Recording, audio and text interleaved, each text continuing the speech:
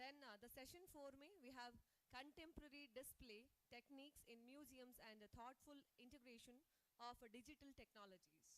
So after that we have community participation in museum making, the Tribal Museum Bhopal experience. And later we will be going with the revenue generation and resource mobilization.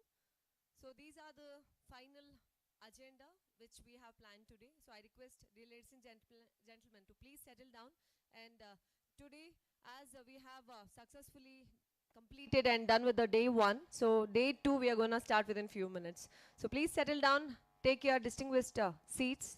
Let's have a beautiful event kick-started. Thank you so much again, everyone. Thank you.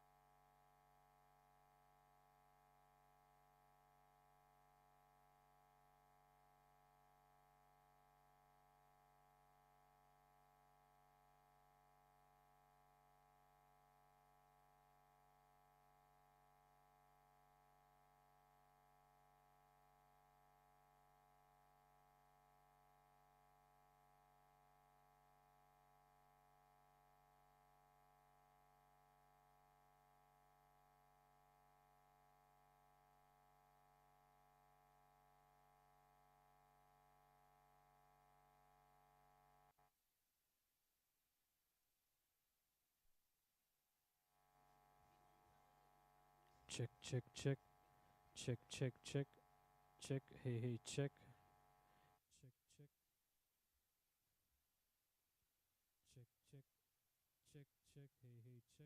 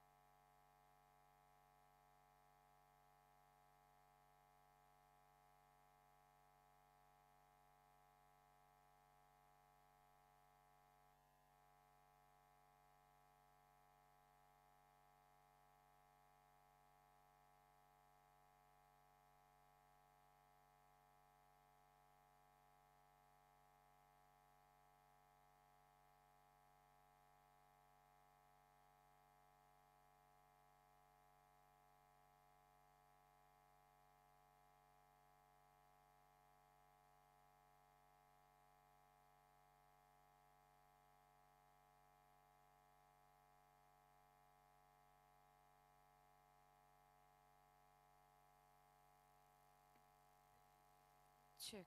One, check, check. Yes, dear ladies and gentlemen, day 2, the National Conclave and Tribal Languages and Museums. Yesterday, our discussions covered documentation, language, endangerment, community-led revitalization, technology, multilingual education, and the experiences of tribal research institutes. To start with, let us have the panel discussion. The topic is what tribal community actually want. So we are now moving into a particular important session. The title itself asks us to listen what tribal community actually want. The session brings the grassroots and village level voices directly onto the national conservation, focusing on what community needs and what is already working on the ground. Let me welcome our speakers on stage with a huge round of applause. Ms. Vasumalli Kurtas, Toda community. Let's welcome her with a huge round of applause, audience.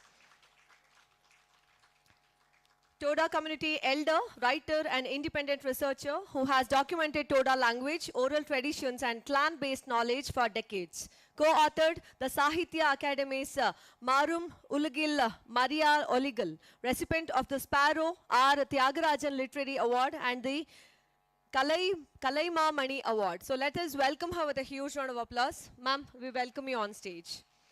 Let me welcome Dr. Vijoyita Diori, Assistant Professor, Government Model College, Ditar, Karbi. She is from a Diori community and also an academic working on tribal politics in Assam, with particular focus on the autonomous councils of Karbi, Anglong and Dima Hasaw, and the constitutional safeguards that shape local tribal governance. She holds an MPhil from Jawaharlal Nehru University and has spoken on the evolution of tribal political representation and identity in Assam. Let us welcome her with a huge round of applause. Ma'am, hearty welcome. Let me welcome Shri Madhe Gowda C on stage, Secretary Zilla Budakatta Girijana Abhiruddhi Sangha, Soliga Community, Karnataka. Dr. C. Madegowda is an indigenous scholar, activist, and community leader from the Soliga Adivasi community of Karnataka. He works on forest rights, traditional ecological knowledge, and the preservation of Soliga language and cultural heritage, bringing an important community perspective on safeguarding indigenous languages and knowledge system. Sir, hearty welcome, sir. Let me welcome Mr. Hercules Singh Mundaji on stage. From the Munda tribe, Jharkhand, linguist, graduate of SOAS London and the University of Edinburgh, has documented critically endangered languages including So, Gata, Didai and Kar Nicobaris. Currently JRP SPPEL. Sir, hearty welcome to this event, sir. Let me welcome Debika D. Sangmaji on stage. Linguist specializing in language documentation, field and descriptive linguist, and a member of Garo tribe, JRP with SPPEL, CIIL, Mysuru. Works on Tibeto-Burman and Astro-Asiatic languages, PhD on the nominal morphology of Bodo-Garo languages. Let us welcome her with a huge round of applause, audience. And I request our moderator to please come on stage. Let us welcome, for this we have our moderator, Sri Anand Prakash Pandey sir, Joint Secretary, Ministry of Tribal Affairs. Let's welcome him on stage, dear ladies and gentlemen. And over to this wonderful panel discussion. Thank you so much.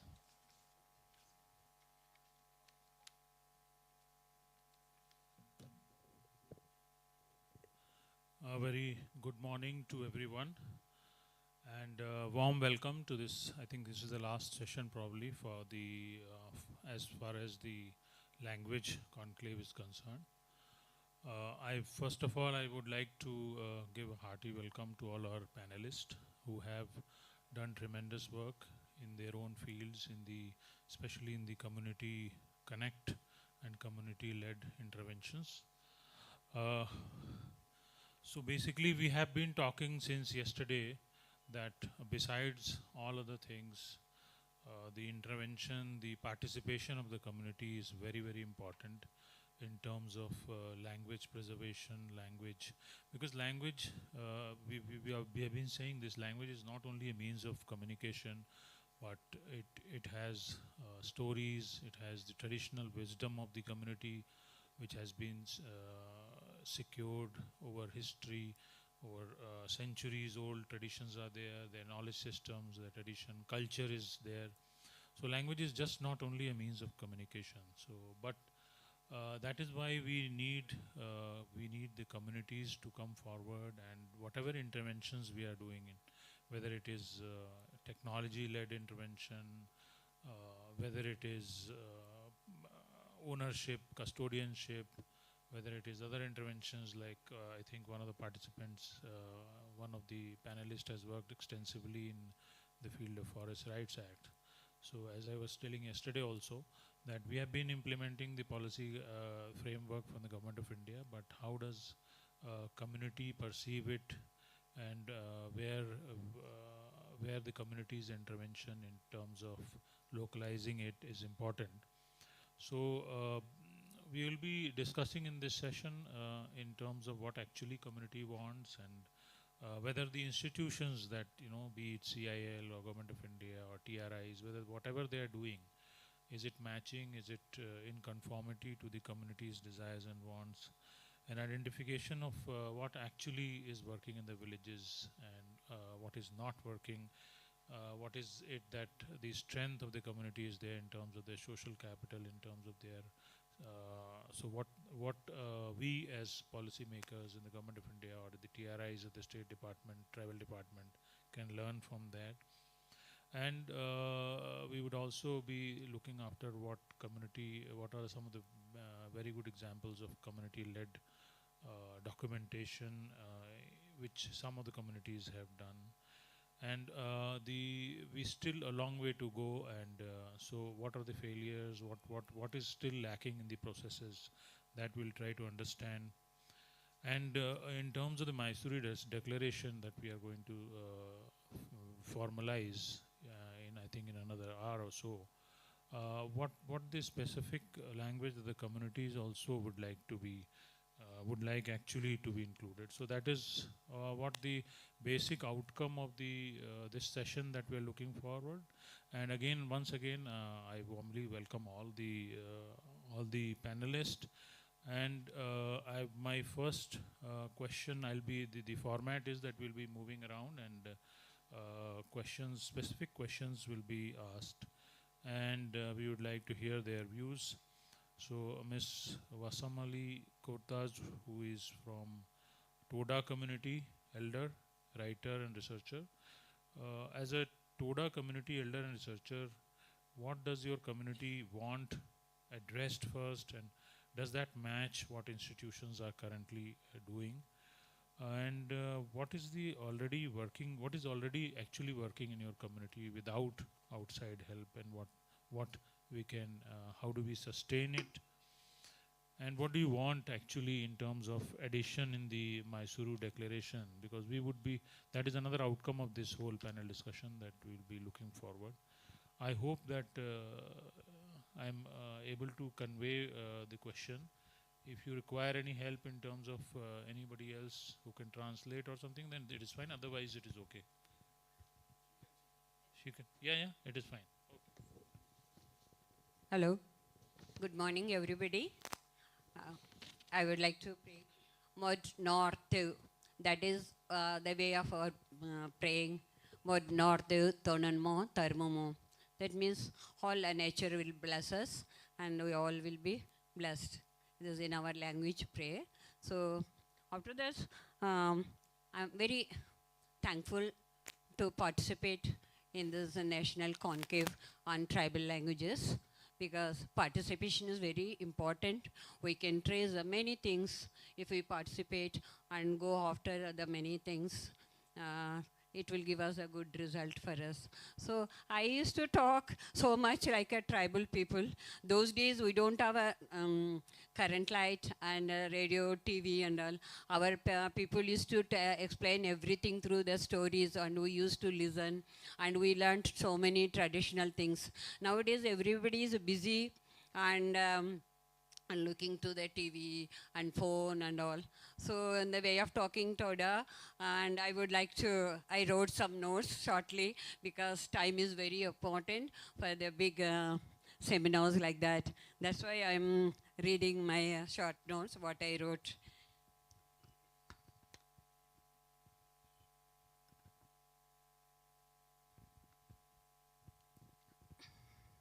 I will be mentioning a tribal community request for language preservation and development. We request our tribal elders to empower and come forward to teach us, teach up coming generation through workshop, storytelling, practicing tribal songs, language words, etc. Create audio, video documentation, books has to be published in transcription of tribal language along with a translation. So, so far we are talking, but we didn't make all these documents. So now I am requesting the government, tribal affair government and CLI to do us this sort of methodology, and if we empower the elder people, they are the, traditionally dictionary for us. From there only we can get a resource information. That's why I request somehow we have to meet the grassroots level elders and make them encouraged to come forward to give the messages. Then only we are successful to research on tribal languages. That is my request. And creating a tribal language script is very important to learn language in a proper way. For example, our Toda people has important ceremony. Everyone has a naming ceremony. In the early morning, we have to bring the child out and make the child to listen the bird's voice, that is Carpil's voice. Then we ask the child to look into the star, morning star, and touch the land. And afterwards, elders will whisper their name into their ears. That name is very important. That will be in a Toda language only. For example, it is for the men. They name according to the mountain names, tree names, valley names, stones names, like that. For the females, it's like a river, flower, ornament, feminine gender names. Those names are not able to pronounce properly when we go to the school, because how the language is very important. So if we write it in a phonetic way, that language will be protected. So from birth, our name itself is very important. Those language words has to be recorded. That for that we need phonetic letters. Now we are working like now we did a documentation in the Tolgudi project. In that Tolgudi project, we approached the different clan people in the sacred villages, grassroots level. Then we are documented. Afterwards, we are translated and Tamil and English into the, and later, now we are doing the transcription work. Because I'm very thankful because the linguist, Mr. Karthik sir and Vinayagam sir is documenting, and he comes with me to the interior villages and documenting. We got so much resources from the people. Now we are doing transcription.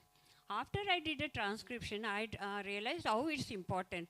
Once I read this transcription to my elder people, and she was surprised. How can you write these letters? How can you read it?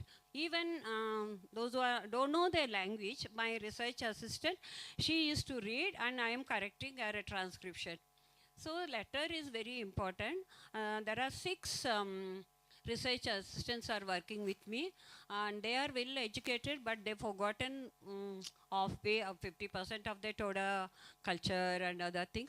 They also had an opportunity to work with that. Then next, what the field work means, we come to the CLI institution for make a primary book for the children. Really, even our elder people, to feed our words and proper rhymes to this book, we find little bit difficult. But somehow that we don't know how to make the primary books. Then afterwards, somehow 95% we have completed that primary workbook. We wish that book has to be published, and it will be useful to teach the multilingual language to the tribal children. There is one school in our tribal research center, and that's Ekalavya Vidyalaya school is there. That school, most of them are tribal children. To them, we have to give these informations, and they should learn more, and that's one thing. Then depends. There are 37 tribal people in Tamil Nadu. Our population is around 1.16, and we all had last I think 2 months before we had a state level meeting, development of the tribal people. Then all of us are requested we should give importance to the language.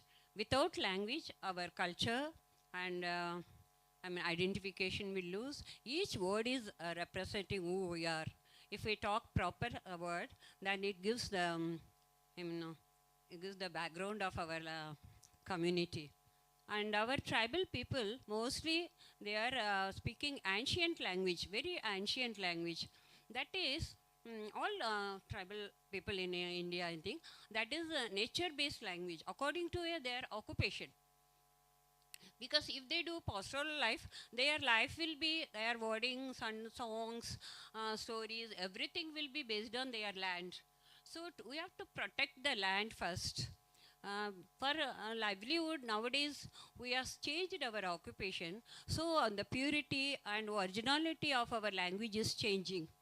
So in spite of changing, to give our identification and to our culture, we have to concentrate what is our important one. When we pray in our temple, we are not praying anything. Those words are related to the sacred mountain, sacred river, stones, and how the ancestors lived in our sacred land. This is about that. So to prayer words and all those things are nowadays people are forgetting, and throughout the year we are opening the temples those days. Now special occasions only we are opening, and we are also collecting the prayer words. We call it quiz or kon words. So in that way we request to have a workshop and motivate our tribal people to realize our language is very important. Without language, we can't be the tribe. So in India, we are having different tribals and tribal languages which are giving our identification like a different flowers, and they are the human being life. They had originality in the beginning. In the way of modern, they are changing.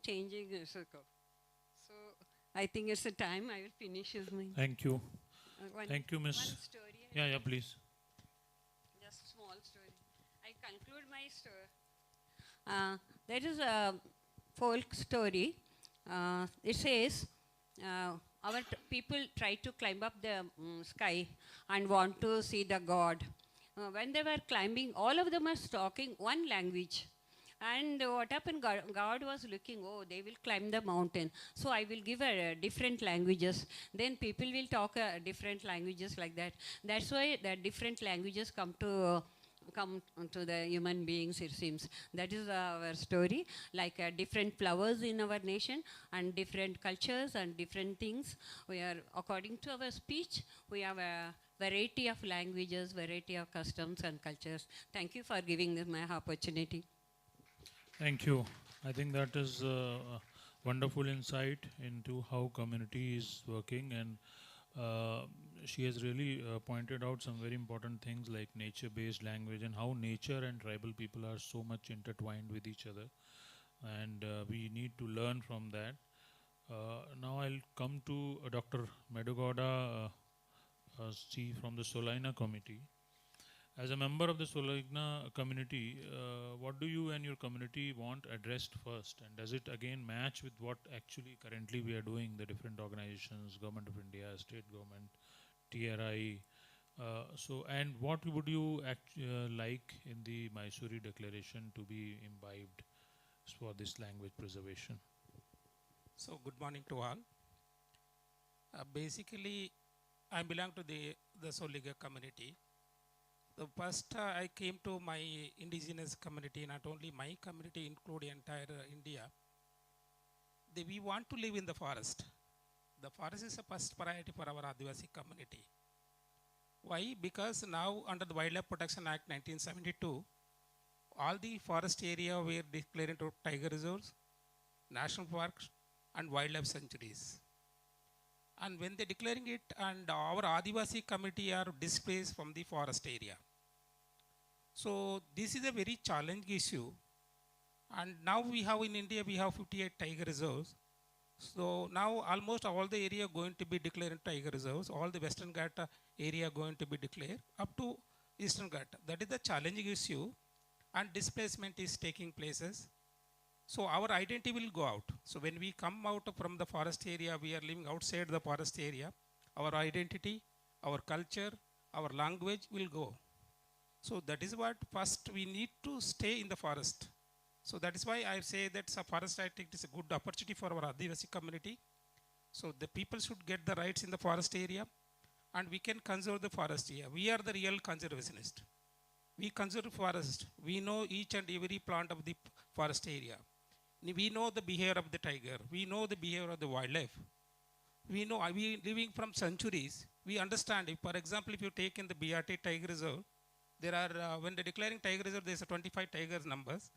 So now there is a tiger number has increased up to 68 according to NTCA record. And we are 12,000 Adivasis living in the same landscape. We don't have a conflict. We understand each other. We know the behavior of the tiger, tiger knows the behavior of us. So that way I'm requesting the government of, Ministry of Tribal Affairs and government also to implement the FRA and co-management. And also, I think we need also we have our own language, Solinga language. We have all the language, dialect we have. And also each Adivasi have a unique language. That is, I think the Ministry of Tribal Affairs are protecting the language. We need to protect the language. It's very important. Otherwise we lose our culture, because our children are going for formal education. When we move to the formal education, we lose our language, and we adapt to the English or Kannada or any Hindi languages. Slowly decreasing in our communities. And also, I think we did some of the work on the language related thing. I think with on Burma guy, we did a dictionary on Soliga language and ecological aspect. Looking at because Adivasi Soligas know the ecological aspect, plant, animal, all the things. So there is a dictionary. And CIL Ram Prasad and teams are also bring the two dictionary for us. And another team with Samir Agnotri and we together we did alphabet for our community. So we are using Kannada, we don't have an alphabet. So that is another issue, bring we alphabet.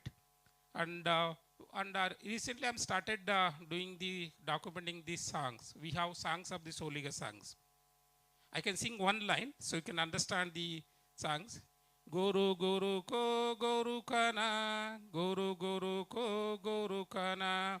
ದೊಡ್ಡ ಸಂಪಾಗೆ ನನ್ನೊಡೆಯ ದೊಡ್ಡ ಸಂಪಾಗೆ ನನ್ನೊಡೆಯ ಕಾತು ಕಾಪಾಡಿ ಮಡಗುನಯ್ಯ ಕಾತು ಕಾಪಾಡಿ ಮಡಗುನಯ್ಯ ಗೋರು ಗೋರು ಕೋ ಗೋರು ಕನ ಗೋರು ಗೋರು ಕೋ ಗೋರು ಕನ. So this is about the songs about the sound blowing in the forest area. We observe the sound and the spider waving the web. So that is the songs, we narrate the songs. Like that we have plenty of songs. Usually our festivals start with 6 o'clock evening and morning end up with 6 o'clock. So whole night we sing the songs and dance. That type of songs we have. So women, men we have separate songs called adukes. Like that we have songs about the bird, butterfly. So this is a literature in that songs. So that is the songs should be documented. Currently I'm doing some documentation, collecting the songs and traditional way and writing some of the thing. And also we recently did mapping how the people are consuming the forest area and what is the knowledge of the forest. I think we Adivasis have depth knowledge on the forest. For Soliga we worship elephant, tiger, leopard and also elephant, bear. All the wild animals, around 6 animals. These are the animals belong to the community. And also we did mapping, cultural mapping, how the people are consuming the forest. We worship God, male god, goddesses, so female, and Abbi, like a waterfall, and also we worship Viru, like a big rocks in the forest area, like the heroes of the forest, and ancestor temple. After death ceremony, we kept a stone on the temple, and burial ground. These are the sacred site for us. So these are the we did mapping in the 574 square kilometer area. We found around 489 sacred site. It shows that 1 kilometer there is a sacred site. That is the depth understanding with the nature, with the community. So that is the mapping we did. That the map we produced, and we use getting the rights under the FRA. So we use one of the evidence, sir. And also we did another map called, because how the people having the knowledge about the forest. This language is very important when documenting it. Mapping of the forest classification. In BRT we have 6 types of forest: scrub, evergreen, solar forest. According to Soliga community, we have 22 types of forest based on the vegetation. If you take in the rock area, there is a arecado we call. There is a small stunted plants are found. So that is called arecado. Allacado, we come to riverine forest, you'll find different vegetation. That is the depth knowledge of the community, so we need to document it. And also we identify this. So I'm coming to the point that I think many research are conducted in the linguistic department or many universities. So many times the research outcome not reaching to the community. So many people coming and collecting data, and they're taking away. So we are not getting any research outcome. We don't know what they written.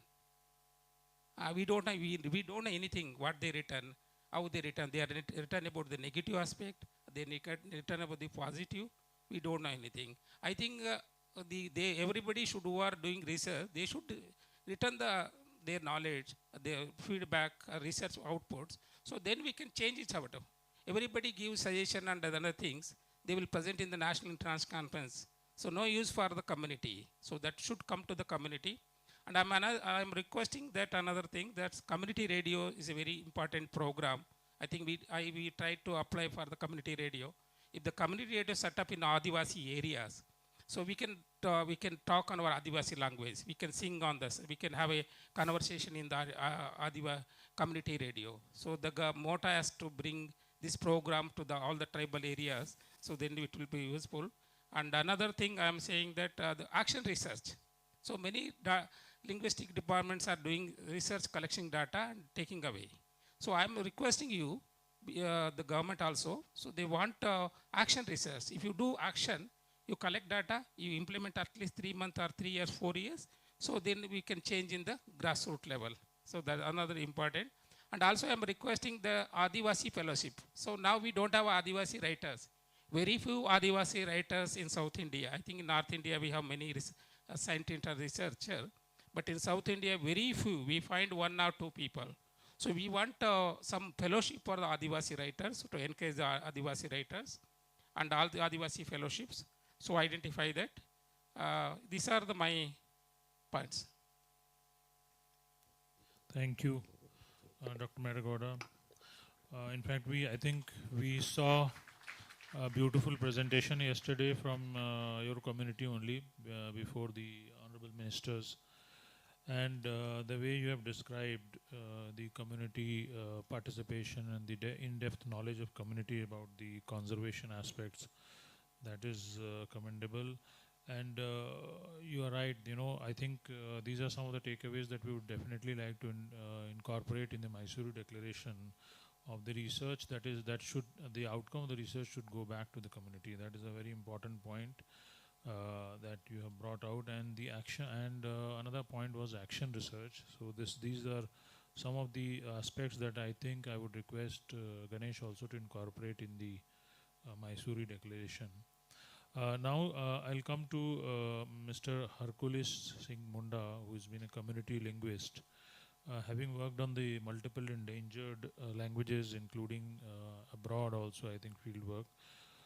What have you seen work at the community level that actually does not depend on the outside support, and how do we actually, and what are the things that really works and what does not work in the field? That is another important thing from your experience. And what are some of your inputs on that could be incorporated in the Mysuru Declaration to take it as forward?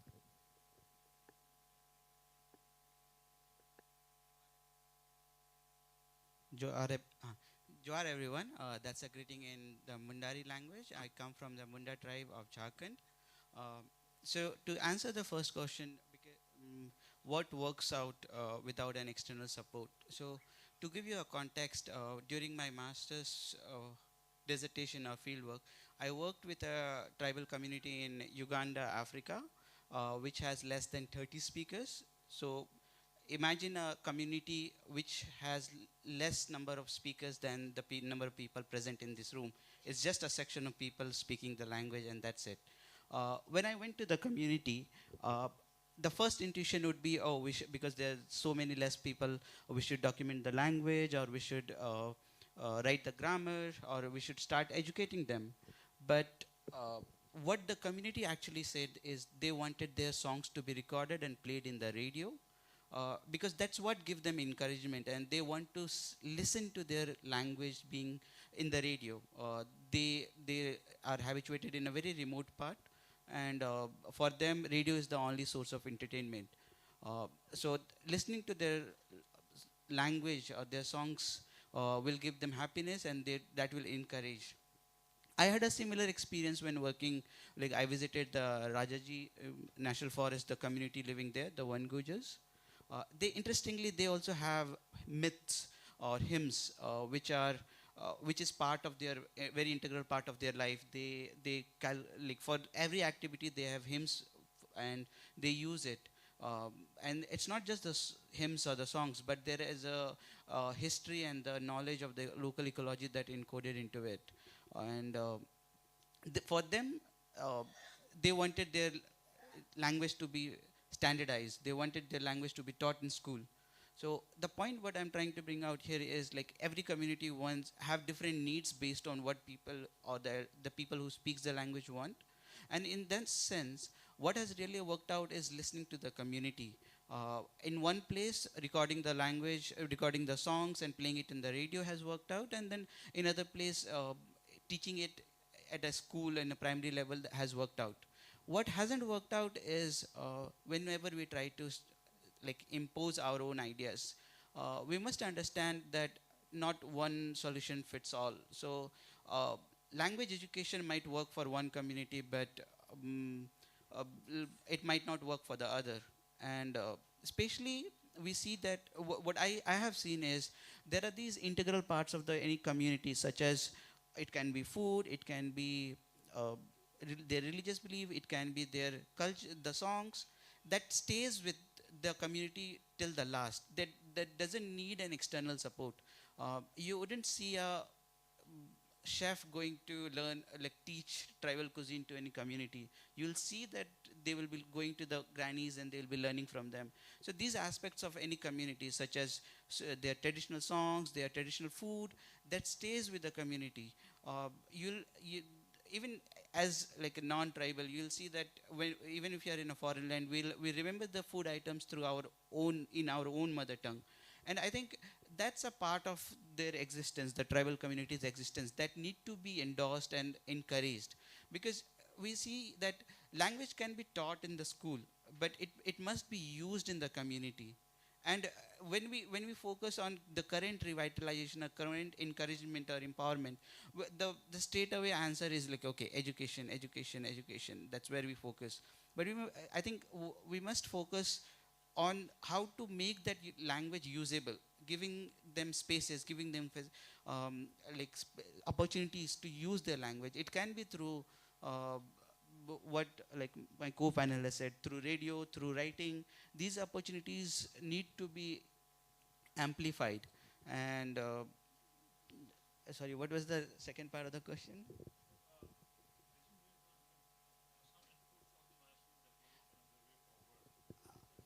Already said some of these aspects that one single framework would not really help in terms of community participation.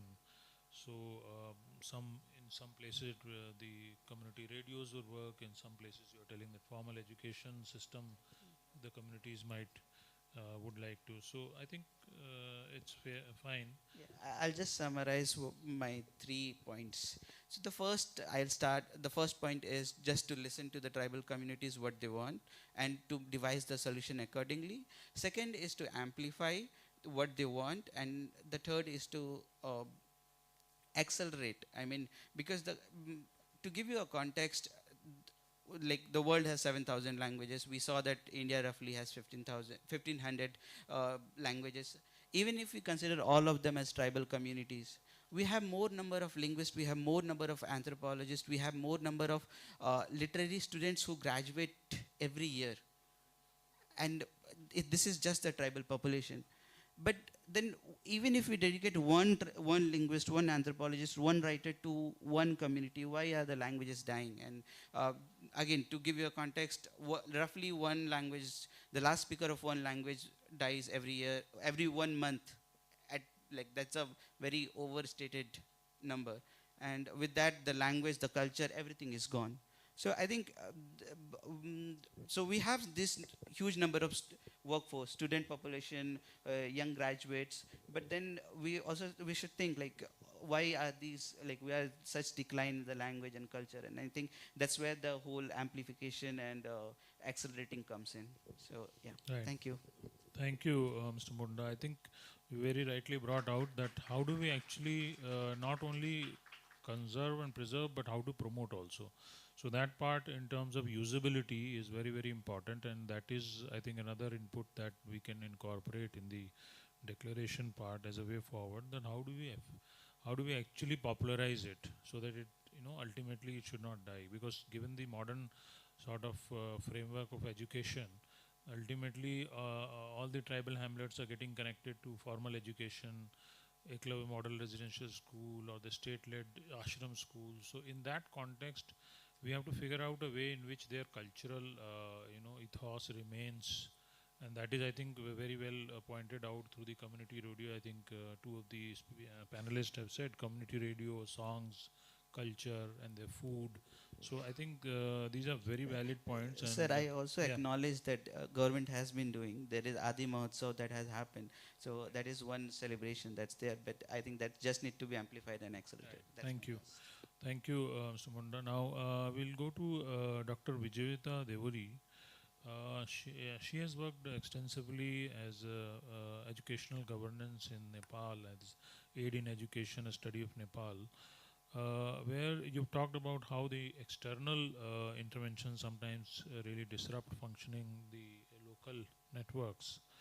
So what are the community-led practices such as informal mother tongue learning circles or elder storytelling, doing right on their own, and how can policy support these initiatives without really a formal institutional imposition? So we'd like to hear from you. Good morning, everyone.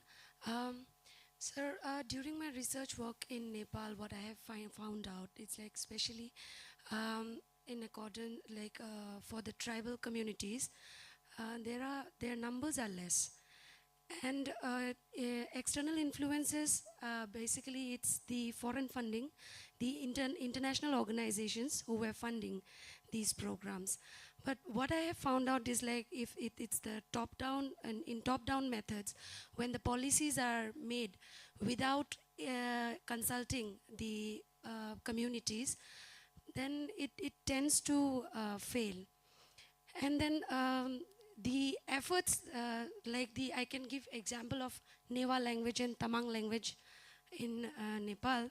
So what they have done is community radio, which is already covered by my co-panelists. Community radio and use of cinema, theater, poem, and inclusion of community elders for the transmission of knowledge.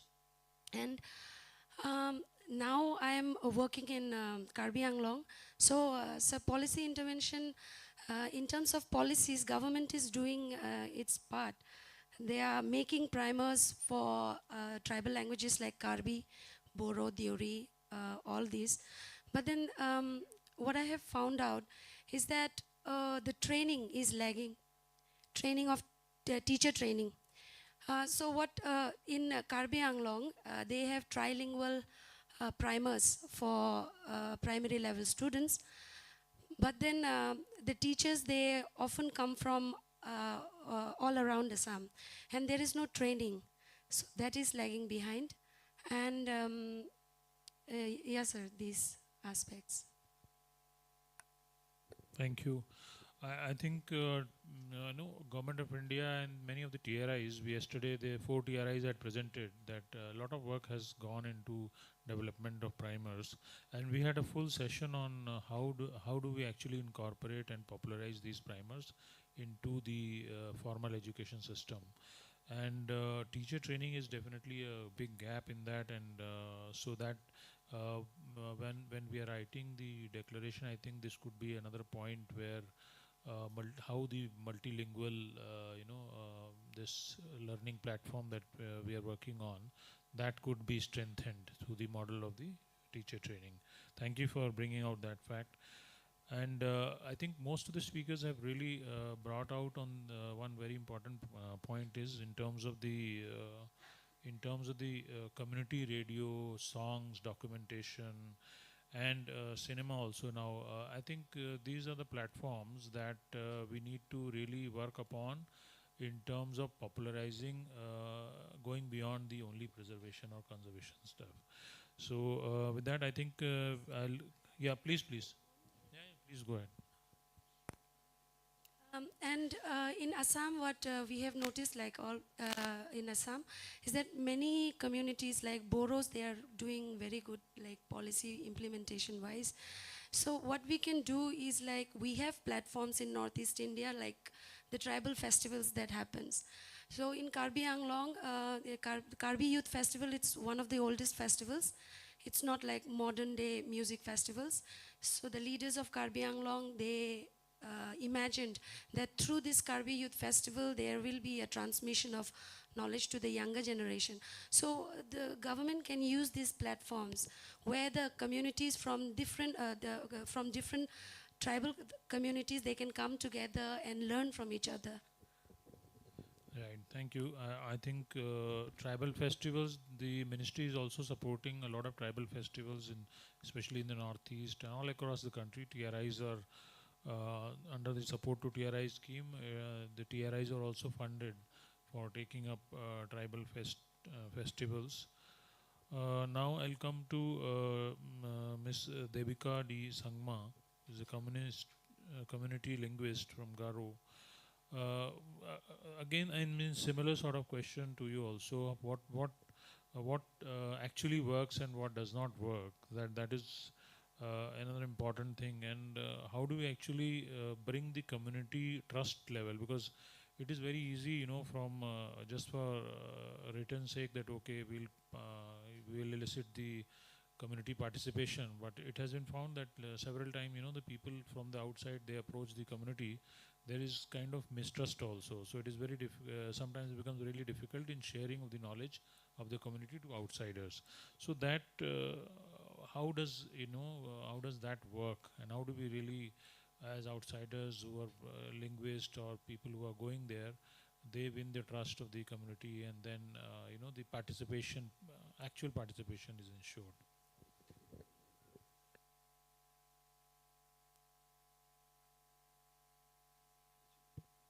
Good morning. When it comes to tribal communities, the council, the headmans, especially my community, the headmans play a very important role. So if we want to win the trust as an outsider of a community, it's very important that we go through the headmans. In my language, it's called Nokmas. So if we go through them, the community, as the Nokmas have the trust of the community, if we go through them, the people will come and join. So what was the next question? What actually works, in terms of community participation, if you can throw some light, or whatever your experience is in terms of preservation of language, if you would like to, bring some insight on that. What works for the community right now, coming to my community, especially since my language is taught in school in Assam and in Meghalaya, we have Garo medium schools. What works is that right now materials, materials are there only for the curriculum. As mentioned yesterday in a, I think, MLE session, Madam mentioned that there should be books other than the curriculum, which is important. In Assam, in the primary schools, I have been in touch with one of the teachers in primary school. She said that there are libraries in the primary school, but there is no books in the native tongue. So it's a Garo medium school, but in the library is only the English books. So she was saying that there should be books in the mother tongue, in the Garo language. Apart from that, since Garo is spoken in both the language and taught in schools in 2 states, Assam and Meghalaya, when the books or the materials are produced, it should be a collaborative effort so that the similar books or the materials are available to the students of both the states. Apart from that, what is working with the community right now, the educational institutions like NEHU and Don Bosco in Tura, they are conducting workshops with the making of traditional musical instruments and making and playing of musical instruments and traditional dances. And recently I have come across the clans. The clans are organizing workshops on customary rituals and laws and norms for the young generation so that they can learn the norms, what is we don't know, the elders knew. I think what the government or the institutions can do is do a collaborative thing with the clans or the communities to conduct such workshops. And apart from that, the literary society, there's Garo Sahitya Sabha in Assam and Achak Literature Society in Meghalaya. So I think when it comes to, say, these workshops and material producing, these 2 organizations, Garo Sahitya Sabha and Achak Literature Society also, should come together, collaborate and produce materials for the students. Thank you. I think another very important point she has brought out is the institutional structure that is there in the villages that needs to be respected while we are framing the policies for linguistic development. And another important thing that I think it was brought out, that besides the songs or music and culture, the books that are there in some of these more developed sort of where the intervention has been more, rather than only classroom or curriculum based books, there should be books which are more entertaining, I think, probably some comic books or something like that which is developed in that language so that the younger generation enjoys it, and that is how the again the promotion and promotion along with the preservation happens. So I think we had a wonderful discussion. Yeah, please. And we were talking yesterday, there was this Adivani released, and about Adi Kosh also it was mentioned. I would want to add one thing, that if you are producing softwares, say language learning softwares or say language archival or recording softwares, is it possible to make it offline? Because a lot of tribal communities do not stay in places that do not have internet connection. They might not have internet access all the time. So is it possible if we do it offline? Yeah, thank you for that suggestion. I think there are technologies which are available right now that we have offline recording also available, and then whenever he or she gets in contact with the internet, and that really helps. So I think we had a wonderful discussion from and great inputs from all the panelists, and I would like to take this opportunity to thank you all for this for great inputs. One question we are running short of time because there's another session that is going to be, but I would like to if in the audience one question we can take if to the community panelists, those who are from the tribal communities. Anyone would like to ask one question to any one of these panelists? I think it's okay. Yeah. Okay, thank you so much. Can we clap, audience, everybody? Thank you so much for the valuable session, and this conversation is intended to ensure that the community demand list is expressed in the community's own words. Right now, I request Shri Anand Prakash Pandey sir, Joint Secretary, Ministry of Tribal Affairs, to please present the mementos to all the panelists on stage. Please put your hands together. Let us thank them with a huge round of applause, audience. Ms. Vasmali Kurtas ji, Toda Community. Dr. Vijayata Deary, Government Model College, Assam. Dr. Madegowda C, Soliga Community. Hercules Singh Mundaji, Community Linguist. And Debika D. Sangma, Community Linguist. Thank you so much. And let me thank Shri Anand Prakash Pandey sir. Thank you so much, sir. Ladies and gentlemen, please put your hands together. Upcoming next, we are going with the next session. Let's take one group photo together with all the panelists and the moderator. I request everybody to please join.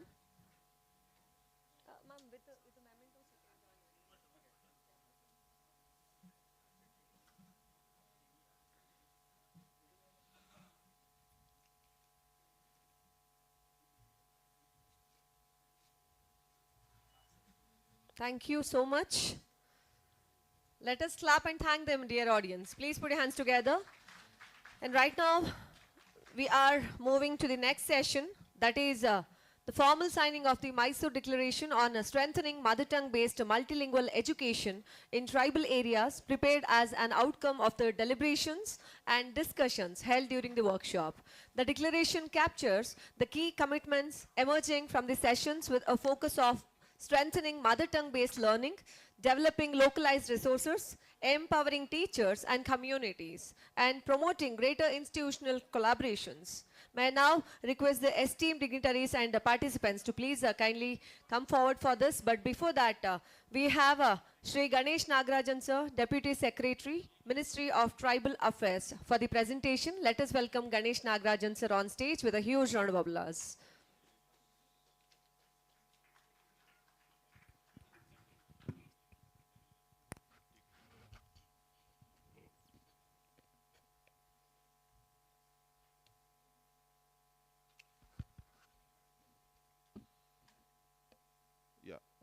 Good morning, one and all.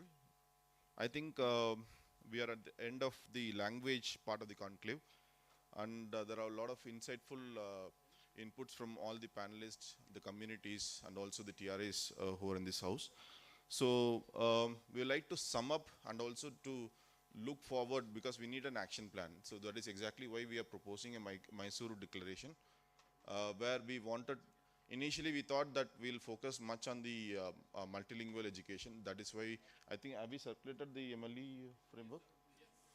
So the document which you might have in your hands is that it talks about how we can promote multilingual education. So we wanted to have MLE as a focus, but now the lot of voices in general also in tribal language will lack a lot of resources. So we just thought, why not have a generalistic perspective of tribal languages as well. So the part A we will add to it, because there are a lot of inputs from the community as well. We shouldn't leave out all those things. So let me summarize what we could frame in part A and part B. Part B will stick to whatever we have circulated to ML with respect to the MLE. In part A, first thing is that the baseline is missing, right? So we wanted to ensure that the baseline is captured properly, so that where do we stand as of now, and we have got a lot of inputs from I think Mr. Karthik and CAL as well. We'll incorporate all those things. We, as of now, we have only Adivani portal. So why don't we consider this Adivani portal as a central repository, and to make it as a federation of repository, and also maybe we can ensure that it acts as a national tribal language resource gateway, where everybody can contribute. So there should be one sort of a consortium where all people can contribute, whether it is academician, whether it is communities, whether it is the tribal research institutes, and all other people who are working in silos with respect to the tribal languages. So that is one point we can consider. And there is another request for a national tribal language report. though we are not committing on it, but we'll work over it. Maybe within a couple of years, we'll be able to bring about a policy document or a white paper on National Tribal Language Report. The third thing is that standardization. We have a lot of varieties of language. We have multiplicity of tribal languages. Within the varieties, we have multiplicity of dialects. So we need to have some sort of a standardizing procedure, but with due respect to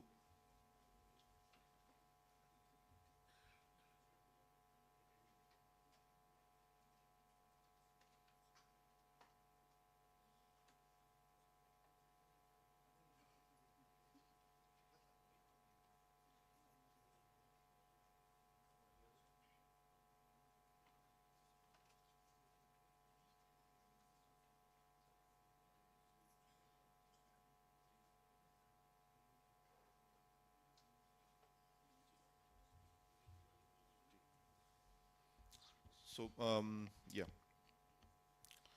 So standardized protocol, we had technical inputs from the CAL as well as the other speakers from Codin, etc. We could see that there are, we need to understand, broaden our understanding on the metadata and also the tools which are required, and if there is any annotation guidelines that we can give them, how do we collect a corpus. So these all technical standardization, and there should be a framework for all this documentation part. And apart from that, there is a call from the community also to focus on the phonetics part.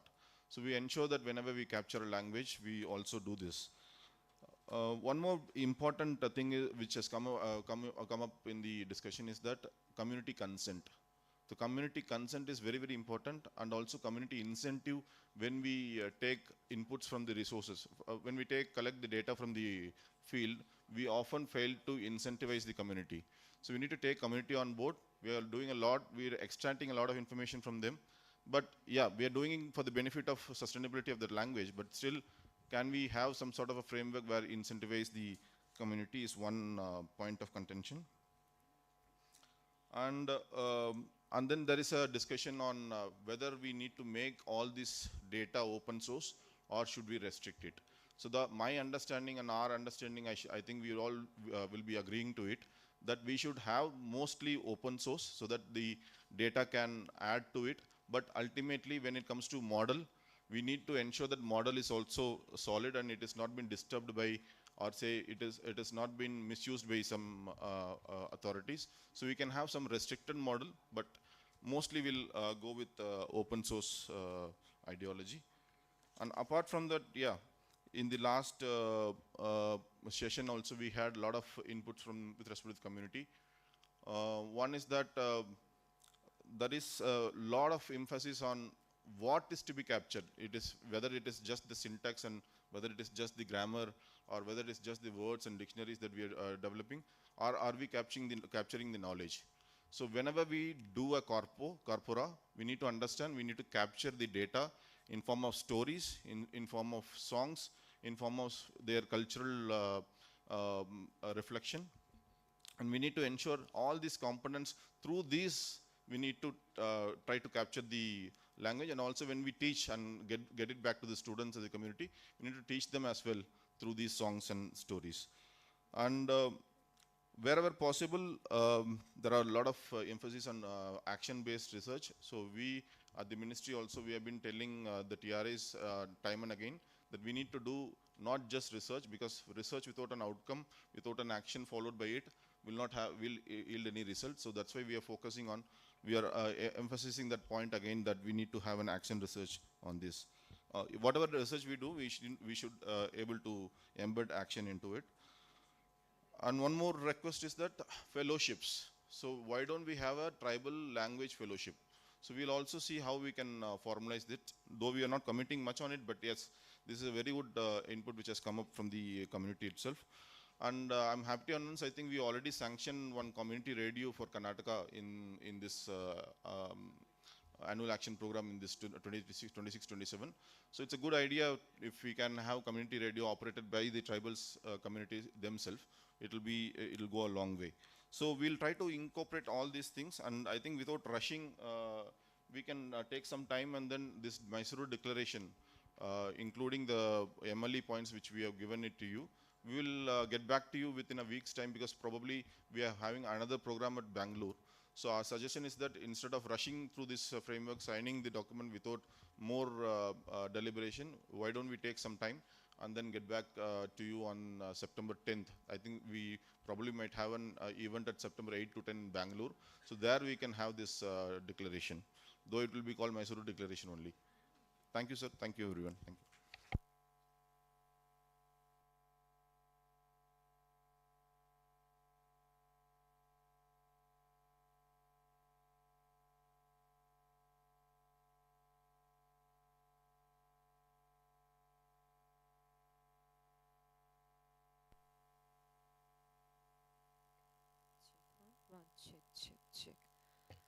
Thank you so much, sir. Can we clap Shri Ganesh Nagarajan, sir? Thank you so much. And dear ladies and gentlemen, we are moving with the next session. That's Tribal Freedom Fighter Museum. Very first, we have a wonderful moment when it comes to this Tribal Freedom Fighter Museum, which is specialized institution sanctioned by the Ministry of Tribal Affairs, Government of India, to honor the historical contributions, sacrifices, and to honor the historical sacrifices and the anti-colonial resistance of tribal communities during India's freedom movement. The purpose to document and raise awareness about over 150 years of tribal uprisings, regional revolts, and unsung Adivasi heroes who fought against British colonial exploitation. The initiative traces its origin to the Honorable Prime Minister's Independence Day address from the Red Fort in 2016 and have established 11 Freedom Fighter Museum from Ministry of Tribal Affairs across 10 states. 4 museums have been inaugurated so far. Right now, I request Sri T. Rauman Paite to please come on stage, Joint Secretary, TFFM, to please deliver the opening remarks. Let us welcome sir on stage with a huge round of applause, audience.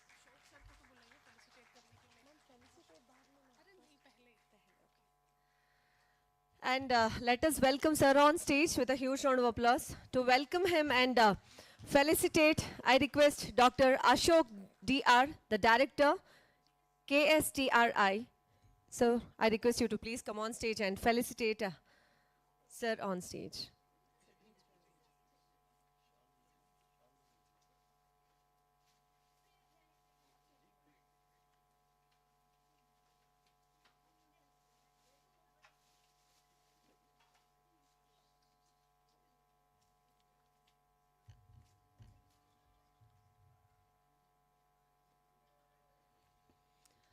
We welcome you, sir. Audience, please put your hands together.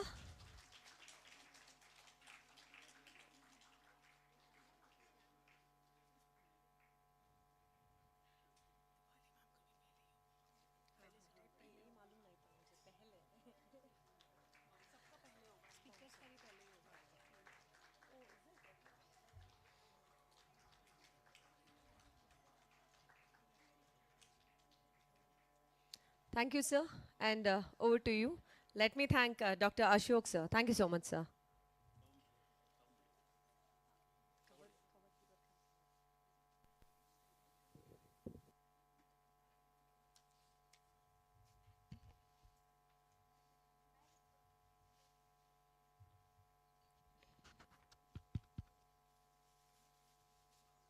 So my colleagues in the Ministry of Tribal Affairs, distinguished representatives from state governments, tribal research institutes, esteemed resource persons, scholars, experts, and other esteemed participants in this conclave. It's always a pleasure to come here to this city of palaces and one of the cultural capitals of South India, that is Mysuru. In this second leg of our conclave, we have gathered here to to discuss museums, not only as buildings, not only as galleries, not only as collections, but to discuss museums, especially in the context of tribal museum, as memory, as identity, as dignity, as justice, and as living heritage. Museums have two very, very important objectives. One is preservation of evidence. So we have objects, we have documents, photographs, artifacts, songs, legends, sites, and many other evidences. So while preserving these evidences, so we should move beyond the traditional concept of museum as collection of objects. So we should try to envision museum as living cultural institutions. So let me just tell you, for example, a traditional craft is not merely an object. Behind it, there are generations of skills that has been passed on. There are cultural meanings attached to it. There are economic relationships attached to it. Then there are aesthetic principles attached to it. So we should preserve not only the objects, but also the knowledge behind those objects, the meanings behind those objects, the economic relationships behind these objects. Otherwise, we will be preserving only a part of the heritage, not the whole of it. And secondly, another objective of museum is bringing history alive. Friends, today technology plays an important role in this effort. So we have VR, AR, then we have holographic projections, then other digital experiences. We have embraced modern technology in this effort. But friends, I just want to tell you that we should, this technology should always remain only as the means, not the message. Sometimes as if technology tries to replace the message. So it should be the means, not the message.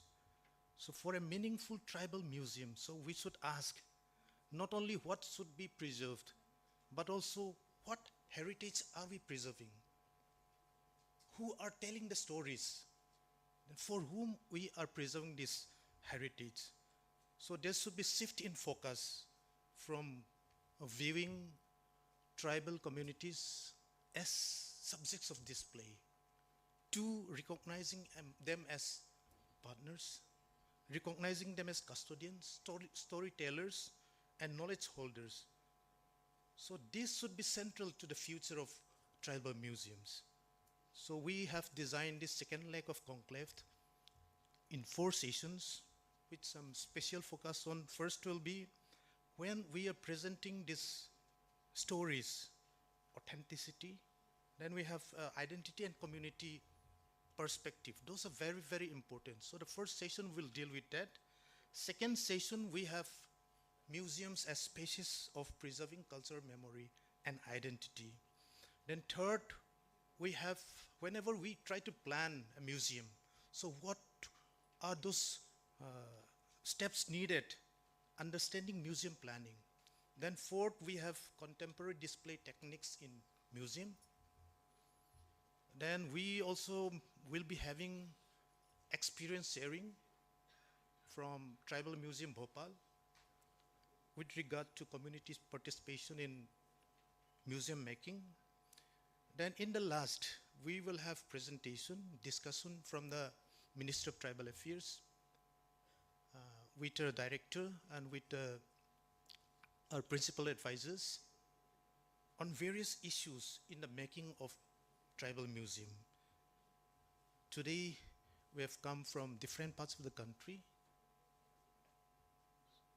I hope that this conclave will encourage us to come out with a shared vision, a vision in which tribal museums become bridges between generations, connecting our ancestral knowledge with contemporary realities, a shared vision in which technology strengthens cultural memory rather than replacing it. Then a shared vision in which the tribal youths themselves, they see their heritage not something only of the past, but they should see their heritage as a source of pride, as a source of confidence, as a source of future possibilities. Then a shared vision in which remarkable diversity of India is not only displayed, but it is understood, it is respected, it is experienced, and it is kept alive. So may this conclave help us to move from collection to connection, preservation to participation, from museums as repositories to museums as living centers of culture and community. So with these thoughts, I warmly welcome you to this second leg of National Conclave and wish the conclave a grand success. Thank you.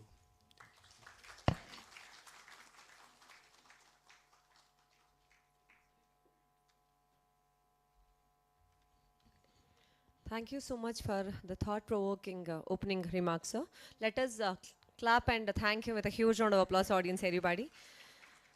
Right now, let us move into the next session, that is Introduction to Tribal Museums and TFFMs. For this, I request and invite Srimati Dipali Masirkar Madam, Director, Ministry of Tribal Affairs, to please come on stage.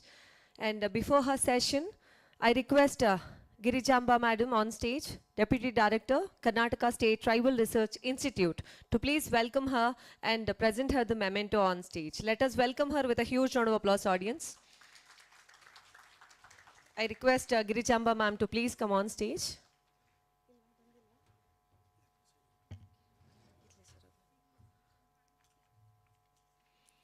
Hearty welcome, ma'am.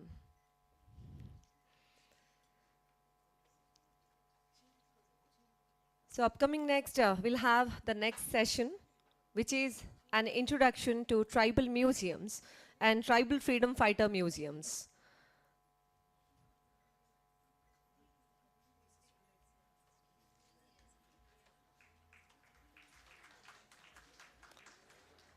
Hearty welcome, ma'am. Thank you so much.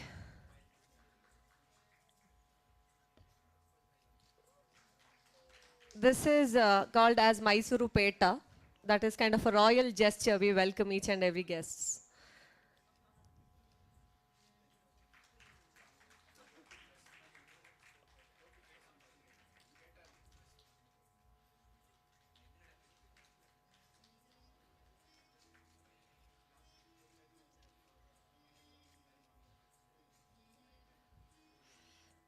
Let me thank Girijamba Madam. Thank you so much, ma'am. And the session will be on right now. Over to you, ma'am. Thank you.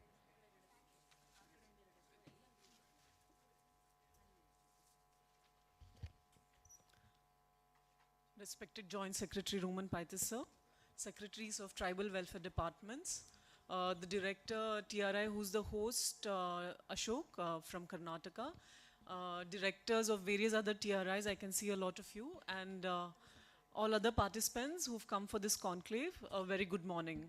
I hope you've had a healthy breakfast and you're all active because we are shifting our gears from language session. We are now moving to the museums.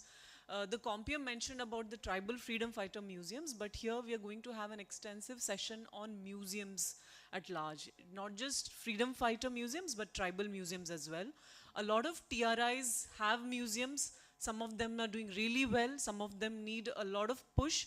And we are here with lined up experts. Roman sir did mention about the sessions that we are going to have. We have wonderful speakers, starting with Khaka sir, who's a sociologist and a tribal expert, who's written extensively with respect to TRIs and revamping of TRIs. We have him, and then we have Amitabh Pandeyji, who is with the IGRMS. We also have Santosh Tiwari ji, who is a curator of the Bhopal Museum. We have Daniel, who's worked with the indigenous communities of Australia and has also worked with the Australian government on museums. We have our two, Natraj Das Gupta, who's worked with the NCSM, and we have two advisors who are Chaudhary ji and Anurag ji. You'll see them over the session, who have joined us as advisors with the Ministry of Tribal Affairs, and they have immense experience with respect to the museums, and they have retired from the NCSM. So we have a lineup of experts who will be discussing with you. This will not be a monologue. We will request it to be more of an interaction, because this is the first time we are having a session on museums. And I have a small presentation. I'll run you through the presentation, but as Roman sir said, I'll just reiterate that when you talk of museums, and museums have been a part of human history for almost 2000 years. When you talk of museums, it's not just about collecting objects and displaying them. Museums are a living tradition. They connect generations, they inspire generations, they help in preserving and promoting the rich repository a particular community has. And when we talk about the tribal communities of India, we have such, be it from the northeast to the north, the south, the west, the east, and the central region. There is so much that one can offer to the entire nation. And it also talks about, this is like the diversity. When we talk about the diversity of a nation, this tribal culture has so much of diversity, be it culture, be it crafts, be it your textiles, your languages. I mean, one day you've seen so much variety. I'm sure it has opened up a lot of ideas amongst yourself. So the same thing is with museums. There's so much for us to promote and preserve and showcase, and I think it is high time that we create these institutions. As MOTA, we have the funding. We are here to give you the expertise, but you will have to take this forward. And a lot of, I think that table, can you please keep quiet? It's kind of bothering. Yeah, thank you. And TRIs are dependent on funds, right? There's states not giving much to the TRIs, and the total dependence is on the Ministry of Tribal Affairs. Now it is important for the TRIs to become self-sustaining. And one way, and the easiest way of becoming self-sustaining, is through museums. You have this space, all of you are located in cities, in the capital cities of each state. You have a lot of tourist footfall, you have a lot of footfall otherwise also from various communities. You can have researchers coming in and studying. So why don't you create such institution which can bring in income, so that your institute as such becomes self-sustaining. And in the process also you give livelihoods to these communities. It's when you're talking of the promotion and preservation, it is also about engaging this community and giving them that livelihood. So with this, I'll just glance, kind of take you through the presentation, and then we will have the expert sessions. Do I have a pointer? Okay. Next, please.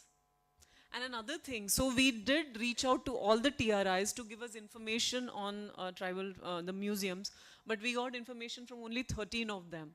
So to start with, there is a lot to do, but I'm sure by, say, day after or this weekend, all of you, we will share a template with you by tomorrow, a Google Doc. So kindly fill in details, because at the end of the day, it is important, be it languages, be it museums, or be it anything that we want to improve upon, we need to do a baseline study.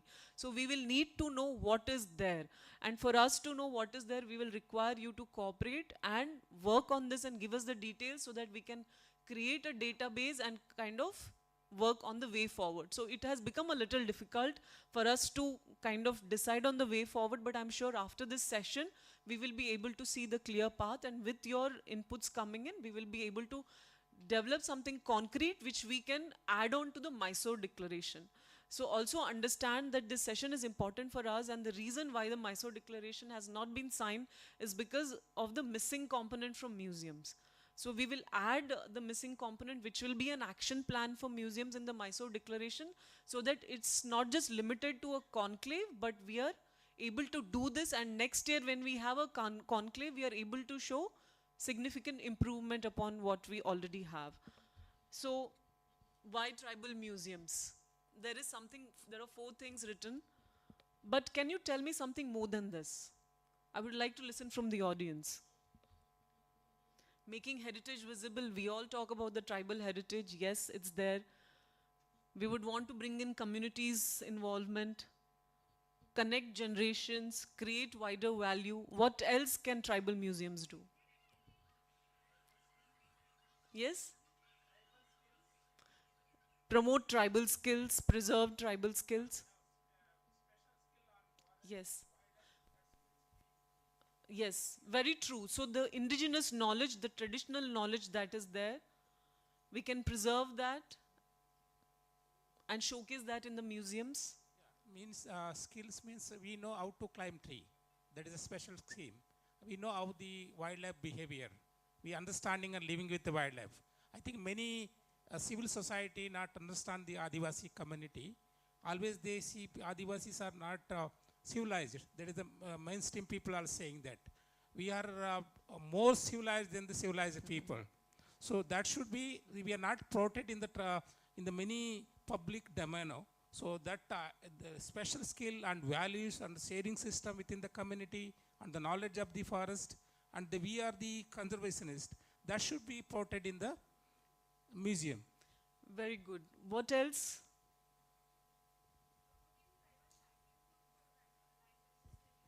Tribal livelihood. Okay, that's just an extension of what he has said. Tribal art. Yes, please.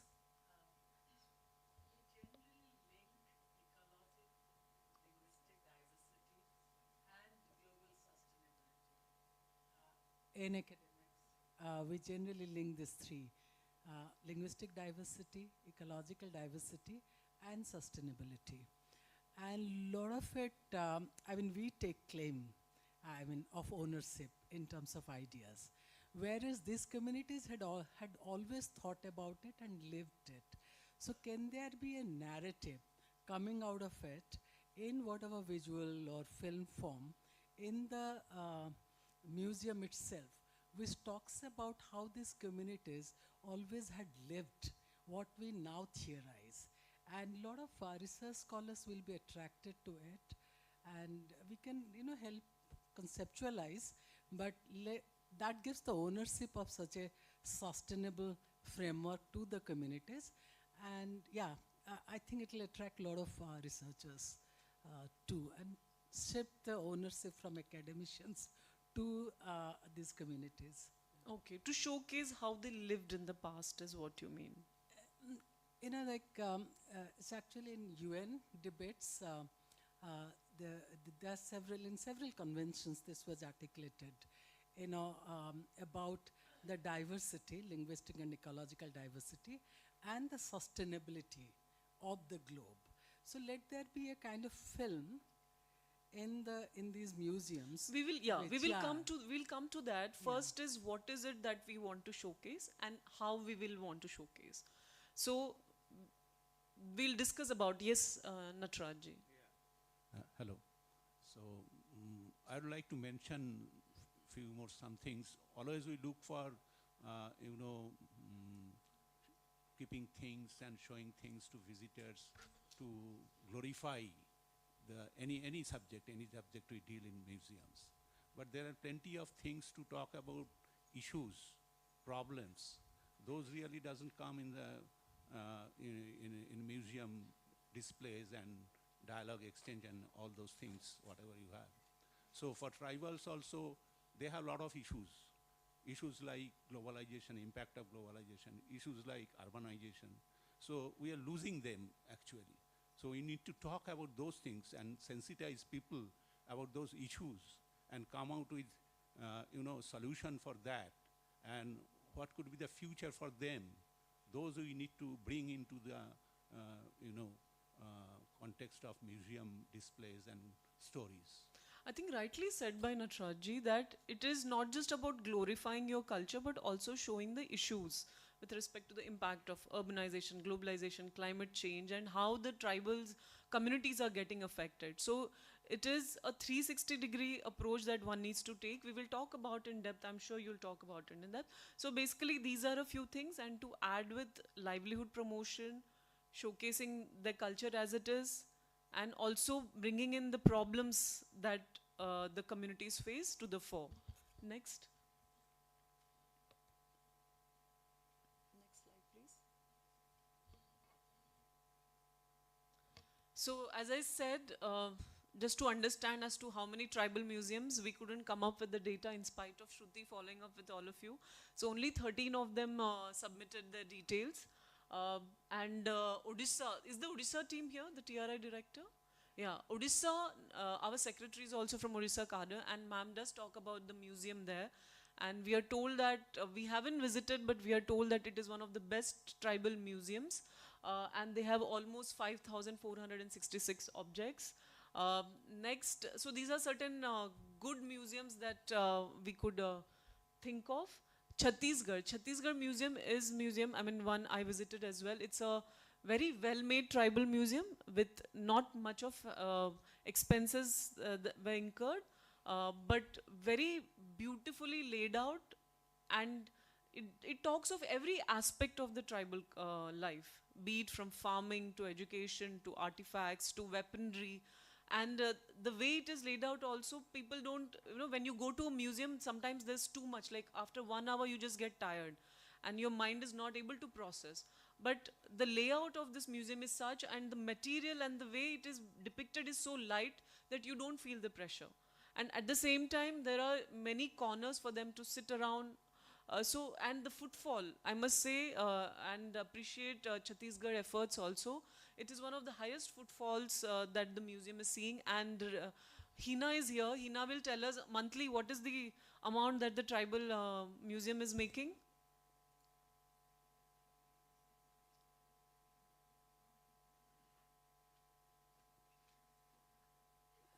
Ma'am, we have visitors in Saturday and Sunday. We most visitors, and around we have 5,000 around Saturday and Sunday, and monthly we have around 2 lakhs visitors. We say 2 lakhs visitors. And what is the amount that you kind of get through ticketing? Amount we have kept very less, ma'am. For the museum, we have kept 30 rupees, and we have given discount to students 10 rupees. And even the elders and senior citizens, it's discounted, ma'am. Okay.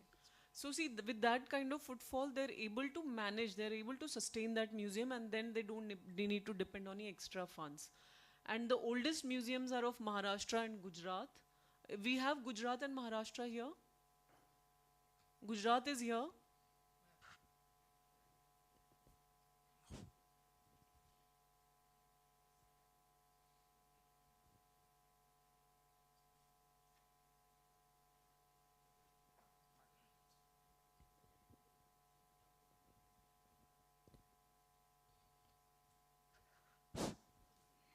Yes, ma'am. TRI Gujarat, TRI director. Yes Chaudhary ji, बताइए अपने museum के बारे में। हमें mic पकड़े लिया है तो बताइए। तो हमारा 1965 में बना है, और पूरा हमारा इस वक्त जो ट्राइबल कम्युनिटी गांव कैसा था, वो पूरा आपको ऐसा लगेगा हम पुराने ज़माने में पहुंच गए हैं। अभी भी हमने मेंटेन रखा है, और कल ही दोबारा हमने उसका रिनोवेट किया है, और अमित शाह जी आ रहे हैं गृह मंत्री, और दोबारा वो रिनोवेट हुआ है, कल से उसका स्टार्ट हो जाएगा नए सीरीज से। और आपके कितना फुटफॉल है पर मंथ? 7,000 से 10,000 तक लोग आते हैं, क्योंकि वहाँ पे यूनिवर्सिटी है, और ट्राइबल्स जितने भी स्कूल है, कॉलेजेस है, और एनजीओ है सब, और टूरिज़्म वाले मिला के 7,000 से 10,000 तक कम्युनिटी, मतलब टोटल प्रेक्षक आते हैं देखने के लिए। और हमारा कोई फ़ी नहीं है। ओके। तो स्टेट गवर्नमेंट सपोर्ट करता है? स्टेट गवर्नमेंट सपोर्ट करते हैं, ट्राइबल डिपार्टमेंट। ठीक है। We have Sikkim. Yes, Sikkim I think is the newest museum. Will you want to say something about your museum?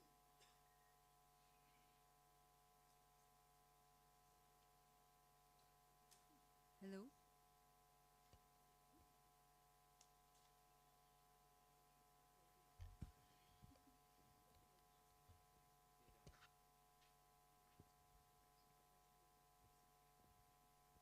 Good morning, madam. Sikkim, it was established, inaugurated in the year 2024, ma'am. We have a huge building. Infrastructure-wise, we are very good, but we need artifacts and stuff like that. So we have already submitted a proposal to the ministry. So they have promised us some support. Okay. So Dr. Ota had also helped us in making a proposal, ma'am. Okay. So, again, we are not able to come up with exactly the baseline because of the lack of inputs from you. I'll again tell you, please submit so that we can be able to make certain analysis out of it, and we will want to categorize museums, all the museums that that are there, we will want to categorize them as the best museums, okay museums, and the museums which need radical change. For the museums which will need radical change, we will support. For the museums which are really doing good, we will want them to share their best practices with the rest of them. And also this conclave, be it the Bhubaneswar conclave or the Mysore conclave, is for the TRIs to come and discuss amongst themselves. If you have any experts, let's say for example, Maharashtra has some expert, if Andhra can take them on board. You don't need to hire some fresh talent, you'll be able to understand from each other. So it is also this opportunity for you to talk about and see what you can share amongst yourselves. Next.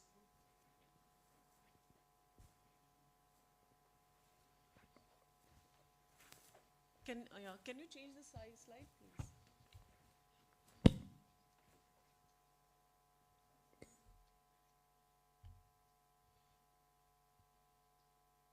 It looks like there's some lag, is it?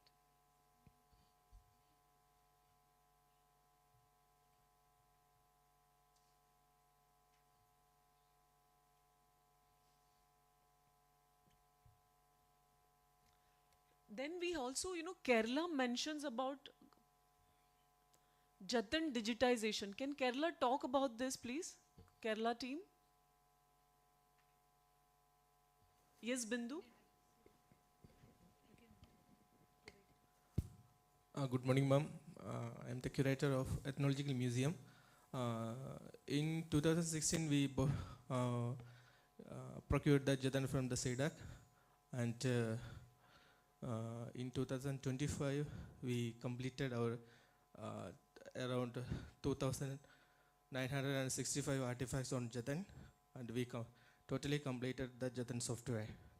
So after we waiting for some few works in the Jatan. But what is Jatan software? Can you tell everyone, please? Oh yeah, actually Jatan is an online museum building software. It's built by SEDAC, and anyone can access anywhere at museum at any time. We can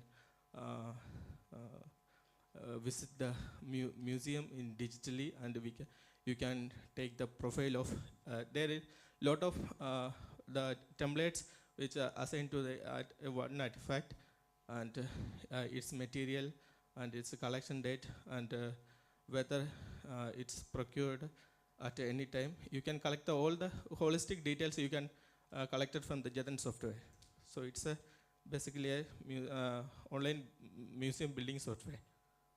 So, any one of you require any assistance, we can get in touch with SEDAC and provide you the same thing. So, it's a digital repository of all the artifacts, and there is no harm in keeping this digital repository, and it is also in public platform.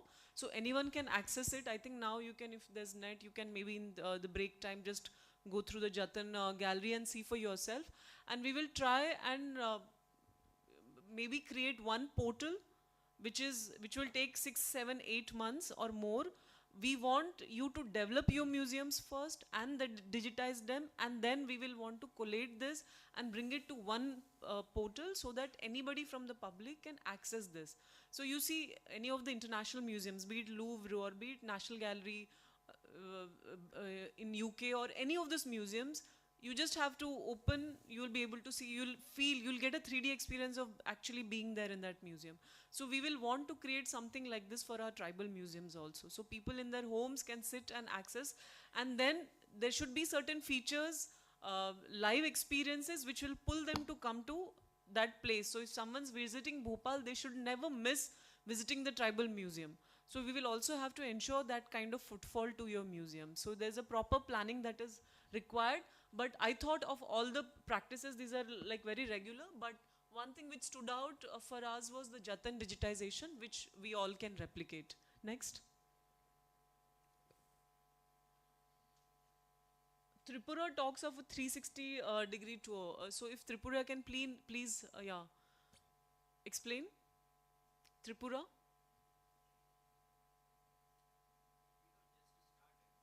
Okay, sir. So he wants to speak on. Good morning, ma'am. So, as you talk about the Jatan software, we have also this 360-degree tour in our museum, and there's a specific link through which everybody can access who are not being able to visit physically in Tripura. They can have the access online and get a tour about our State Tribal Museum. Okay, and as sir is mentioning, it's just started. How is the response, sir? It will take some time to pick up. Okay. And then Uttarakhand, we have this immersive lifestyle gallery. No one from Uttarakhand. Okay. Next. You can just skip. These are certain pictures that. And you know, there is, all the tribal museums, there has been a lot of focus on dioramas. I had this interaction with the Chhattisgarh Tribal Freedom Fighter Museums. There are almost 200 plus dioramas in the museum. So we need to have a balanced approach, a physical component. I'm not an expert, but as somebody who goes to museums and sees things, I feel that there should be a balance between your physical representation and your digital representation. So there's something called as the phygital, and that phygital should be balanced. I'll tell you, for example, the Chhattisgarh Museum has many of you have visited, almost 200 plus dioramas, and all of them will start looking the same. I reviewed this gallery. I went almost thrice to this gallery, but each time there are almost 12 revolts, and all of them, because one is looking at and learning, all of them seemed similar.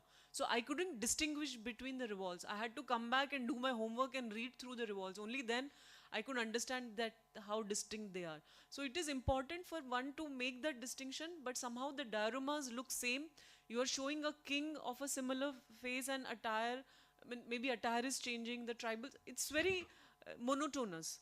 And then, you know, in respect to that, most of us have visited the Prime Minister's Museum. Now the Prime Minister's Museum has so much digital overload that at the end of it, there is so much for you to learn, but the digital overdose kind of, you know, doesn't give that kind of impact. So it is very important. Now, for example, the Bhopal Museum. I'm sure Tiwari ji is here. He has not yet arrived.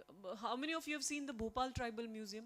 And Bhopal Tribal Museum, it's, you know, it's one of the best museums. You will feel like it will transport you to that particular, you know, setting. You will feel that you are one amongst the tribal community, feeling the nature. And the museum that they had built is with the help of the tribal communities. They did not bring in any private agencies. They used the community to develop it. Now, for example, the Tribal Freedom Fighter Museums that we are doing, we are having so many vendors, XYZ, all best of vendors charging heftily. But why can't we bring the community? In that process, the community also will earn, and we will learn. So it is important for us to do that balance, and Tribal Museum at Bhopal is one of the best examples where the community has been used to develop that museum. And I would request all of you to see that museum, to know what museums are. I think it is one of the best, not just tribal museums, but museums that the country has to offer. So we will want to have something like that, a balance of both physical component and digital component, and not too much of overdose of any of the components. I will skip all of this because it's already 11. I will want the experts to speak on this. Next, please. Now, coming to the Tribal Freedom Fighter Museums, sir spoke about, we have 11 Freedom Fighter Museums.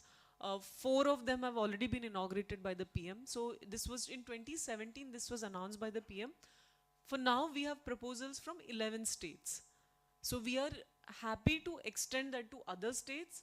But the thing is, our experience with this Tribal Freedom Fighter Museums has been that the progress, now this was announced in 2017, but till date only 4 have been able to, we've been able to launch only 4 museums. So the pace of these museums is very slow. So we have taken a call that until and unless we don't finish this 11 museums, we will not move on to the next phase. But again, For us, when we are interacting with the TRIs, we have realized that they are research officers, there are curators, but somehow the research officers and curators have a very, what do you say, I'll not call it a narrow view, because many of you will kind of, take an objection to it, but a one-sided view. What is important for us to understand that, yes, there is this tribal culture, which is indigenous, which is traditional, but the audience is very contemporary. So how do we contemporize these traditional aspects to the current audience? Now that balance somewhere is missing. For example, we have experienced this in Chhattisgarh. We are experiencing this to some extent in Andhra and Telangana, but I'm sure Andhra and Telangana are able to make course correction, and we are able to, I'm sure we'll be able to do a very good job. So please understand the audience is contemporary. Now tomorrow you will see the museum, but if it is in the diorama mode, if it is like a science exhibition, how we used to work in schools, right? With a thermocol model or those plastic models, it won't work for the contemporary audience. We will have to bring in that wow factor, and we can do it very simplistically without putting in much of revenue into it. So that is the way forward that we will have to look at these museums, and we will also have to ensure that the construction, be it the civil construction or the curation, needs to be intertwined. Many of the museums now, for the you will come up with just tribal museums or freedom fighter museums. Please understand that tenders can't be separate. You cannot have a civil agency doing your civil work. So you will say कि अच्छा ये hall बन गया, अब इसके लिए हम curation सोचते हैं, तो curation का agency लाएंगे. And फिर curation agency will say, अरे ये तो pillar ऐसा है, I want this kind of model, please break this pillar. Which is what is happening in the museums that we are building so far. You will have to bring both agencies. The DPR has to be prepared in such a way that both of them have to come together, and it will have to be a single component. So next, we'll just skip this. Next. Next. So this is some discussion on the tribal freedom fighter museums I had put, but next, let's move. Next. So from research to visitor experience, I will let the experts do the talking. Next. Next. So key challenges and way forward is what I'll finish in 2 minutes. The key challenges: professional capacity. We are a TRI, a research institute, and yes, when we have a tribal museum coming up, we are missing, that missing link is the professional capacity and capacity building of the staff. You'll need to hire, maybe you'll not have that much of finances, and whatever is remaining, the staff that is there, you'll have to manage with that. These are the challenges. So when we share a template with you, please mention these challenges as well, so that we can address these challenges. And other challenges are the conservation, because these are artifacts which you're collecting, and also ensure that the artifacts that you collect are from the tribal communities. For example, in Chhattisgarh, now it is called as the Veer Narayan Singh Tribal Freedom Fighter Museum. Why do we, every one of us know Mona Lisa. We will all want to see Mona Lisa in our lifetime, at least the connoisseurs of art and museums, right? Now, to see Mona Lisa, where will you want to go? Which is the museum which is displaying the Mona Lisa? Huh? Louvre in Paris, right? So, people will make it as a bucket list. I have to go to Louvre, Paris. And if I go to Louvre, Paris, I pay the ticket. For Mona Lisa, there is a different queue and different ticketing. But people don't miss that experience, because that is the kind of selling point. I mean, that is the narrative one has created. So your museum should have one USP factor, one uniqueness, and one selling point. So if I'm going to Veer Narayan Singh Museum in Chhattisgarh, Raipur, I will get to see the original sword used by that freedom fighter. So there should be some pull factor. It just cannot be, oh, tribal history, tribal agriculture. All of us have, our grandfathers living in villages. We all have visited villages. We are not somebody from America, saying, oh, wow, what beauty, what peacocks. We are not that. We've worked with this community. We've lived in this community. We know. But what is the USP for the 1.4 billion people who will visit your museum? that USP, that factor you will need to kind of discuss and put that across, so that people, whenever they will make an itinerary to come and visit that museum. For example, Lambasinghi, Andhra Pradesh. Now this is a district 3 hours from Visakhapatnam, 2.5, 3 hours. It's ASR, Alluri Sita Ramaraju district, and in that district there is a small block called Lambasinghi. None of us have ever heard. It's in Araku Valley is very close to it. So people will go to Araku Valley because of the coffee is getting a little famous. This is on a different direction, almost 2.5, 3 hours. Why will one go to Lambasinghi? So we will have to talk about something different in Lambasinghi. So Lambasinghi, there has been a police station which has been attacked. So we will have to talk about something which will bring people 3 hours, they will not mind traveling and visiting that place.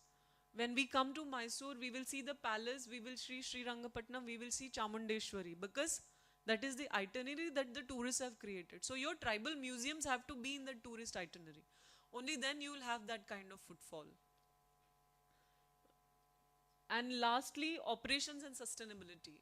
Museum, yes, but for operational management, the ministry will not give the money. So how will you make it self-sustaining?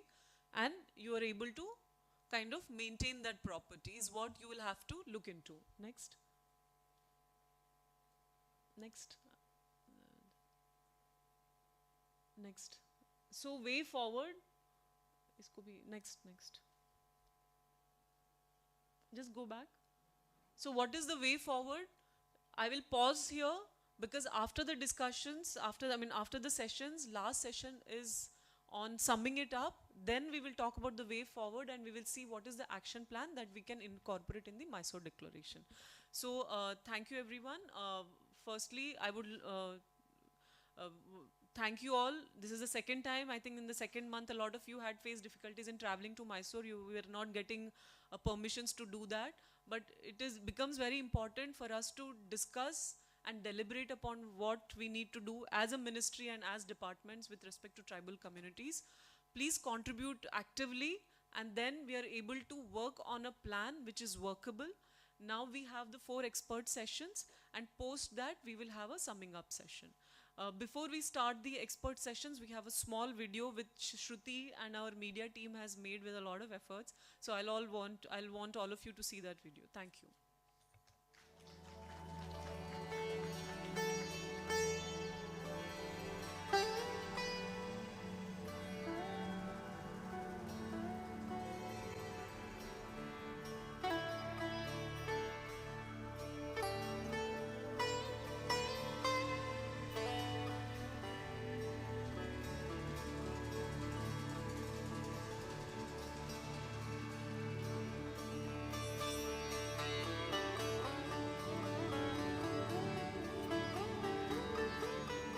सरकार की एक इच्छा है, योजना है, आने वाले दिनों में उन राज्यों में इन स्वतंत्र सेनानी जो आदिवासी थे, जंगलों में रहते थे, अंग्रेजों से जूझते थे, झुकने को तैयार नहीं थे, उनके पूरे इतिहास को समावेश करते हुए, इन वीर आदिवासियों को याद करते हुए एक स्थायी रूप से म्यूजियम बनाने के लिए जहां जहां राज्य के अंदर कोई एकाध जगह हो सकती है जहां सबको समेट करके बड़ा म्यूजियम बनाया जा सकता है, और ऐसे अलग अलग राज्यों में म्यूजियम बनाने की दिशा में सरकार काम करेगी ताकि आने वाली पीढ़ियों को हमारे देश के लिए मर मिटने में आदिवासी कितने आगे थे उसका लाभ मिलेगा।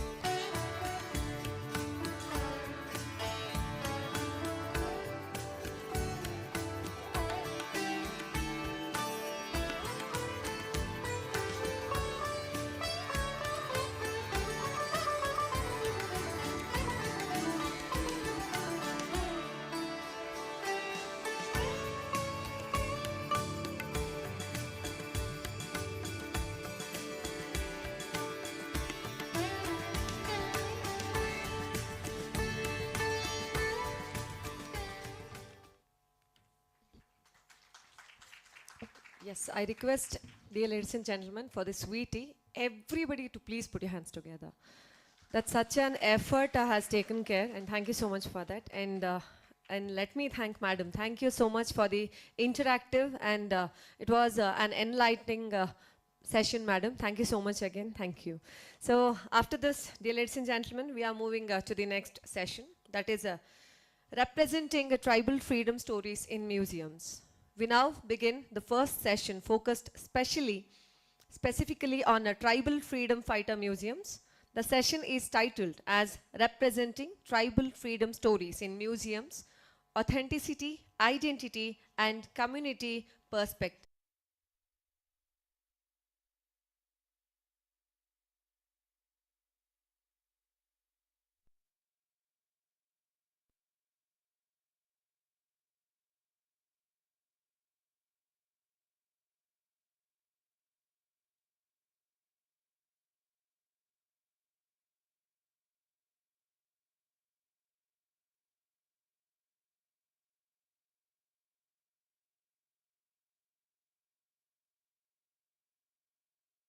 To please welcome him and felicitate with a huge round of applause, audience, everybody.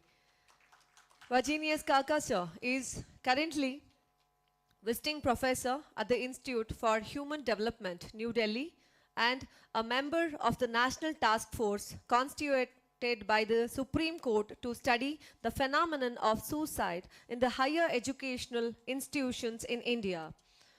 Prior to it, he taught sociology at the Northeastern Hill University, Shillong, Delhi School of Economics, Delhi University. He has been the founding campus director of Tata Institute of Social Sciences, Guwahati. He had been a member of the National Advisory Council during UPA government. He has level committee constituted.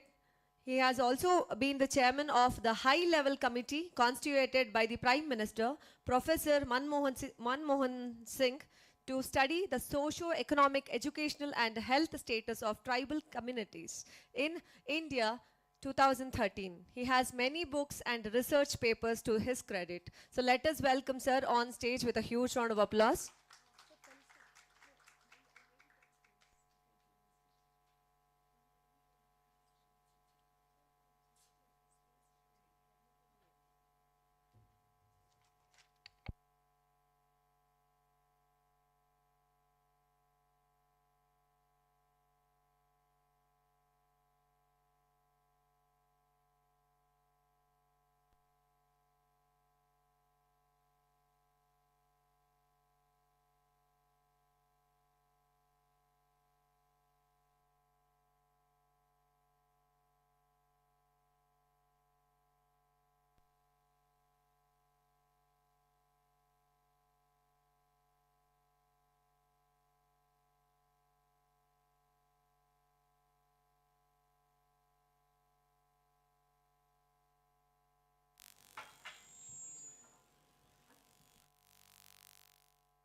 Thank you very much for the invitation.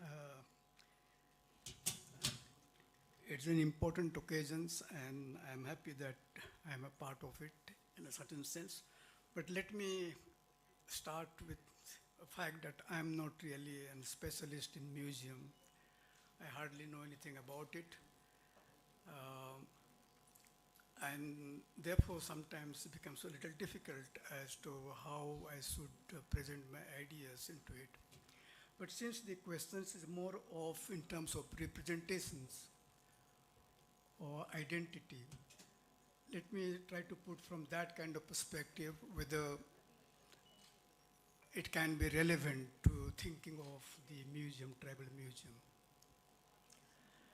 I wasn't been present yesterday, but and I missed a lot. But something I think we need to think about it when you talk about tribal is the language is the soul of the tribal people. You can't think of any tribe who does not have a language. So there are as many tribes, so many languages are there. And I think that's the most important dimensions of being a tribe. Tribe is a epistemological category. People have given the name tribe. But who are tribes? Either it will be Gonds, it will be Vils, it will be Urao, it will be Khasi, it will be Aonaga, Angami Naga, Konyaks, or Santhal. So that's what the groups are. And if you look at all these groups, they are primarily a linguistic group. They are not an occupational group as we really think of them. They are not. And that's why you find that comparisons of the tribals is a counterpart of them is what I always saw, Assamese, a Bengali, a Marathi, a Kerala, Malayali. Now, so you always juxtapose a tribal as against the other linguistic community. They might be very small in number. The language may not necessarily be developed as the dominant linguistic identity. But the counterpart, tribals are basically of a linguistic community. And I think that's, is an identity which we really need to keep in mind. So even when you are thinking of the museum, I think this dimensions of being the fact that just because they're juxtaposed with respect to scheduled caste and scheduled tribe, it does not mean that they are occupational category. They're primarily, as I said, a linguistic category, and language is the soul of the people. So I think preserving language becomes a very, very important. Now, I think that's where I think yesterday there might have been discussions, and there was, linguistics, he was teaching in Pune University, and he brought out a book on tribal identity. And it tells that as to how a language is so lively in the Northeast. They can speak their mother tongue, they can speak English, and they speak another language. But then as you come towards the Eastern India, you find that the people who speak their mother tongue actually keeps on dwindling. And as you go further west and the south, you find, he says, that almost the tribal languages are really disappearing. So you can see that, therefore we have to think of what is it that facilitates the retention of language in the Northeast. If you really want to look at the model, you must read and must understand the history and what really happened in the Northeast before we really try to understand as to why the languages become, tribal languages become engendered today, particularly, as I said, in the western south and probably to a great extent even eastern India. So that's a phenomena that we have. You don't have to, even when you're trying to talk of promoting language, it is difficult to promote a language constantly when you find a tribal people are being threatened. You have Right to Education Act, you are supposed to be schools just near the villages, maybe 1 kilometer, 2 kilometers. Now most of the schools are disappearing. So where is the natural surroundings? The people are not there, not parents are there. Most of them you are now thinking of putting them in the residential schools. Will that really help you? Or you'll find that this will further help to forget the languages. Even if you teach it, even if you, but then you find natural environment in which they would have learned their mother tongue. That actually is going to erode. So I think sometimes our policy also has to be looked at. Okay, this is the kind of policy we are doing it, but exactly at the same time, there are other kinds of issues that are happening which is actually going to counter it. So when you find that people are in the villages, they're going and studying, suddenly you displace them. When you displace them, where will they go? They have to go. If they're in the forest, and if you find that you have to make a tiger patch, they have to leave. So whatever they had accumulated, whatever have they known, actually really disappears. So I think it's very, very important when you're talking about the language, that we must see whether there are many of the schemes and programs of the government, whether they are in synergy with each other. Whether you find that something here which actually is being countered by something else, as a result of which you find that whatever investment that you are making it, in fact gets completely jeopardized. It's something like, let's say, reservations. You say, why is it that they are not able to reserve, the facilities of reservations? When you are, so in the mainland India, you find that people are constantly being threatened. They live at this stage, and through displacement, through evictions, through land alienations, you are pushing them to a worse situations than what they are. And then you would like to say that they are really able to take advantages. Reservations, affirmative action means that they are at this stage, and from there you are trying to elevate them. but you are pushing them further and further worse situations, and you would like to bring about affirmative action. This is not really going to work. And that's what really happened, particularly in the mainland India. So you find the displacement, dispossessions, and you find in the process, you find you are accumulating a great deal from the tribals, and how much you are really giving in return. I think these are important, because it's not really that the government of India does charity. You find that you are getting much more from the tribal territory than you are actually putting it into the tribal questions. So I think these are some of the issues which probably we need. Now coming to the identity, as I said, in the particular freedom part, whose freedom you're talking about it? Just because, are we talking about the freedom, colonial in British India? But if you look at all the freedom fighters, I think it's important whose freedom are we really talking about it. Okay, the country's freedom, of course, and they participated. But if you really look at most of the freedom struggle of the Adivasis is against the British, no doubt, in the sense that they laid out rules, regulations, administrations, land and revenue settlement. And land and revenue settlement, you find that they confer the right of ownership. You look at the Bengal, you find confer the right of ownership on the zamindars and talukdars. And you find the tribals who were there, they became landless in just a stroke of pen. It's not really tribals but others. And then you find that when they are unable to give the revenue, zamindars were trying to replace them with the plain people, because plain people were supposed to be more, more experienced as cultivators. So you started throwing them out even from the land. So if you really look at the whole process in the way tribals really rose in revolt, just take Santhal revolt of 1855. It was not only against the British, it was against the zamindars, it was against the talukdars, it was against the moneylenders, it was against the traders.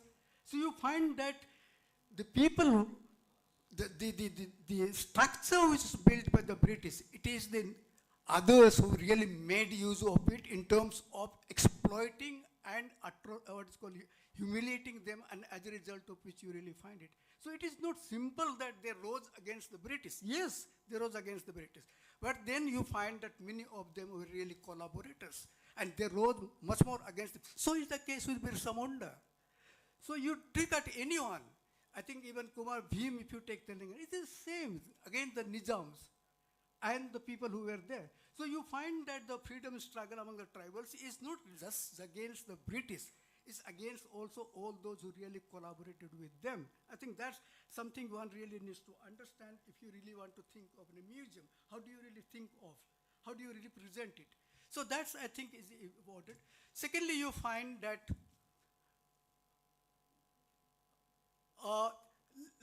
let's say the expressions, what is called how do you explain it? In the sense, for example, if you do subaltern studies, of course they're looking at from the subalterns, but they all talk them as a peasants, as a cultivators, peasants like any other peasants. So you make a category as cultivators. Now, tribals didn't really rule. The way in which they revolted were very different than the way in which the peasants were really revolting. There was something very specific about it in terms of medium, and I think this has been very clearly brought about by what is called the Ranjit Guha, who was the pioneer of the subaltern studies in terms of peasant insurgents in colonial India. So he uses many of these interesting things, consciousness, territoriality, etc., etc., but he categorized them as a peasant. But actually, much of it actually had drawn from the Santhal movement of 1855. So I think these are issues which I think we really need to be talked about it. And I think freedom, as I said, even today, what they really went through it, they're going to continue even today. So the struggle of during the British period or colonial period continues today. So I think these are important. The other is that you talk about the non-cooperations movement, particularly freedom struggle movement. In the sense, some of the movements, were they really related to the larger freedom struggle movement? Yes, they were part of it. They were part of the non-cooperation movement. They were part of the civil disobedience movement. And if you really find it, and you find that they were part of the communist movement, they were part of the socialist movement, and communist movement and socialist movements and many of these non-corp is a part of the freedom struggle movement, and in which they really participated. For example, I'll just give an example. There was around 1955 a Tana Bhagat movement really started among the Uraos of Chotanagpur regions. Now, Tana Bhagat was exactly against, you find, it was against the British. But then in the process, they were invoking the Germans, because Germans were fighting against the British, and they thought the Germans are most powerful. So in the sense, you find that Tana Bhagat movement, which began in Chotanagpur, and later on they became part of the Gandhan movement in terms of non-cooperations, not giving rent to the British, etc.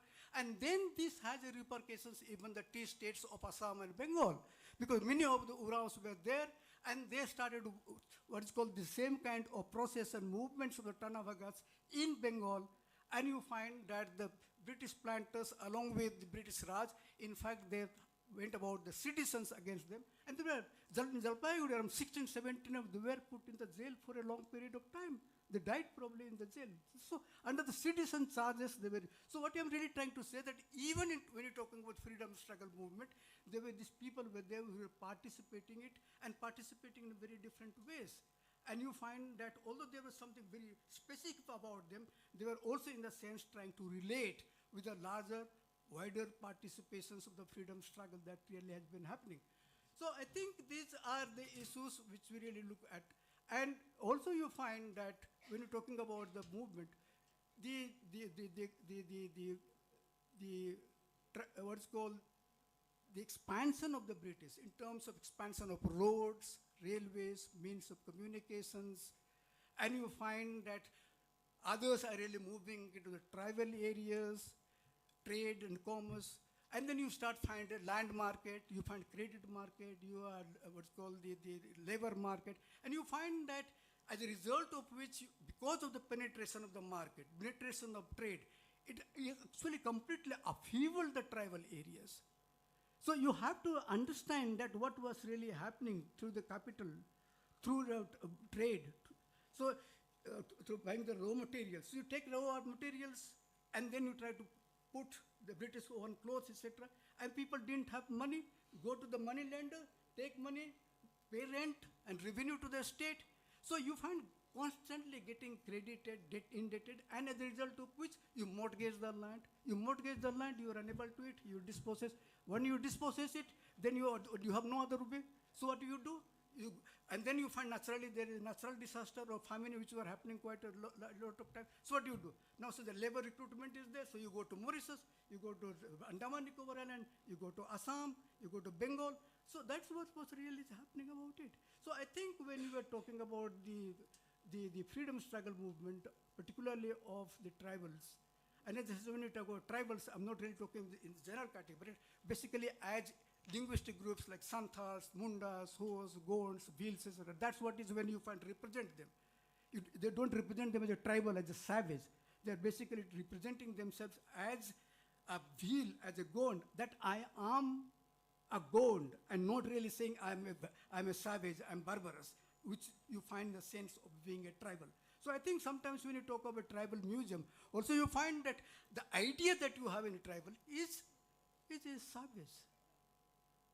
So are we really there if you really look at from their lens, does it really justify? Because yes, we have used the term tribal into the constitutional category, even if they use a constitutional category, and therefore become a legislative and administrative. But if you start thinking in terms of museum, in the terms of they will think about it, then how do you really think about it?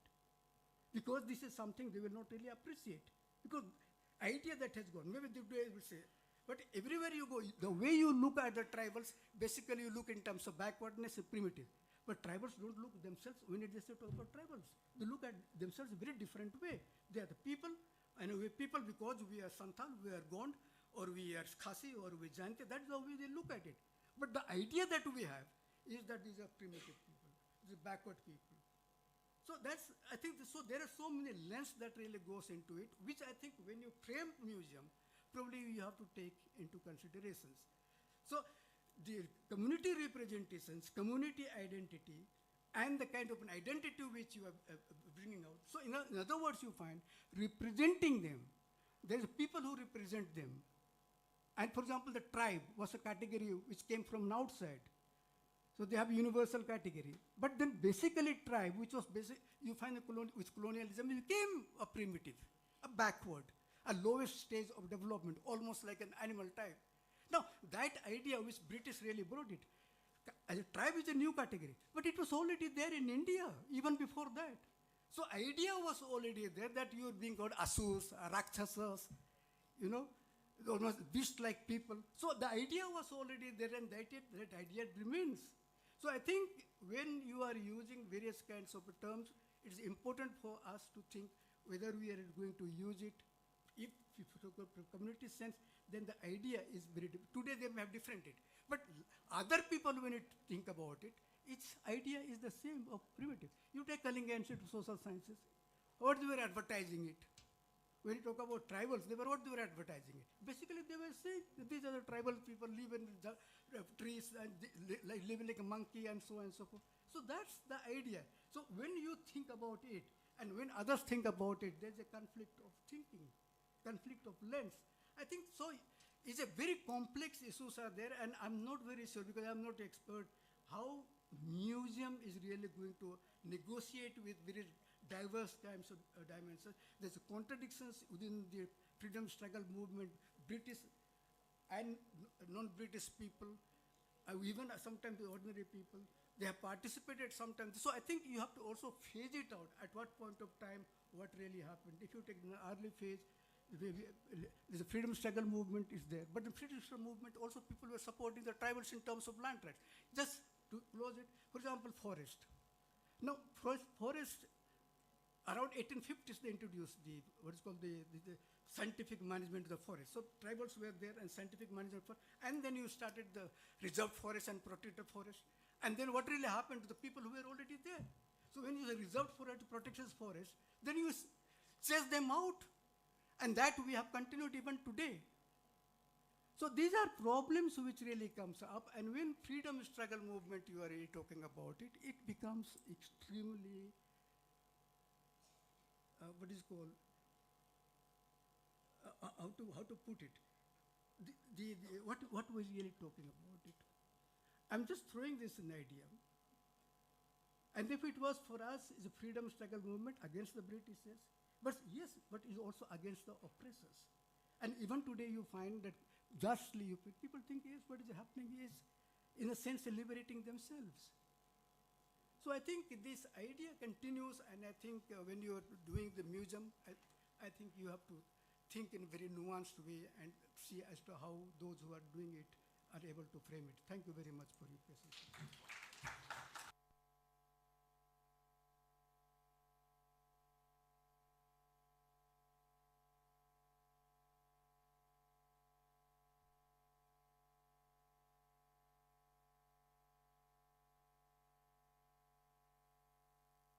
Thank you so much for the insightful session, sir. Can we clap, audience, everybody? Please put your hands together. And I request you to please stay on stage, sir.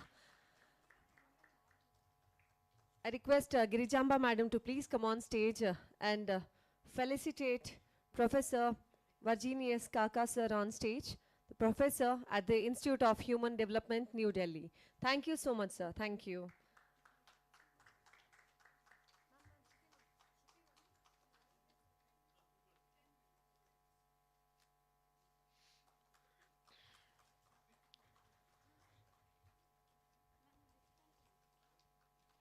Please put your hands together. Thank you so much, sir. And let me thank Girijamba madam. Thank you so much, ma'am. Yes, audience, upcoming session, we're going to continue, but after a 10 minutes break. So I request all of you, yes, for the tea or coffee break. So let us activate ourselves again. Please come back.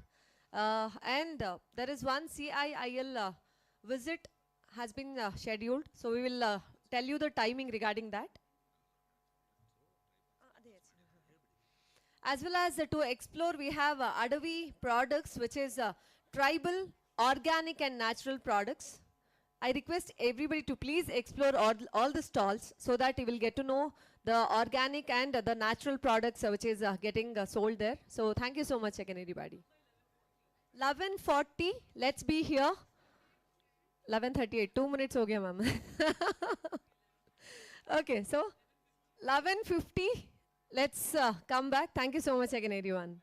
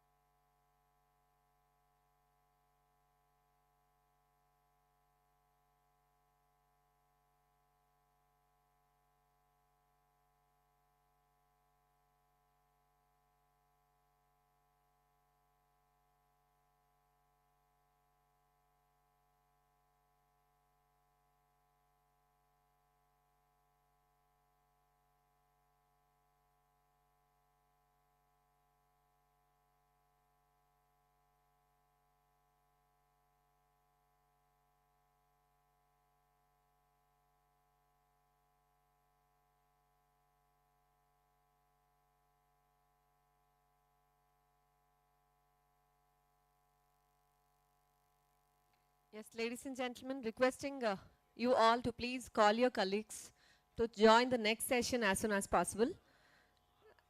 And thank you so much for you, everybody, for being here on time. And let us invite and call your colleagues. Please inform them that let they come as soon as possible.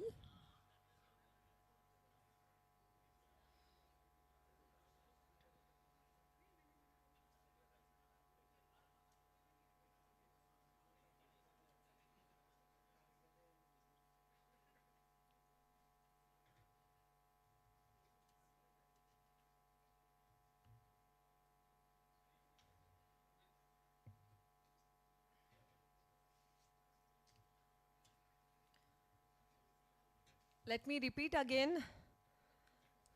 Outside of this area, we have the stalls, which is Adavi products, where the organic and natural tribal products are getting sold. I request whether it can be organic coconut oil or the food also.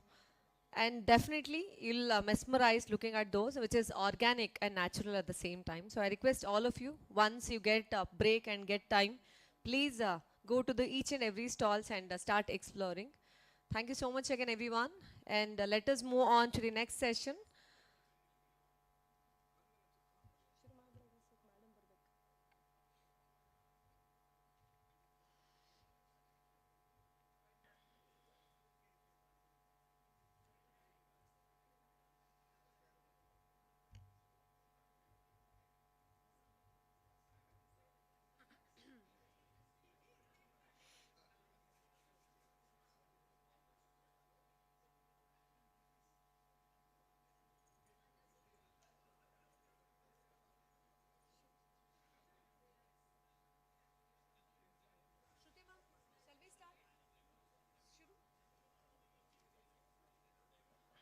All right. Welcome back. Welcome back, everybody. Ladies and gentlemen, attention please. I request all of you, before we start to get into the same mood, can we have a huge round of applause, everyone? Yeah, thank you so much. This is for ourselves. Thank you. Thanks a lot. And right now, let us move on to the next session, that is museums as spaces for preserving cultural memory and identity. For this, the looks at the museums as living institutions, spaces that preserve memory, identity, and community heritage.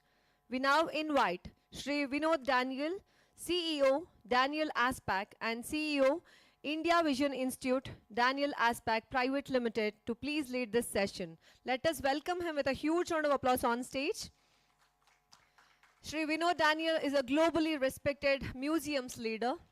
His work has extended across museums in 60 countries, including leadership roles with the Australian Museum and the J. Paul Getty Trust, and advisory and consultancy engagements with institutions such as the Metropolitan Museum of Art, the Grand Egyptian Museum, and advisory board roles at CSMVS Mumbai, Imami Gallery Kolkata, and Museum of Art and Photography Bengaluru. Let us welcome sir on stage for the next session with a huge round of applause. Over to you, sir.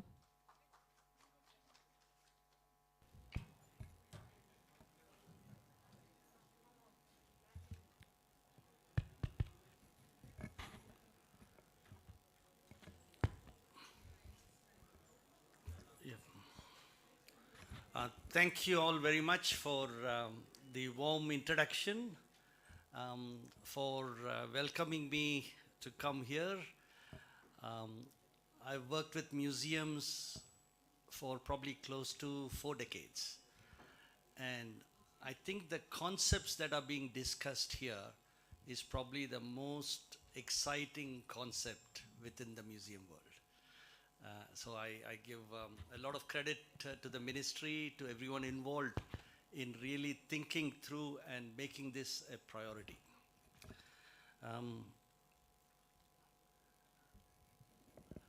Just to give you a little bit of a background, my perspective, I'm going to throw a few examples from projects I've worked around.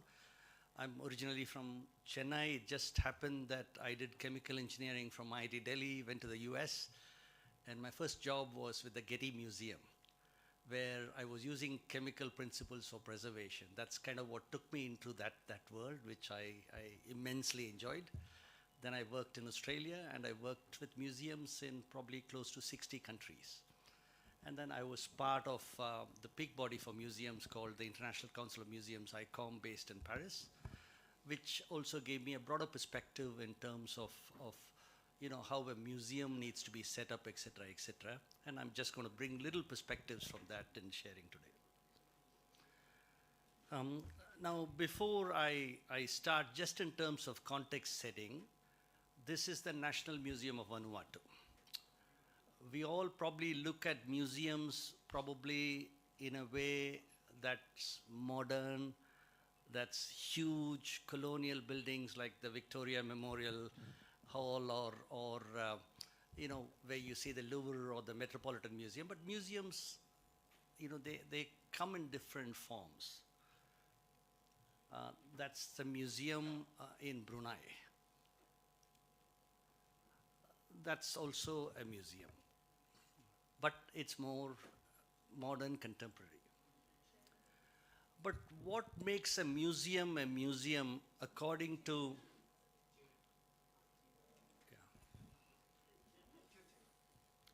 what makes a museum according to ICOM is, the first thing is, it needs to be a non-profit organization in terms of definition, right? So there are lots and lots of galleries that buy and sell art that want to probably call themselves a museum, and that's not allowed. So we have several debates on the whole issue.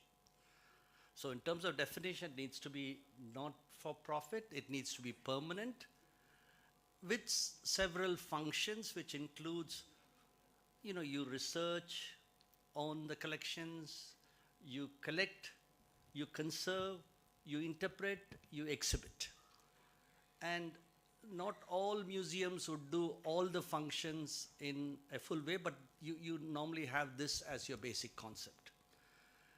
Now, for a very, very long time, museums dealt with the tangible part alone, which is basically something you can touch, objects. But about 5 years back, the whole definition of museums has incorporated the intangible part to be as important as the tangible part. That includes the stories and the songs and other things. So what I thought I'll do is, in probably the 40 minutes left, I'm going to talk about 3 things. One is about how the big museums and the small museums work together. I just want to throw a number of examples. The second one is, I think we've spoken about collections quite a lot. I want to just give a little bit of a glimpse, because I think people have come from all over the country, for them to understand a little bit in how do you keep those collections safe. I won't spend too much time. And the third part I just want to talk about is about how you put a museum together, but I think it's fantastic in terms of how the program is shaped, so that as you go through, I know the Museum of Mankind example is coming. There's a whole bit of work on financial sustainability and other things. So I think it'll just keep adding on. I just want to set the stage, for those things. Now, to give you examples on big museums and small museums, and that's a real reason why I'm actually, going to bring this up. Let me throw a few examples that might probably highlight. So I know you go to a museum, and I know the director has mentioned this in her comments before. You see so many of the same thing, it gets too boring after some time. So there was an instance where we got an elder from the small island of Vanuatu who had come to the Australian Museum, and I was there. We have lots of spears. You might have 500 spears, all one after the other. You look at all the spears, it gets boring. How many spears can you see? They all look the same. But this man went, picked up one spear, and then he held it in his hand and started singing a song. And we recorded the song. The song basically said he could see the shape of the spear, and the song correlates to the shape of the spear, And based on the angle, so when you throw it, it can take a different direction, right? I mean, if the spear is kind of, shaped slightly this way, it'll probably go straight and turn in a particular way. So it seems in a warfare, they would sing the song so that the enemy knows what kind of spear is coming their way. So if you're smart, you dodge it. If you don't understand, you get killed, right? So that was the basis. So we recorded that, put that song along with the object in the museum. That's a great addition of intangible aspect to the tangible part. And it was amazing that they, for somebody who comes in, that particular one will stay in the minds for a very long time. So ultimately, the whole thing in a museum experience is you go there, it's not what you see, but what you remember when you go back. Are there 3 or 4 messages that you can take back and that you can remember? And this would be a message. I mean, they will not forget that. Now, the second part is again, part of my role when I was at the Australian Museum was to bring, I worked with all the Pacific countries, Fiji, Vanuatu, Samoa, Tonga, a whole bunch of those countries to get elders from there to come here. There was one elder who had come. And there was a media person who wanted to interview that person. So they were quite keen to ask, look, these objects are here. Shouldn't they be back in your country? And his response was, he looked at it and he said, this is a sacred dancing ground. He didn't call it a storage area. And he said, the objects are happy. So he brought that whole life thing into the objects, not, okay, this is, something that was taken, it's a dead object, whatever it is, right? So he brought that whole thing, and that was, the reporter didn't ask any more questions to that person on this whole issue. Of course, there are objects that have to be returned, which are taken illegally out of the country, or their human remains. That issue, is still there. The other thing is, what came out quite a bit during those discussions was whether you call something a museum or is there a better word than a museum. And all through the Pacific, they've kind of changed that into a cultural center. They don't call that as a museum because the museum sometimes has got certain ways in how people interpret it. And similarly with all the indigenous places that are set up in Australia, they're all called cultural centers. So that is also something that came out quite well. So it doesn't matter what you call it, but if you call it a cultural center, you're really broadening it a bit more. Because again, one person said, oh, museum, that's where you go to see dead things. That might be a wrong interpretation, but it is still something that sticks in people's heads. So I thought, that was good.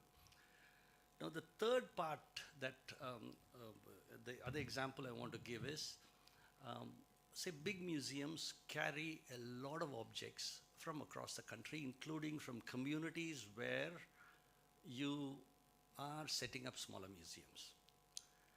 Now, again, the facilities are such that big museums can preserve better, display better, that's all great.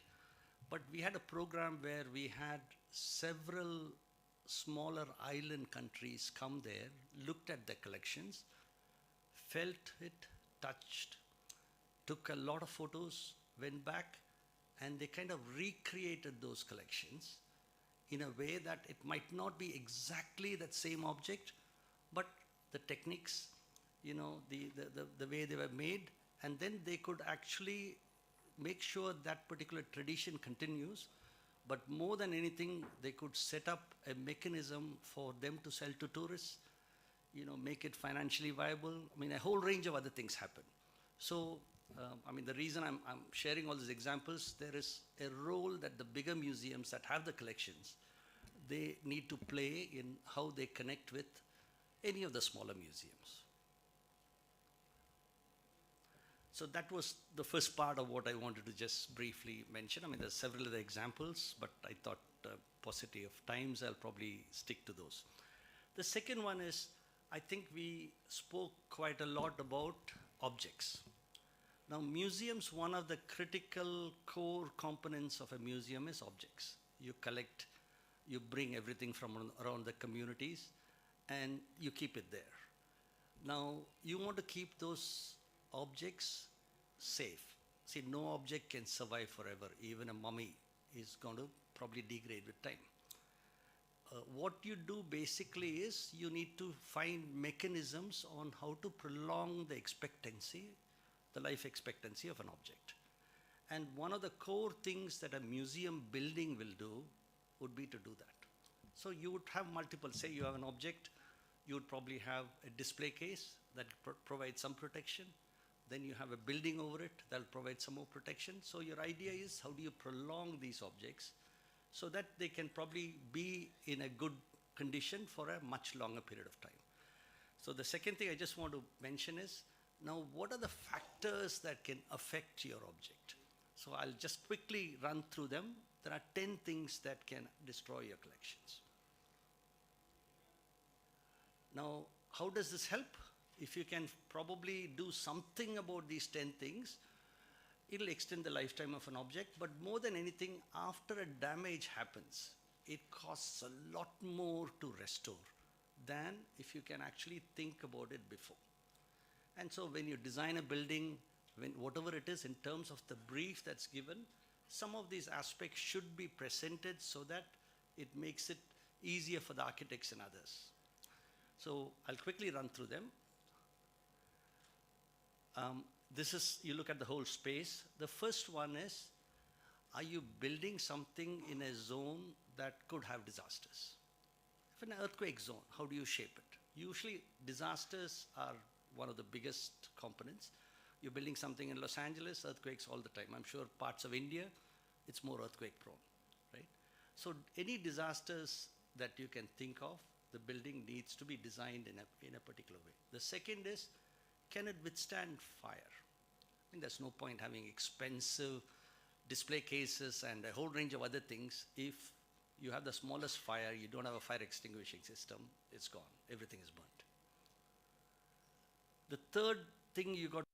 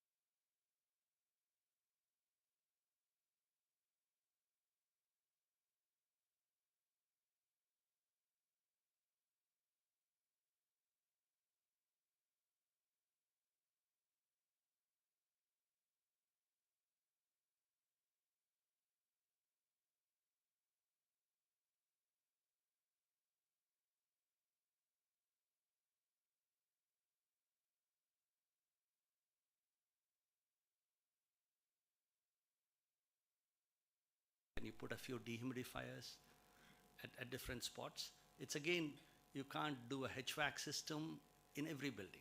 It's too expensive. So you got to find mechanisms that would allow you to do that. Or sometimes the very sensitive ones, can you put them inside display cases, etc., right?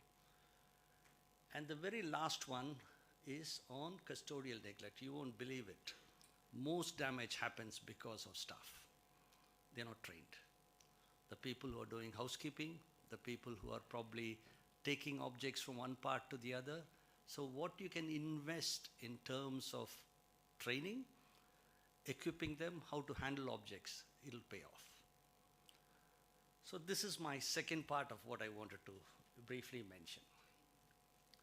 Now, the third part is, I know the focus of this whole thing is on museum development, so I just wanted to put some thoughts so that we can just build on it.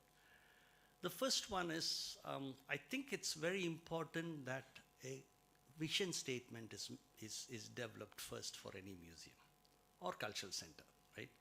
And it needs to be very clear and very concise, not extremely broad, because that would probably help in dictating the whole museum development process and also communicating to somebody, oh, that it's not a museum of India, right? It's a museum of one particular group or whatever it is. To give you examples, there's a museum of wildlife museum. It says inspire connections with wildlife and nature, right? So it's all very, very concise, but I think it's very, very important that that particular vision statement is developed, because in many of the processes that I've done, that guides how the museum development happens, with time. And it's easier to communicate to different target audience. It can, if it's a freedom fighter, it's to highlight the life of that person and his contribution, whatever it is. You got to be just clear so that we don't really build too many other things around it. The second thing, I've been involved maybe in about 50 or 60 new museum projects, is to put a functional brief for what is needed as a museum together, so that the architects, a whole range of others, they are able to kind of use this as a basis. That functional brief becomes a very important document, and they can design based on that. And now the functional brief would include collections, what kind of collections, how much gallery spaces you would need, how many permanent and temporary gallery spaces, how much storage spaces you'll need, how many, whether it needs to be open or closed storage, and I'll touch on that briefly. How much staffing would you need? Because you'll need office spaces for the staffing. What are the other functions? Venues, cafe, etc., etc. And the building component. I mean, in terms of the building, how that would reflect what you want to convey. The climatic requirements. So you want a stabler humidity. You can probably mention that I need plus or minus 10% RH or whatever it is. Then you have a little bit on your capital budget and your operating budget, but all this is kind of spelled in a 3 or 4 page document that then becomes a good guideline for anyone who's doing that. And that became the first step for the process. Now, I know there's going to be a lot more discussion in detail later on that one is going to look at, but you look at galleries. I think sometimes, we tend to jump technology first and then go the other way. But the best processes are, one is the storytelling. What are you trying to convey? Say, for example, you have 4 galleries. And the galleries are going to flow so that you go from one to the other, to the other, to the other. There is continuity, and you're trying to build that story up into a particular form. So that would be the curatorial plan process. Now, audience evaluation, I know the director and a few people had mentioned on the 2-way process. So that means it's not just one person thinking this is a good story, right? This is what I want to convey. How do you get enough feedback from the community, from, one age group that hardly visit museum is the 18 to 35 age group. How do you get feedback on on whether this would be of some interest. You know, how do you tell the whole story to them, right? So all that would be quite important, and that's where the two-way approach comes. I mean, we all hear so much about Gen Z and Gen Alpha and all. They would love the two-way interaction more than the one-way interaction, but again, that's how the whole world of museology is going. Visitor flow, to make sure the visitors, the flow is matched in a particular way, that you're just building on it, you're not making it so intense that, you know, they're bombarded with too many things. And I mean, typically, at the end of a museum visit, after a week, if you ask people, can they remember two things from that visit? I think if you are able to convey two important things that they need to take back. I mean, I'll give you an example. I had the privilege of working with the Grand Egyptian Museum, and you know, which just opened in Cairo. I was on this big room, and there was one small bed in the middle, and it was just me and one other person. I went there. I nearly sat on the bed. It was King Tutankhamun's bed, and I just couldn't believe that, you know, all his objects, they are part of the gallery. But his bed is hardly, you know, 4 feet 8 inches or 4 feet 9. I never realized he was such a small, tiny king. And he died when he was 18.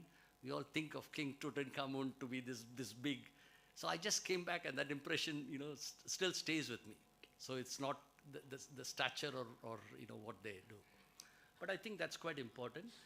And so that needs to be the messaging that stays. So you just need to have that little interaction back and forth so that you can do that.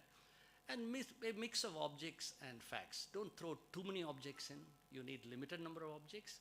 And don't throw too many facts in, because nobody can grasp that much. You know, you might want to convey everything. And then the whole intangible heritage needs to be part of the storytelling. Otherwise, it also can get quite boring. So I just put something together. In terms of display, you'll have static, you'll have people-based storytelling, but more than anything, technology is a good tool, but it's not an end in itself. I've been to too many museums now where a hologram or, you know, and whatever is being put out there, but you know, it's not gelling with the story that needs to be conveyed. But if you can have a hologram where, you know, recently I worked on one project on EK Nayanar in Kerala, where, you know, part of the storytelling also was EK Nayanar speaking to everyone. So there was a hologram of EK Nayanar with a few standard questions. So if the public asks a question, he'll answer back.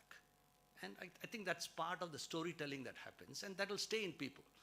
And it can be trained so that more and more questions can come, but you've got to make sure, you know, the answers are such that you can actually coach it in the right way and then bring it. So I think that's quite important to go. Now, in terms of storage, sorry, how am I going on time? How much time I have? Yeah. Okay.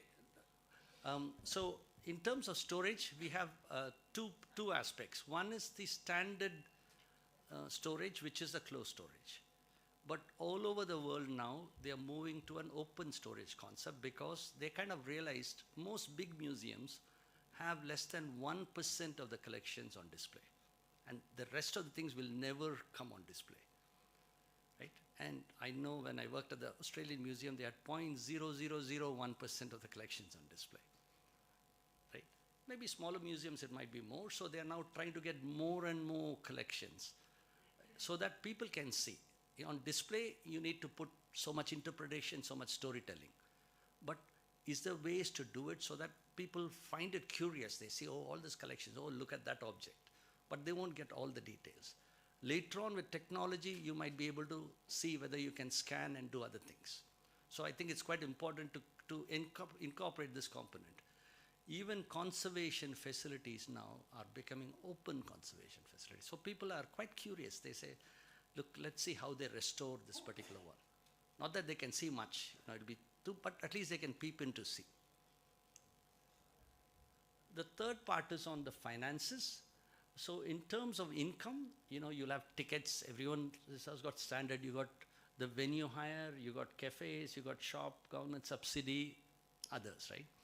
and expenses are HR, operations, others. But one of the key things is, in most museums I've been, across the world, museums cannot run without some subsidy from a local, state level, or a government, national level, or whatever it is.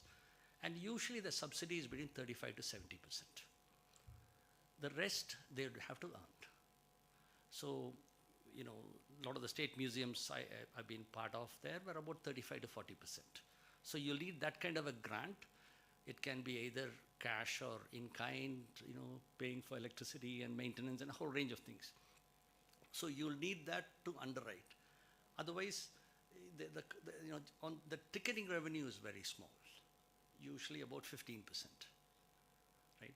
And then you'll have sponsorships and other things. The science museums might have more ticketing revenue, but the art and the others might not. So I think it's like a mix. But what I'm saying is in general. So you'll need that subsidy, but you'll also need that driver in them to make it innovative inside the museum, to get more people to come, so that, again, 10% of revenue from the shops. Yes, how do I get people to come in and buy things? How do I make the food interesting enough so that the venue hire is usually one of the highest components. If that venue can be hired for people to use within whatever things, and then also trying to develop external relationships for funding. I mean, for example, you look at big museums like CSMVS, they do rely quite a lot on corporate support. So they have a whole mechanism to get that going, and that really helps in the sustainability part. HR, I think this was mentioned before. I think there was one time we were doing a bit of survey on conservation alone. You realize that 90% of the people involved in that area didn't have that skills because they've not been through a program. So it would probably be same for many spheres. So you need general staff, but you also need a lot of technically skilled staff. So right in the beginning itself, make sure you have those people incorporated. Otherwise, you can design a museum, but you can't run it because you won't know how to change exhibitions. You won't know how to probably do, because you can always get external people to come and help in setting it up. But how do you make it sustainable to keep it going? And budgeting, I've already spoken very briefly about. I think, you've got to be quite ruthless in figuring it out. I know sustainability is one of the critical components. But upfront, the ask needs to be that, okay, this percentage needs to be underwritten by the relevant authority, whoever it is.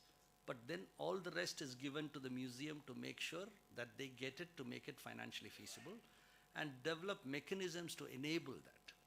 Because some mechanisms might not be easy to enable getting that money into the system. The very last point I just want to make is constantly have, one of the most critical things I've seen all through the world now is this whole audience evaluation groups. They'll make sure everything is evaluated right from when visitors walk, where do they spend most of the time and why? What do they think of this particular display, this particular gallery? And that helps you to educate and get more into the next time you do something. So I think that's a very critical component to do. So I'll just close. I think this is my very last one, is on intangible heritage. Definitely this is something museums are keen on. 90% of the museums don't know what to do or how to do it, or I would say even more museums. But it's exciting if we can actually get this one. The ones who are very good in doing this are the small museums which I visited in Pacific Islands, or you go to Arusha in Tanzania, wherever it is. So they're very good because one of the things they do is they work with the community quite well. I've seen museums that are custodian of recordings and languages, because there are dialects that only 3 people speak. So they make, there are community groups that collect them, but where do you store it? The museums play a part. And same with dances. There's a whole range of other things that are there, but I think this particular part would be something that that would be quite important, and something that will grow. Thank you. That's all I had to present. Thank you, Chair.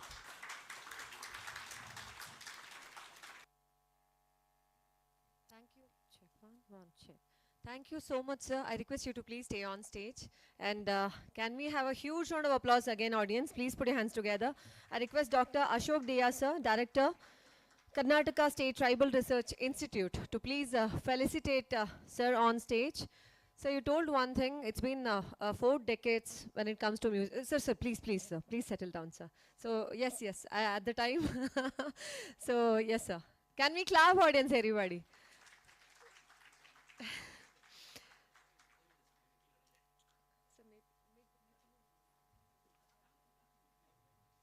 Yes, sir. Sir told one thing, that he's into museums from past 4 decades.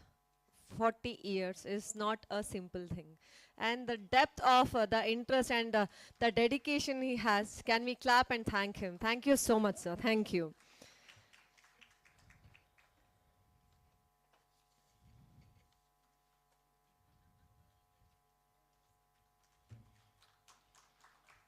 Shri Vinod Daniel, CEO, Daniel Aspak.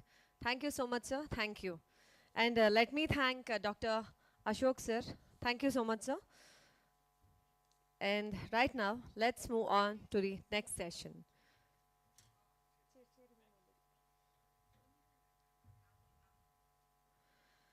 So the next session would be, a museum is much more than a building. So our next session explores exactly that distinction from building to museum, understanding the museum planning process. The session will cover up the museum planning life cycle, storyline development, spatial planning, and future operations and maintenance. We now invite Shri Amitabh Pandey ji, IGRMS, to please take this session forward. Let us welcome him with a huge round of applause, audience.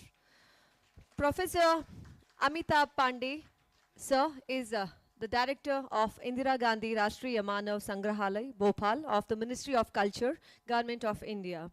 He has expertise in the intangible and tangible heritage, conservation of living cultural communities.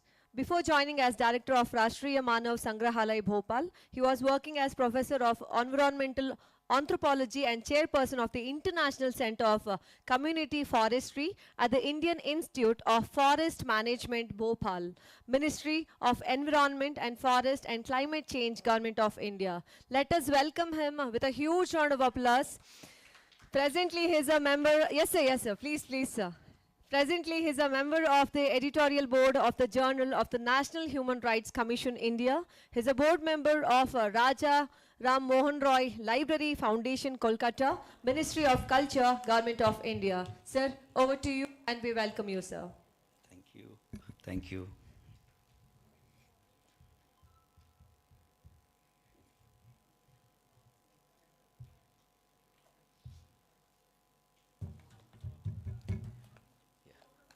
Can we have our website here?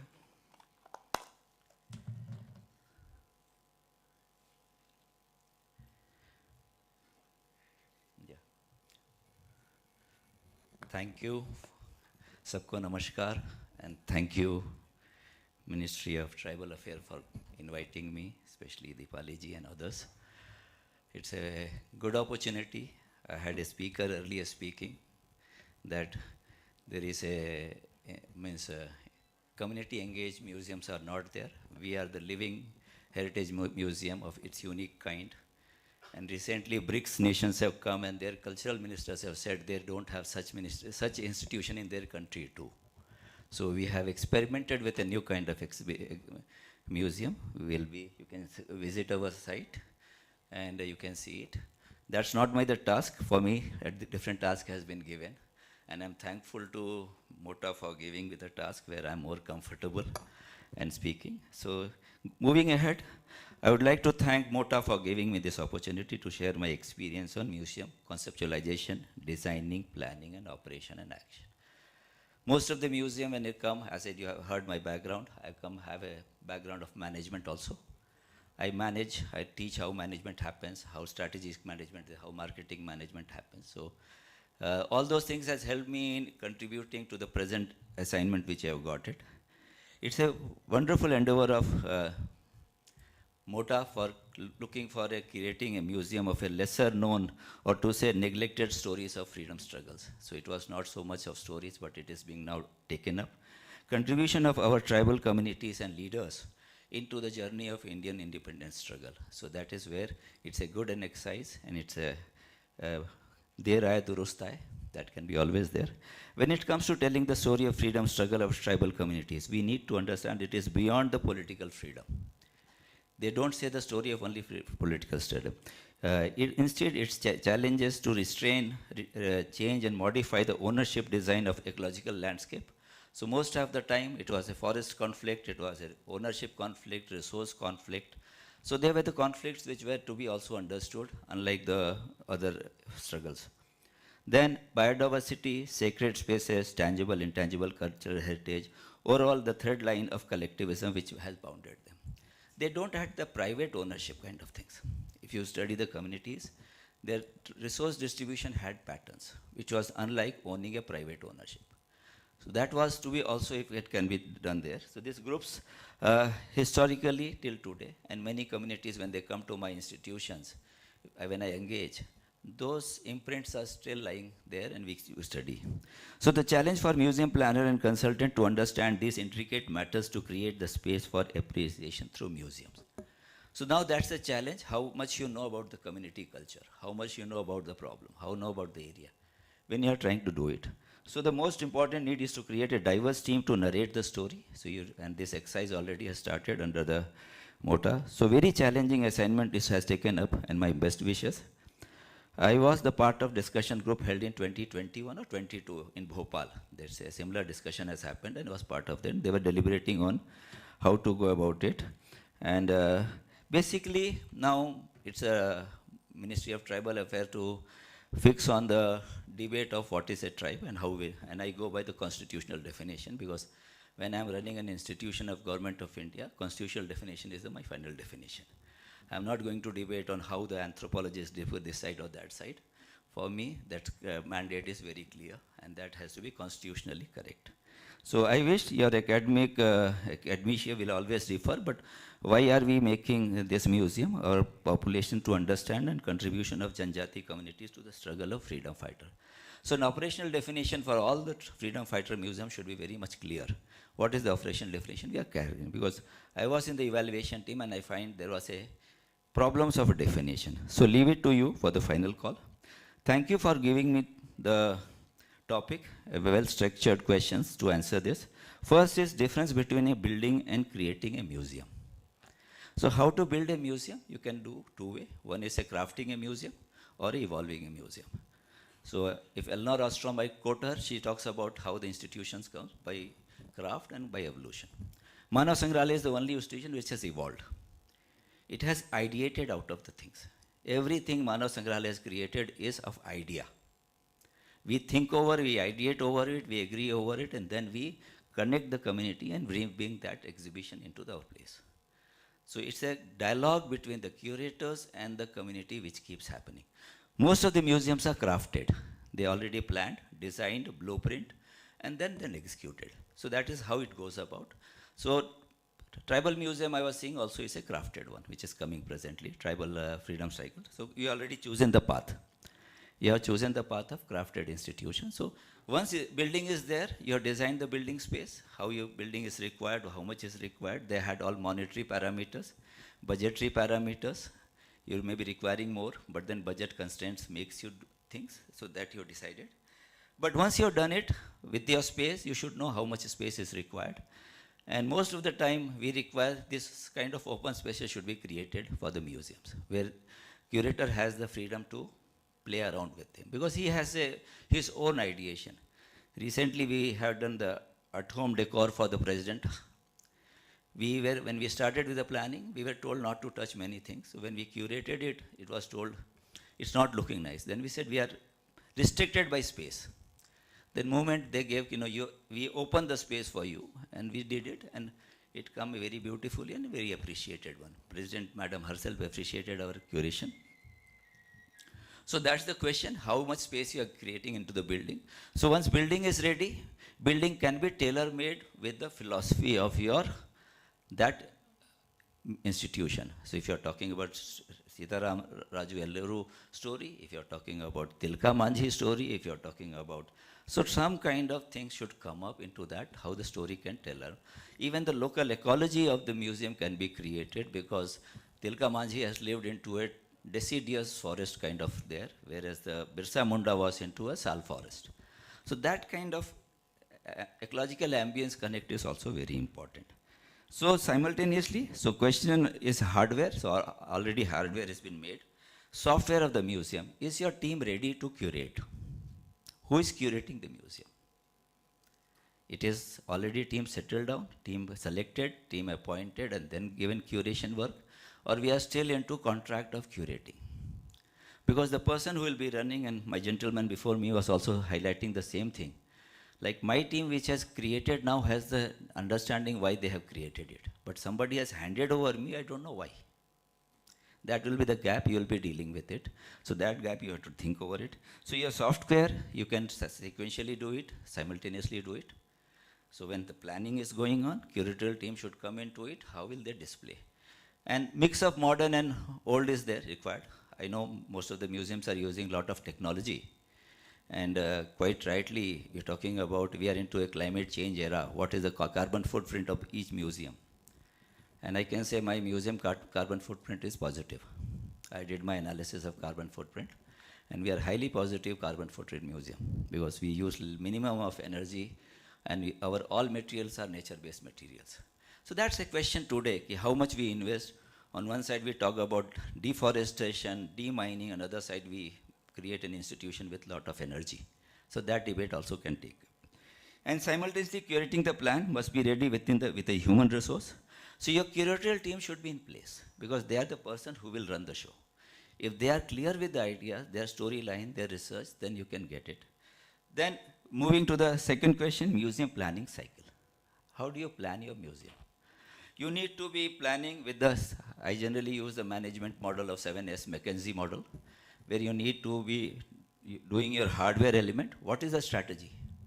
What is the mission of your museum? What is the objective of my museum? When I came to my museum, we had 8 objectives, and my museum was only following 3 objectives. We were not working on the rest 5. Already the thinkers have put a lot of brain into it. They had valid reason to making 8 objectives. We started working on 8 objectives. Any institution without a core research will never survive.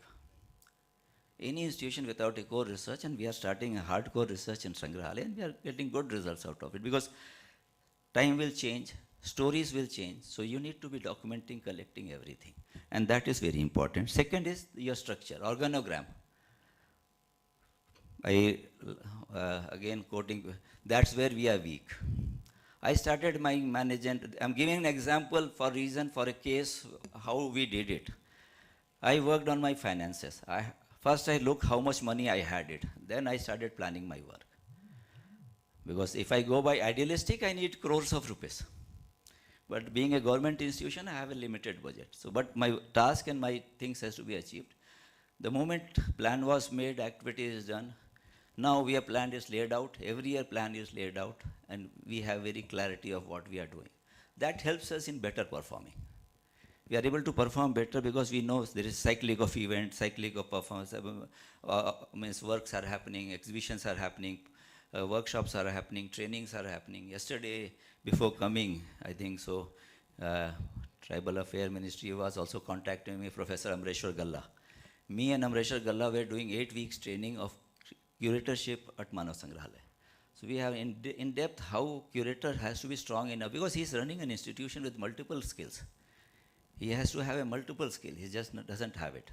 So you need to have your structures. When I analyze the structure, organogram of Manav Sangrahalaya, I say many gaps were there. So that needs to be structured and kept very well. If you have a bad anatomy, you will have a bad problems with you. So you need to look. Last is your then systems. Systems always run, because if a leadership-driven institution will have its own weaknesses. Leaders, idea, change, plan, but systems, if they drive, and I always quote the good institution, IIMs, IITs, why they are performing, why they don't have problems. Systems-driven institutions. Irrespective who is the director, systems run very smoothly.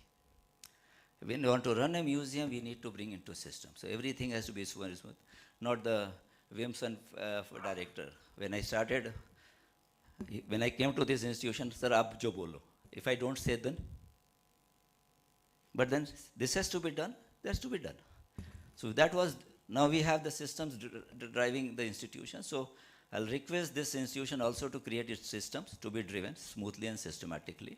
And that will help them to better. Moving to the software, what is the shared values? What is the value of institution? How many of you believe into that freedom fighter concept? Are you also acceptor of that concept? They have struggled hard. Then if you are believing that it was a story, then there is a question.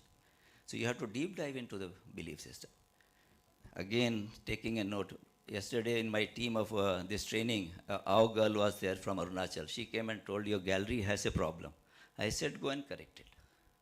I don't know their culture so in depth, but somebody is observing and thinks that needs to be corrected for next visitor to see that it is rightly put up.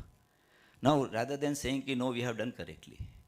We are collective learning institutions, and these stories are again talking freedom struggle of tribal. It can be a whole community story. It will spread in landscapes. If you go into their theater, if you go into their local storytelling like Burra Katha, Nautanki, we are going to come with a once to freedom fighter struggle from Balia. उनकी कहानी हम कहना चाह रहे हैं, जिसको गीतों और कथाओं में कहा जा रहा है. They are told into the stories of poetry. So you need to be there. Same way, Allah Udal of Bundelkhand. There are stories where again freedom fighter stories are told. So you need to look into that. Style of leadership. What kind of leadership your institution is planning?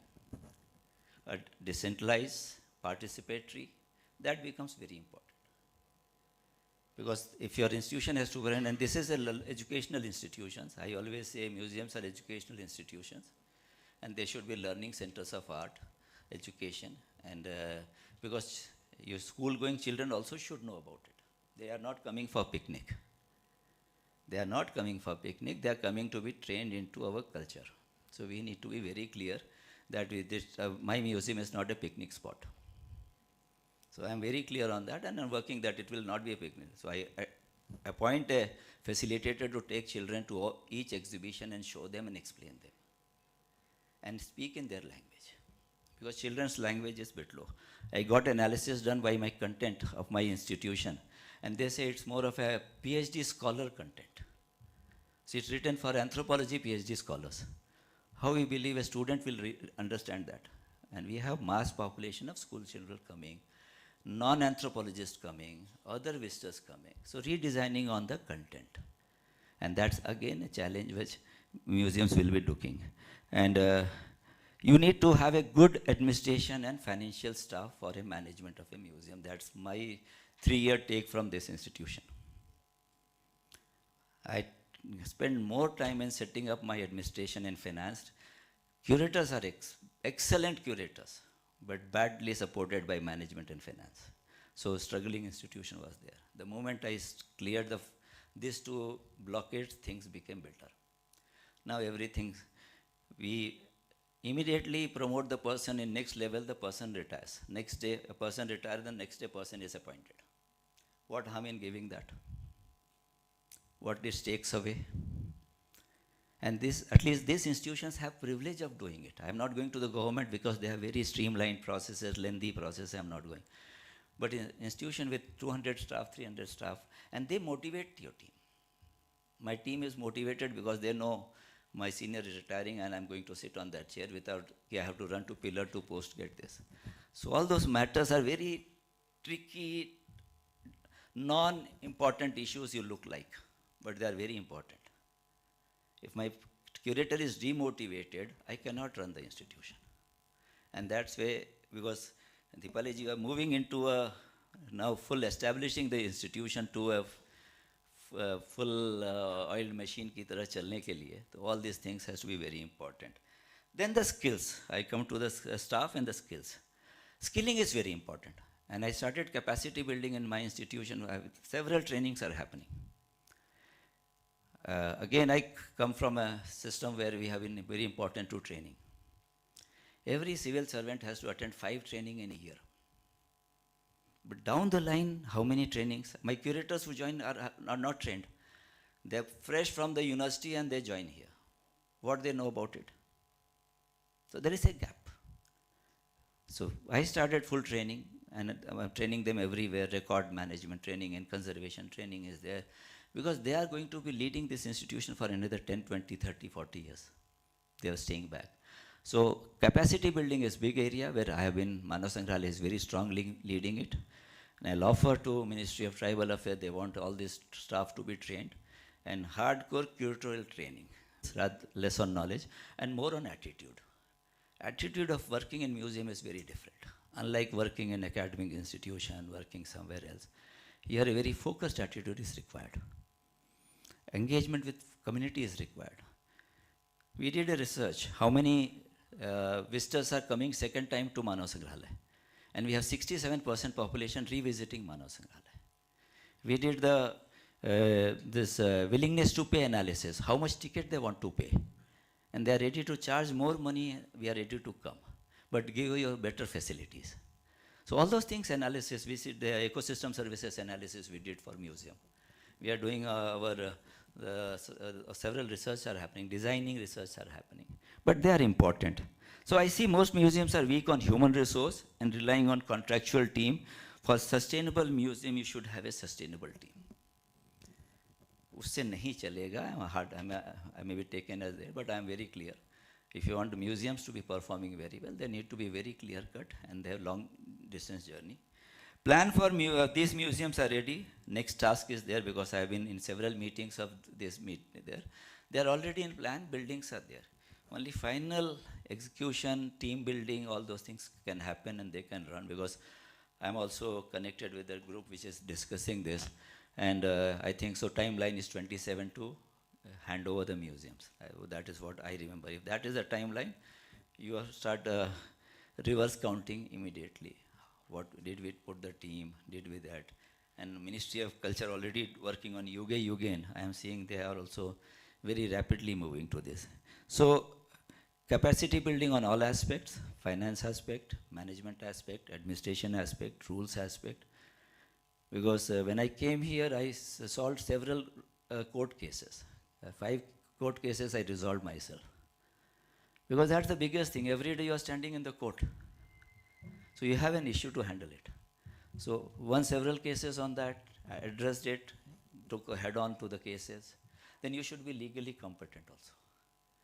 So those things are very challenging, I know. RTI, एक और चीज़ है, रोज आती है, रोज जाती है.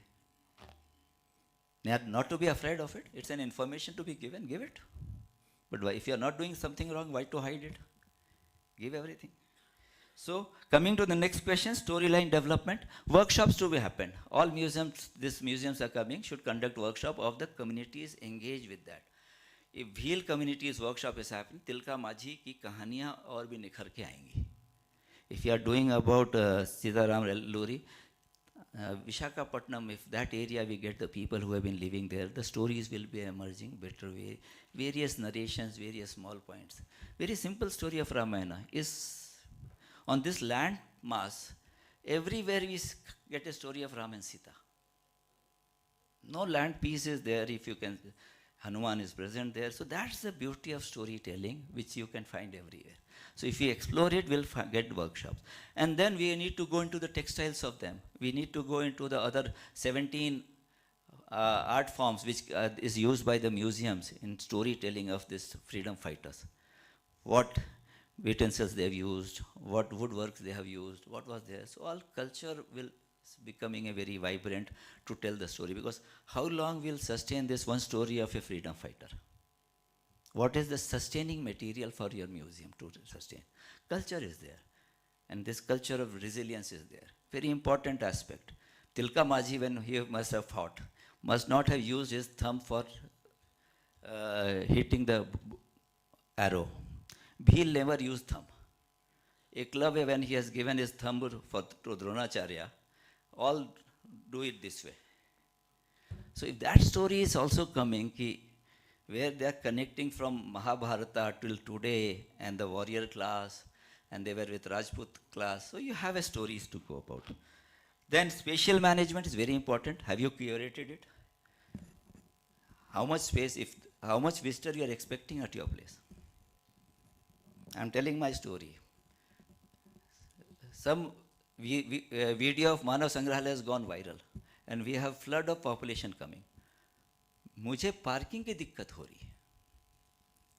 200 एकड़ के campus में पार्किंग की दिक्कत हो रही है. आप सोचिए आपके पास कितना एकड़ है. I need to sit with my security and replan their parking plan. Because people are coming in so much population. If we see like another parameter of measuring me my footfall. So if my footfall is there, then population will, where will I park them? What about their amenities? What about their entertainments? So all those things will be brought here. So education, entertainment, relaxation, all should happen in the same place. So coming to the last, future operation and maintenance, you should have your governing bodies, which should be regularly dealing it. These museums should also, are you giving them an autonomous design or it's a government subsidiary design? You need to be very clear. If an autonomous institution has certain freedoms unlike the others. But subsidiary designs will have their own check and balances. How do you resolve it? So future operation and maintenance, that is the biggest task for any institution. अभी पैसा सरकार ने दे दिया, बाद में नहीं देगी. Now sustaining such things has to be a good plan, good things. Now team which has to work hard. So this is what you work it. An year-wise plan has to be made. Like I make year-wise plan. I made 3 years plan. When I started, I worked on the infrastructure. Second year, I worked on the. This year, I'm working on the research. I'm getting external fund from outside. I had MOU with ICR. I'm going abroad with my team. So all those things has to be designed and come up. We are as a plan karna hai hame. So capacity building, research, I'm covering Kashmir for the research because I'm talking from my institution angle. Now here, if this museum has to take up, what is their visionary plan? How much engagement of internship is happening at your place? Because interns will be giving regular feedback of what gentleman was telling us. I have 30 around interns working now. Whole bricks I manage with interns. Whole bricks I manage, the visit of around 60 delegates I manage with interns. So you all have to be looking into how you create it. And children are looking for employment, so projects are there. And I'm thankful to Mota, I have taken money from them only for research project. I'm running around 1.5 crore project. Another project they have sent me, I'm working on it. So we are ready to do it. I'm ready. Mysore team has also, TRI has also said they'll be giving us. Research will feed me because my museum mandate is community, living culture. So that will feed me. That feed help me to improve my museum, my institution. Create newness for visitors. Create newness for the visitors. Every time visitor comes and say, "Wahi cheez hai," to he'll go back. But he has to do it. And as I recently in Bhopal, Science Museum has created the whole aerospace.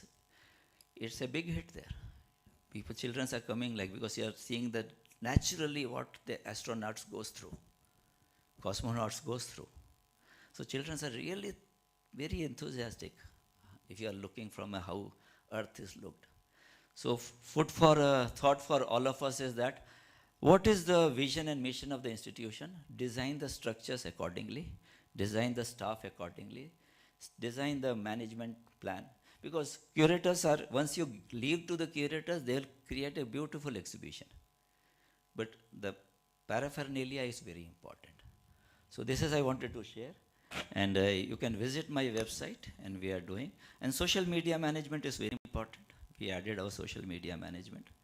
So there has to be a team working together, team working in it. We work in a team. Now I brought the team culture in my institution. No hierarchical thing. It should be in team. Because that's the biggest issue. Once we adopt the government model, साहब और साहब के लोगों के साथ दिक्कत हो जाती फिर. My team has to be, it's a community driven museum. So my philosophy should be community driven. If I am going to go another place, I need to change my roles. I'll change my roles. I always say I'll change my role, but present role is this. Earlier I was a teacher, I was teacher role. When I trained forest officers, I was their boss. So you need to be, but museum people, all of you is there. So I close with this. Thank you for this opportunity, Ministry of Tribal Affairs. And look forward to any assistance from Manav Sangrahalaya. I'm always accessible. Please just drop a mail to Director Manav Sangrahalaya. My team will surely attend to your design. Thank you.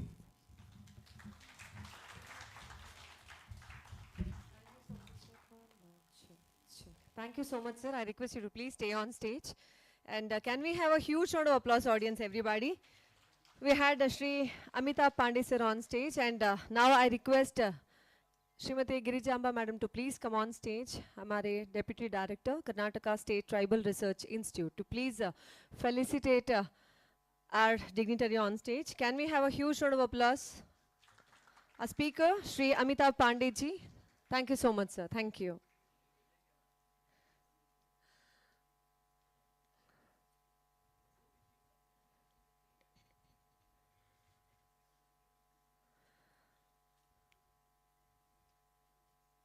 Let us clap, audience, everybody. Please put your hands together.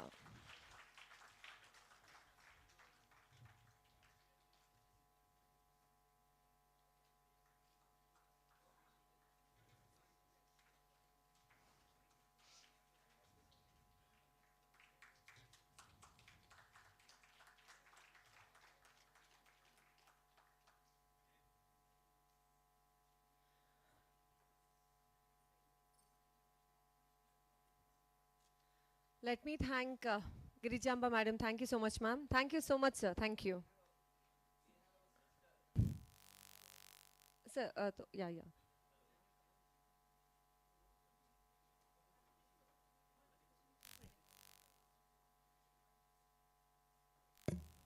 Hello. We have our South Center at Mysore. And my curator in charge, Dr. Ashok Vardhan, is here. So please be connected with him. And we'll make South vibrant center for us. We are going to East, Odisha government, we are going with an MOU. We'll be doing it. So I'm just giving my case an example for museums. I'm not boasting of myself or saying something. But as a management, I always use case. So I'm giving it a case of an institution. Shri Ram ji बैठे हैं, उनका भी एक institution अलग experimentation पे है. So these experimentations help us to learn from each other. So that we need to be doing it. What are the best practices of Manav Sangrahalaya? Tribal Museum can take it. What is the best practices of MP Tribal Museum? You can take it and create your institution accordingly. Science museums have their own certain best practices. So now we have crossed over. Now we are into the show. So when museums do into the show, take the best practices. Thank you. Thank you, sir. Thanks a lot. So upcoming next, we are moving with the next session. That is contemporary display techniques and digital technologies. We now enter a highly visual and contemporary area of museum making. The session focuses on contemporary display techniques in museums and thoughtful integration of digital technologies.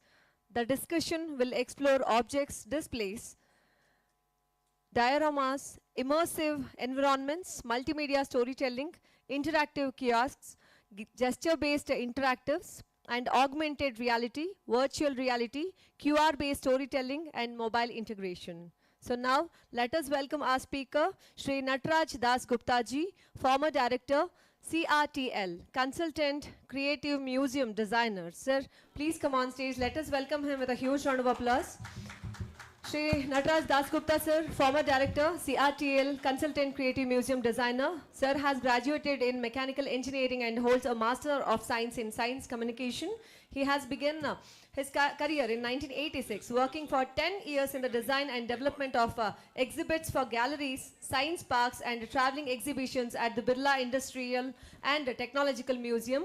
From 1995 onwards, for almost a decade, he worked as a curator at the Regional Science Center in Bhubaneswar. Since 2003, he has been working as a senior curator at the Central Research and Training Laboratory, National Council of Science Museums, Government of India, and Kolkata. Let us welcome him with a huge round of applause. Over to you, sir.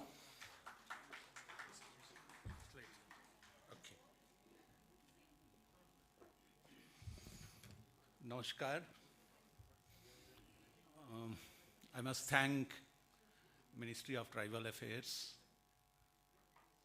and National Institute of Indian Languages for inviting me to talk in presence of you, all dignitaries and researchers, delegates here who are present. As we know that we need to talk about museums, focusing on tribal museums. My experience of 40 years is mostly on science museums. And of course, I did many curations for different kinds of museums, be it museums, biographic museums on Sri Chaitanya Mahaprabhu, or exhibition on Sardar Patel, museum on Indian cinema, geoscience, genomic science, Indian heritage in science and technology, so many aspects of it I have handled so far as curator, as designer. So I'm happy that I would be able to share my experience of my career, how I worked for conceiving museum galleries, conceptualization of exhibits, content development, technology interfaces, interpretation, learning in museums, so many aspects of museums. So whenever we go for that, we need to think about multiple aspects of it. It's highly multidisciplinary field. There is a trend that nowadays that get outsourced, the gallery itself, starting from curation to ultimate execution and delivery. I do not know how many organizations are there in India who are really having that capacity. NCSM is well known for that, National Council of Science Museums, under Ministry of Culture, for developing museums throughout India and abroad. So my career also with them, so I came to know about museums in detail. Now, as we know that museums worldwide, everyone knows, it started with some, showcasing pride of possession. They had good collections, they want to show off their collections, and people, the community started getting into it, they started having access to those things, and gradually museum came up, we know the history. But in recent past, after Second World War, or you can consider Industrial Revolution, museums have grown so much.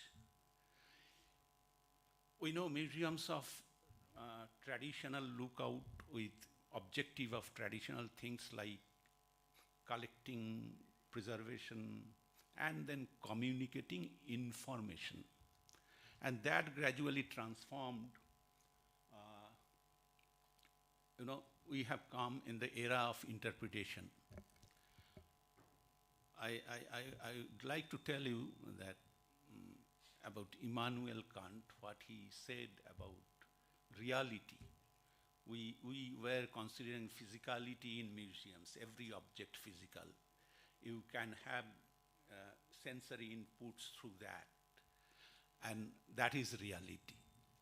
And that reality, about reality, he says that we need to reveal a thing in itself. If you keep an object in the showcase, if you see that, if you read 2 lines, it doesn't tell everything. You can have information, but you cannot understand that. That is why we need to interpret. And to interpret, we need to have certain kind of tools, certain kind of means, how we can interpret, so that it passes to the visitors, audience, whoever is interacting with that. And with that sense, interaction came in. From science museums, it transformed to Science Center by Frank Oppenheimer of Explorarium. And that kind of interactive learning, interactive exhibits to learn science, understand science, it came into mainstream museums also, like anthropology museums, archaeological museums, historical museums. They also started bringing interactions into that to interpret the subject. And gradually it shaped up. Now we are belonging to 5th generation museum culture. And in that, nowadays we are gradually reshaping the identities and purposes. That's what my predecessor speakers, they have talked about so much. Now, they are explicitly including and promoting active citizenship. If I am visitors to that museum, that means I have interested to know that subjects. I need to understand that. And in my life, there is a impact of those aspects, what I see, what I do. So naturally, I have a role to play as visitors when I see museums, and I have responsibility to my community, to my society. So I should become an active citizen while I'm seeing museums and carrying those, whatever I want to have with my prior knowledge and experience of museums. So we are socially responsible for each and everything happenings all around us. We have engagement of very complex social, socio-cultural, economic aspects. We are living in society. We need to have well-being of us. We need to have environment to grow with that. We need to have culture of that kind of things which makes us good citizen, makes us good social person. It makes us to help others. It makes us to see others' issues, resolve those things. So museum is going to play an essential role for that. These are the current, philosophy of museums having throughout the world. So it's not simply for communication or interpretations. We have deeper connections with human life, human society. So whatever museums we talk about, think about at this moment, we have to consider all those aspects. That is true for all museums, be it tribal museums, be it historical museums, whatever.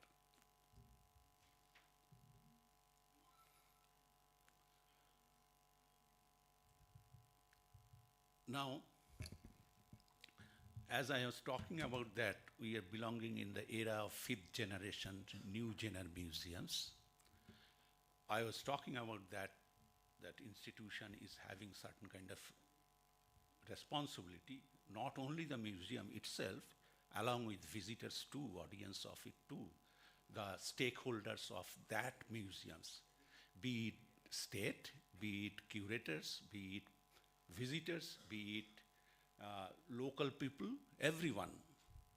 So we need to have certain level of civic engagement, activism, innovation through co-working.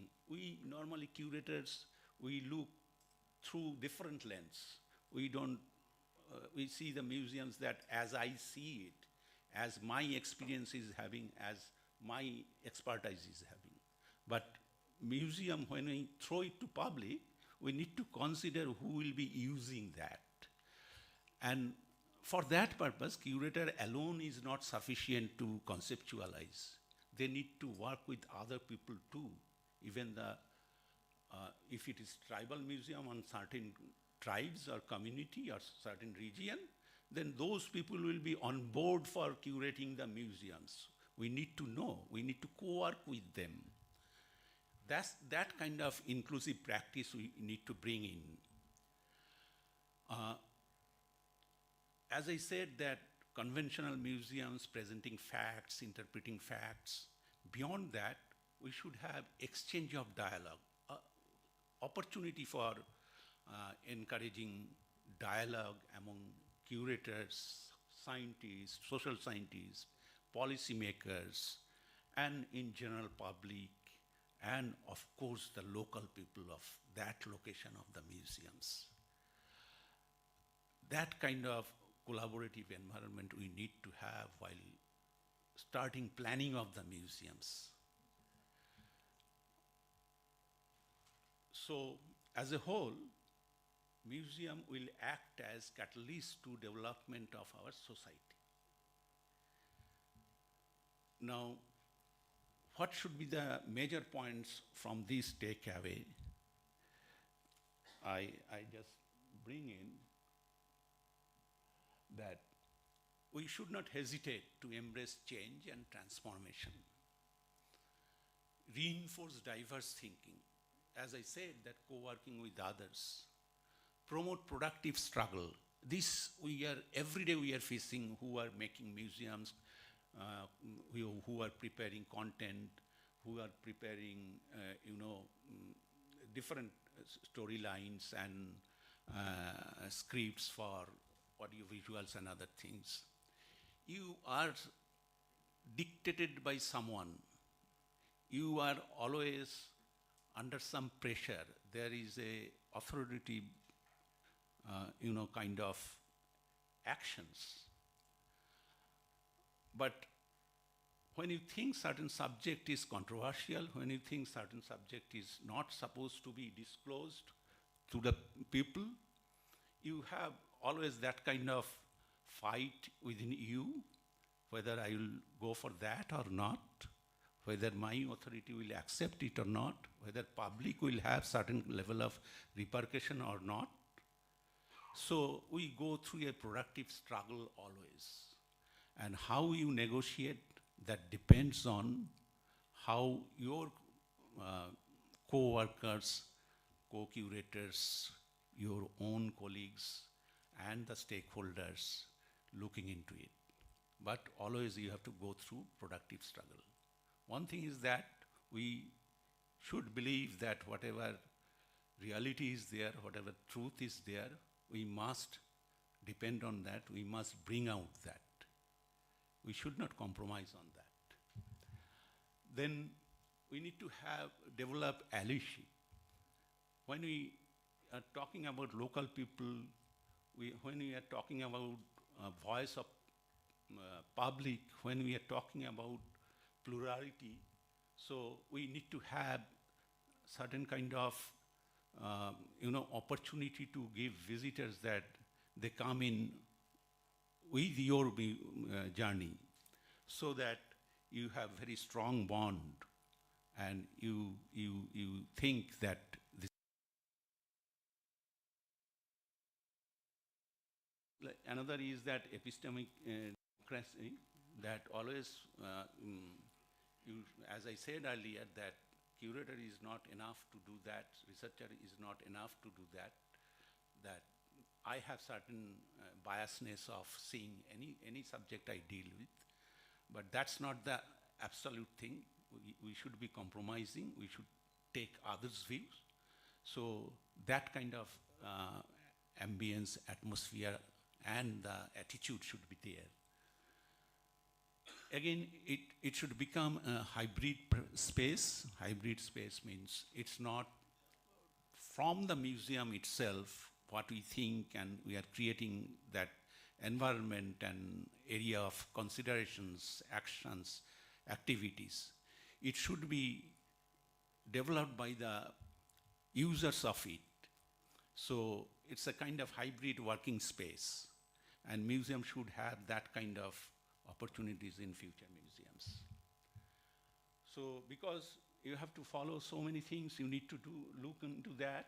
So following that, you need to have reprioritizing of goals and rebranding. And this branding is not that tribal museums only. You are talking about tribes, you are bringing out their stories, it's like that. So you as I understand now, you are giving a certain brand to that. But as I feel that branding should be a dynamic one. Today maybe this is that. Sir was talking about evolving museums. So that is the kind of thing we should follow. Now, I don't want to go into this. Already people have talked about that, the process of it. Only my concern is that we are again productive struggle. Somebody will talk about who are really authority for having, developing such kind of museums throughout the country, or maybe whatever way you think. They will tell you, you do not have time, you have only 6 months time to do this. You get people, experts, and I want to see the delivery only. But that's really hurting, because all this process, they should go through multiple iterations. Otherwise, it's very difficult to bring out certain things, what is desired, what is desirable.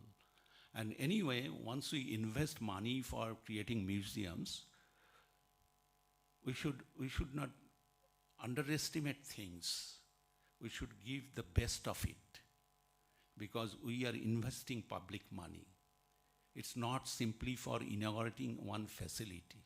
It's for the people.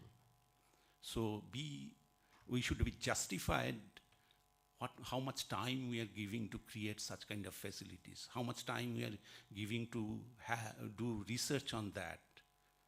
So that's a pressure for us who are making museums, but we need to, I especially request the stakeholders, they should look into that.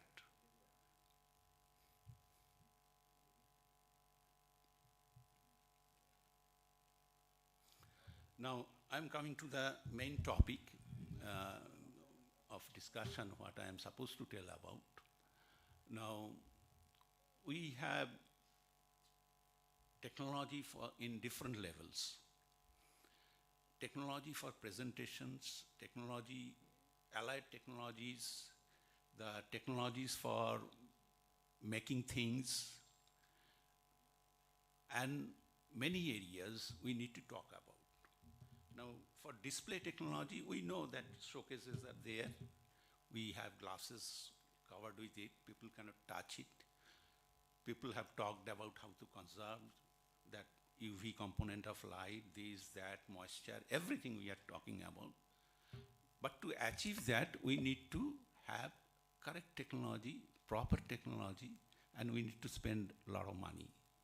If we give value to this treasure, then we have to do this thing also. You know, while we make museums, we have experience of seeing so many lights and glass cases and so many reflections and so on. Ideal condition is that the object or whatever content I am presenting, only that part is existing and no other props are visible.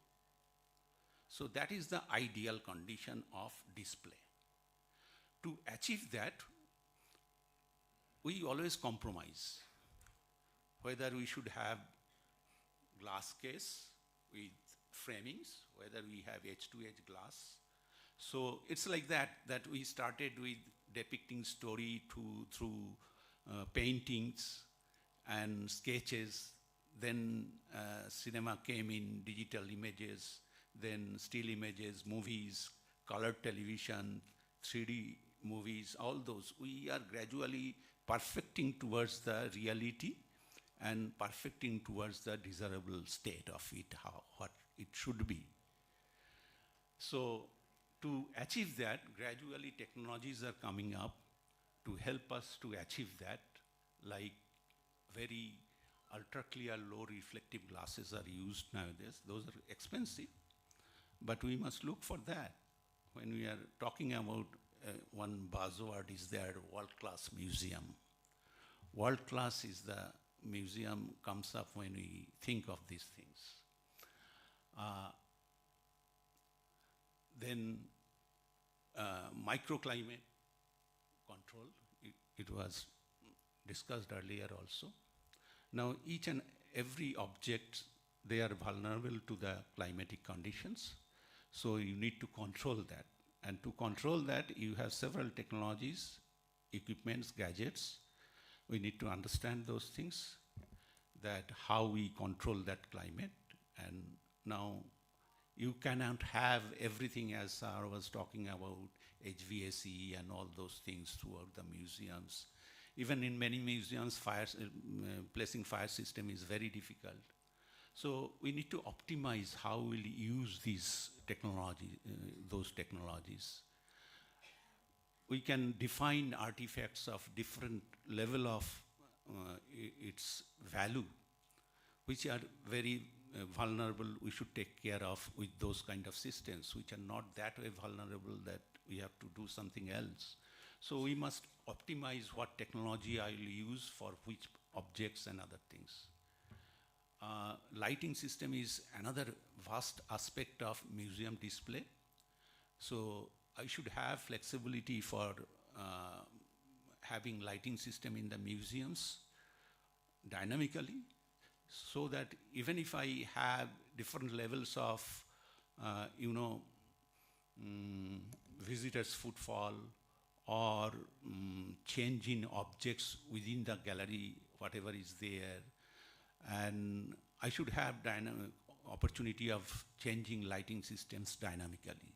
For that, we have several kinds of technologies. So we need to use those things.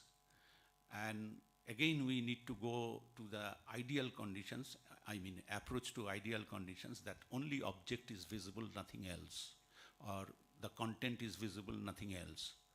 It is in terms of all multisensory perceptions. If I hear some things for particular objects, I should hear only that one, nothing else. So we need to have that kind of, even sound systems and other things. Narrative spatial staging we are talking about, that how we place the objects and these multisensory inputs, seeing, audio, listening to the audio content of it, or visual, or both together, or even other tactile things, or interactions through movements, eye gazing, all those things you need to consider about that. How you narrative spatial staging you are considering for displays. Modern fire safety systems, again another issue. We cannot have normal sprinkler in the gallery where we have rich artifacts. Because of sprinkler, they spray water, and once it happens, so even if for a small fire, it triggers and immediately sprinklers opens up and sprays water to the object cases and other things. We cannot afford that. For that, you need to have different kinds of fire protection systems. There are plenty of technologies, sometimes with mist sprayers, which is almost 20% of normal spare what water throws moisture. And some are using inert gases, which protects objects and other things from, oxygen helps us to burn things, so they throw out oxygen. But that is, of course, there are other difficulties in that. So we can have ultimately different kinds of things, that object cases with certain system of having inert gases when there is a chance of fire or everything, so that object itself is protected, if not the other part. So we need to think of many other things, and to have control over all those things and managing those things, we have now digital twin technology. This is actually a virtual museum created through software applications and multiple sensors, including surveillance cameras, audio inputs, so many things. These are spreaded over the museums. It's like that. If it is not by that, I am the curator or keeper of the museums. I have so many staffs. They are moving around different places, and I need to know where they are, what are they doing, and what kind of problems are propping up, and how they are handling those things. So we are habituated to do it manually.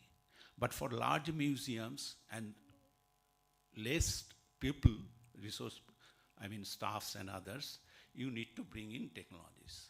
So you create a virtual museums where you get all those informations instantly, and you can take actions. Sometimes it is automatized, sometimes you can have manual interventions. So technologies are prevailing, and it is developing further for museums to have, apart from how I present content through digital interactions. So we need to consider all those things also. Now, we present many things in the museums, especially for tribal museums, as I came to know that one of the museum is full of huts and dioramas and all those things. But simple diorama and having mannequins there, seeing visually those physical structure and the figure doesn't help me to know about that tribe or anything.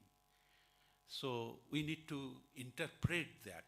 If I create a three-dimensional space to understand certain region, certain people, certain subject, so I have to interpret. So to interpret those static things, a diorama, you need to bring in some of the digital interventions. Once again, when I was called for this one, given a list of technology names as she read out. It's not that there are technologies, I have to use those things. We always should think of which is the best way to present my content. Many aspects. I'll give you one example. If I talk about in respect of science museums, if I want to talk about lives beneath the earth, so underground there are many creatures. So I cannot see them. Never I would be able to see them. Then how to see that? So you can have virtual reality, creating such kind of thing in virtuality. Otherwise it is impossible to create. So there the technology, that virtual reality is the best way to interpret that, see that, experience that. No other way to do that.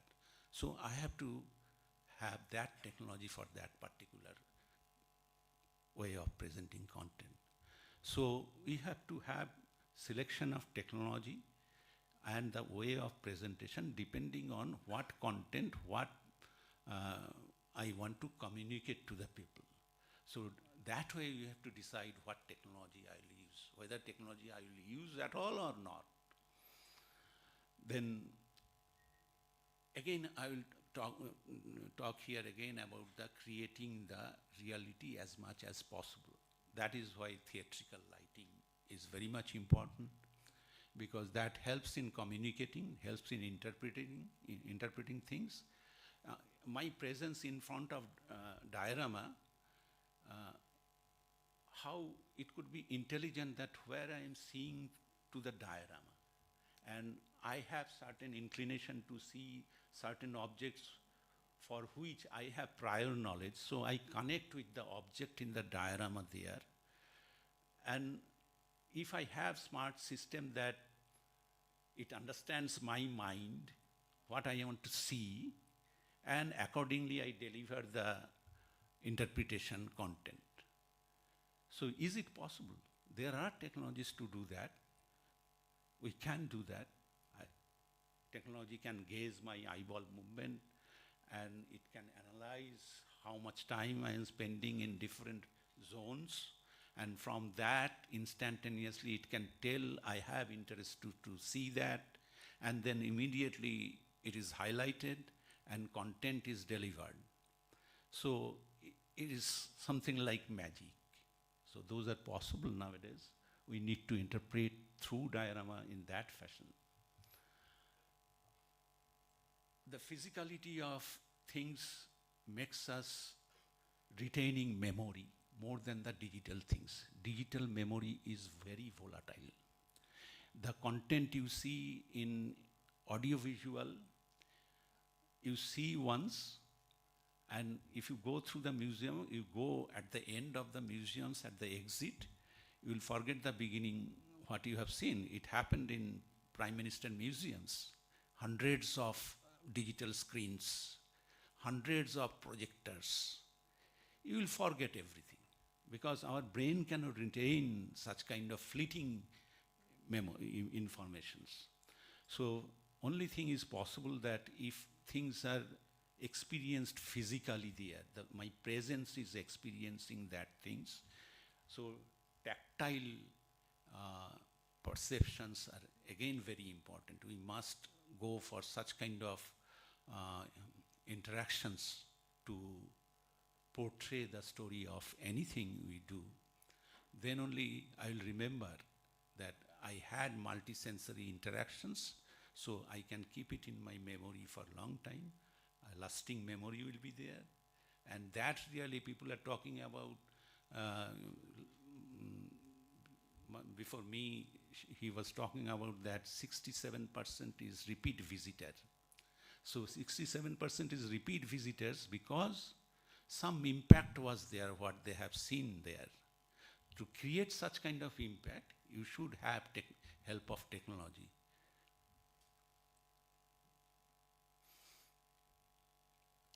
Now again, diorama is having a lot of mannequins.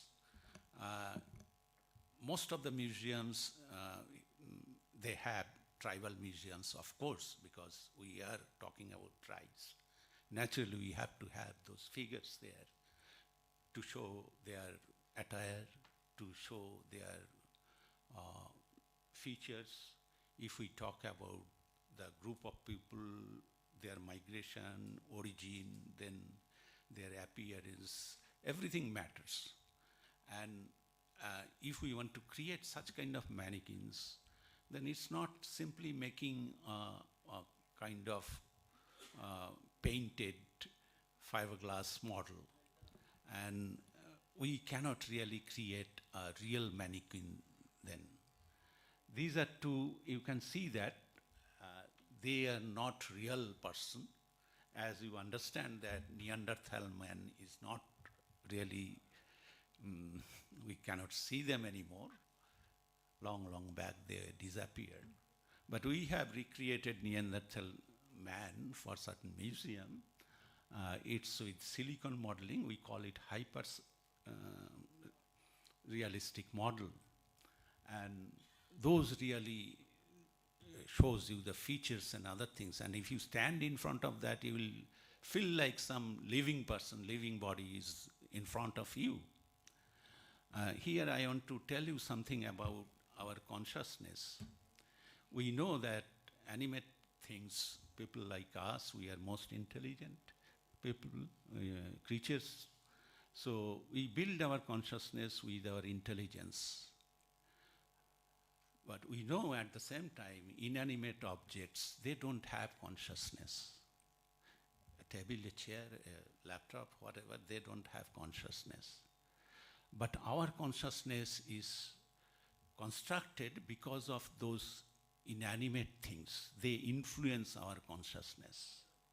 So that is why the mannequins, what we create, which are not having any life consciousness, a figure, simple figure, and that connects with me and helps me to create subconsciously, impact my consciousness. So we should look for the reality to whatever way it is possible to create. So that is why any object we display and display cases, those things are also important, but very much important when we talk about mannequins. They should be lifelike. Of course, there are many ways and means to show dioramas, but if we are really looking for realistic presentations, then mannequins will be of that level. We can have diorama with cutout figures. We can have diorama with, kind of layered surfaces, artistically made those things. So that is one way of presenting. But presenting in real form, as much as possible looks like reality, So then you have to have this kind of mannequins. This is for Sri Chaitanya Mahaprabhu Museum, that Saraswati Thakur, who actually propagated Vaishnavism through Gauriya Math.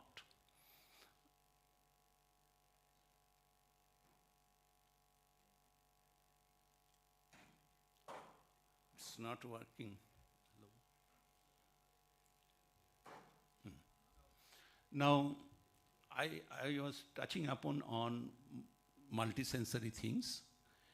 Our experience in nature, everyday life, we have multisensory experiences.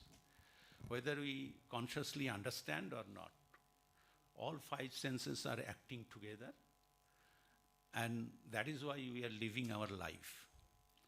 And if I go to museums to see things there also, my body is accustomed to take all those multisensory inputs. If it is deprived of something, then again our memory retention will be less. If I see only image, no sound, and if I see image with sound, and if I see image, sound and tactile, and if I see image, sound, tactile and smells, sense of smell, so then it becomes much more closer to the reality, and I get influenced by that. It becomes part of me then. So looking to that, we have different ways of presenting dioramas. As I was talking about, you can have heart of tribes and some figures, male, female, kids, animals, all around that. That is one way of doing things. I am seeing, standing in front of that, I am in one zone and my things in the other zone. There is an invisible wall in between me. It is mentally there. So whatever I see, I am not part of that. Now we can make diorama where you become part of that. Some images I'll show there. And it is in 1:1 scale. So when you enter into that kind of diorama with some technological enhancement to deliver content of it through some interpretation, then you become part of that, and that is we call as experiencing exhibit. So that kind of walkthroughs are very much required, very much suitable for tribal museums. Atmospheric cues and haptics. Now, if you create certain diorama, it is of certain place, it is having certain kind of weather in that place, or it is, if you want to show diorama of certain actions, then that has got certain dimensions in respect of environment. So I need to recreate that. Like I have created one virtual augmented experience of sea beach. I have created real water gushing towards you, and there is a digital screen which is backdrop of the ocean, and there, if I stand there, I see water is coming on the beach, and that screen is showing the horizon. But if I don't add air gush towards you, it doesn't have that kind of impact. So you need to have those atmospheric cues and kind of haptic interactions. Sometimes it is temperature, sometimes it is acoustics, sometimes it is lights, sometimes olfactory notes. I was talking about that. And the haptic floor, detection of your presence. So these two together makes experience of engulfing yourself into the, immersion of visitors into the content of it. This is another way of presenting things, digital panorama, which is very much interactive through your presence or your movement or even gestures. So you can create 360-degree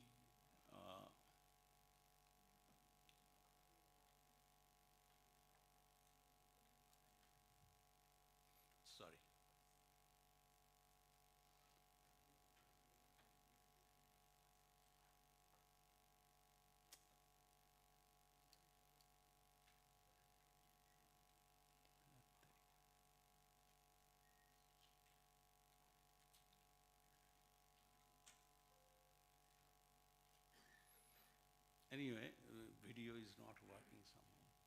So this is kind of, you can have 360-degree panorama. People goes inside, they do not have any reference of other things beyond that. So it's kind of, again, immersion of immersive experience.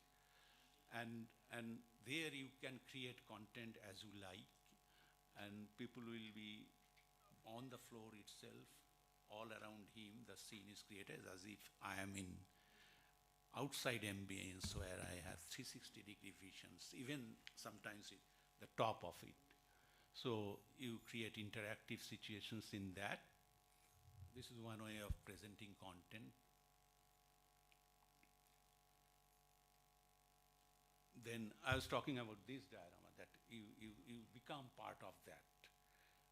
I'll show a few more images. Here the figures are monochromatic. So again, way of stylizing it as artists feel that we need to highlight the figures which are mannequin, not the people. So we are not, mental separations we are doing, the visitors and the mannequins.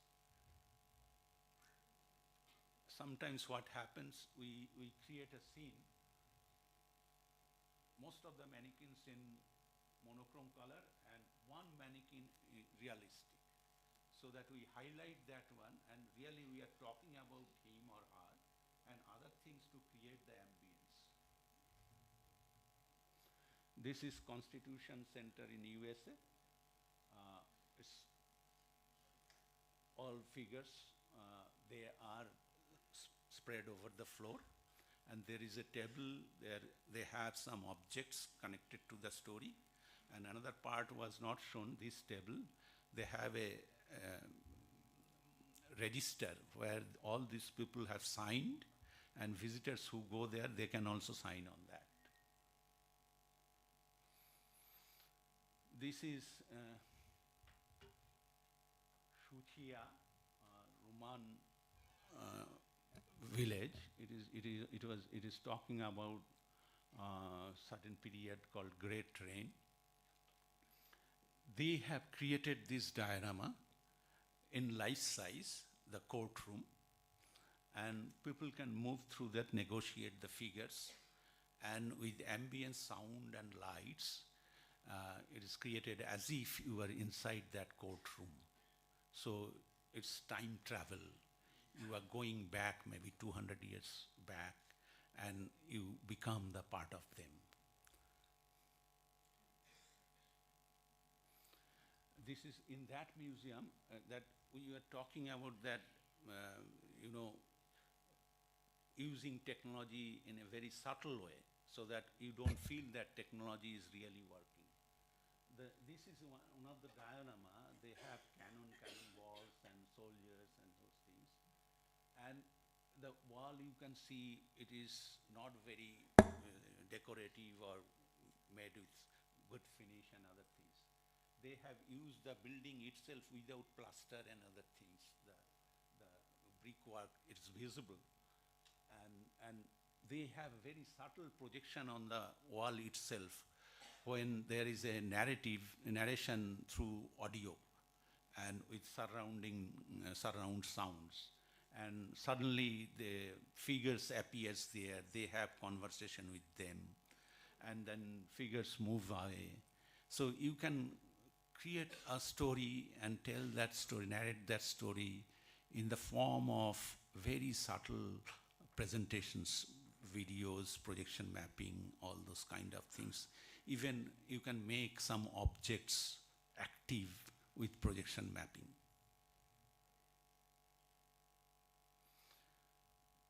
We are habituated to see any video content in single screen, but we can think of multiple screen together, right? They are placed separately, and you compose the video in such a fashion that your main story is central, and you have two sideboards, as if in case of visual display and content display we use sideboards. So these two will be side video boards, and somebody is speaking about that scene, so he appears there. And there may be another interactions. Instead of me interacting with that figure who is talking about that, and another person is having conversation with him, and the main scene is happening there. So different ways you can tell the story. This is one way of telling the story. And at present, since AI is very active, as you know, that chatbots and so many things are there, it can speak, it can give answer for your things, you can have conversation with that. So even in this kind of video presentations, the visitor can have conversations also. If he or she wants to know something, they can ask, and they probably will answer the figure, which is, I mean, avatar, maybe in realistic look, maybe in some other, they can answer. So we can tell the story in different fashion. Not a single video is functioning, I don't know.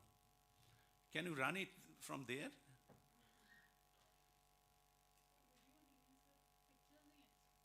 Then some problem with that. I have the video. Anyway, leave it to that. I'll just describe. So this is like that. This is another area. Nowadays, worldwide, people are working on soundscapes and other things. It is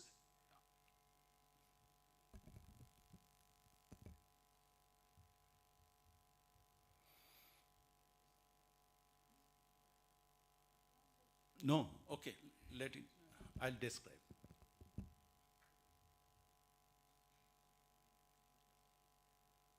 Please bring the slide.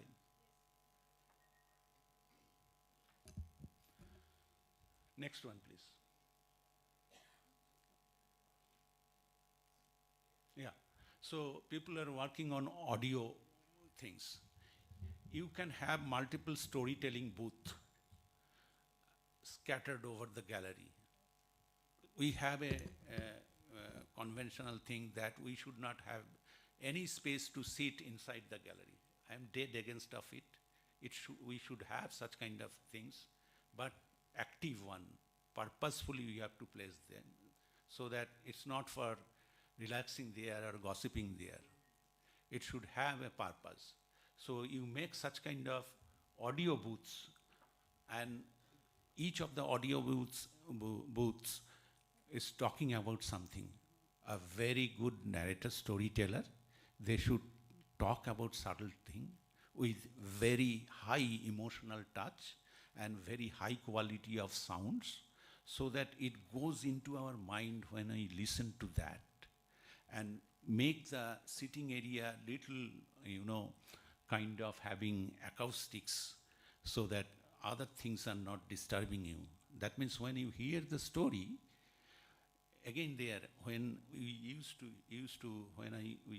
to read novel or story, we see those scenes, whatever experience is there. If I am thinking about a story of a forest, listening to a story of a forest, and I see that forest only by listening that. How I see, because I have prior experience, so I imagine what could be the scene.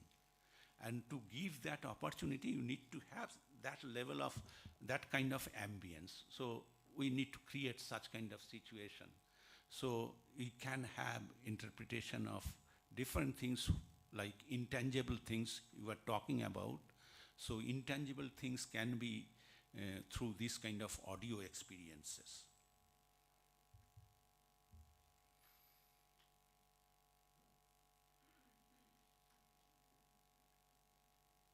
Now, I'll talk about this AR, VR, digital augmentation, integrations and other things. People have talked about that technology, it should not overshadow the content of it, interpretation. And so we can have projection canvas where you transform static exhibits to the wall, as I have given one of the diorama to show that. And you can have that dynamically historical timelines. Now again, you have opportunity to apply AI for dynamic content generation there. You should have directional sounds, that gallery is having multiple sound sources from audio, visual, digital things, and even chaos of visitors. But within that ambience, you need to focus on the content, what is being delivered through audio narrations. So you should have, earlier we used to thought of that we should have,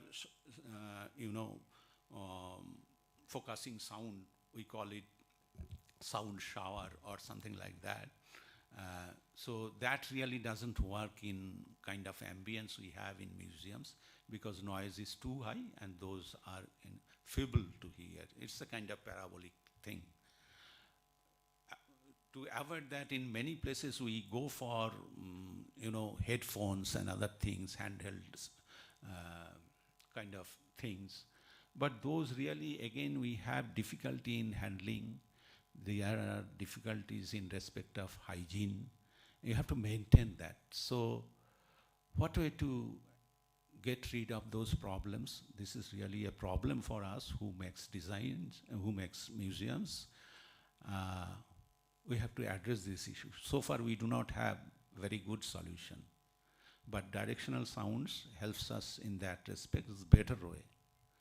And many people talks about that you have mobile, you put headphone and it can locate your phone and connect with the exhibit and you hear. It doesn't really happen for all. Many of the people, very serious visitors, they do it, but others they don't. Then to do all this kind of technology interface for so many exhibits and for managing the museum, operation of museums, you need to have control over that. So as a central place where you have control systems, software controls over all those delivering content to each of the portals and addressing issues to each of the portals. So from a single place you can do that.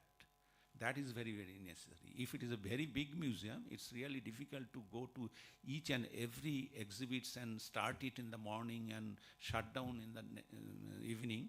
It's not really possible. And if you want to change the content, if you have to go to that CPU and upload those, transfer those content to that should not be the process. It is cumbersome, because we are looking for, having this issue that we should have limited people. We cannot have sufficient number of people to manage. So this is innovatively, we have to have this for modern day museums. This is one very common one you people have seen, but this is very effective way of showing content. This is again a video I am not able to run. If you touch any part of the content, wherever you have the cue to touch there, then content is delivered through video projection. And it could be any story. And sorry, I am not able to run the video. That I was talking about that diorama and digital mix with that. This is not diorama, this is really a mural to depict. This we have made for Allahabad Museum. There was a gallery we developed there. It was on, I have forgotten, Chandrasekhar Azad. So we are talking about that boycott movement there. So it's a depiction of that through mural, but the mural is also active, that people are throwing, clothings and other things to that fire. Fire is live there on projection mapping, and the story is depicted on the background above the human level there, mapping to that area. So mural becomes live there, it's no more static.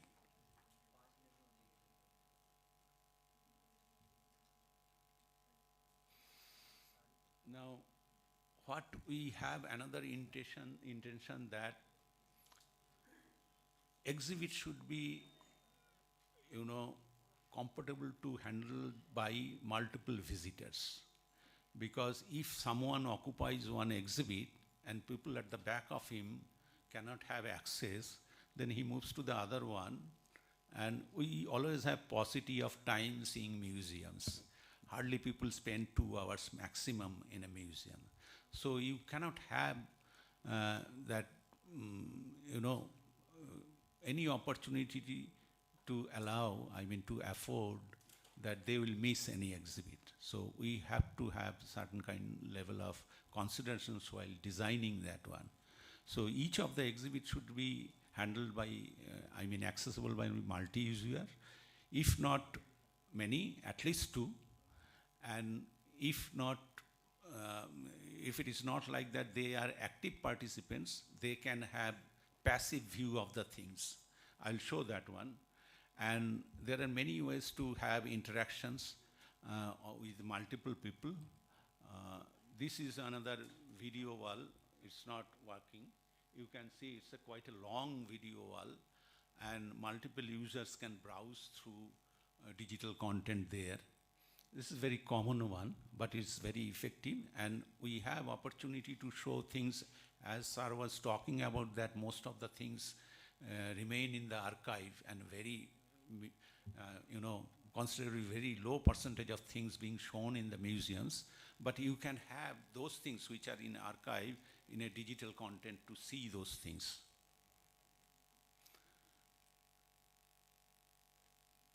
And multi-touch table, again, for multi-users, it could be cascaded, very long.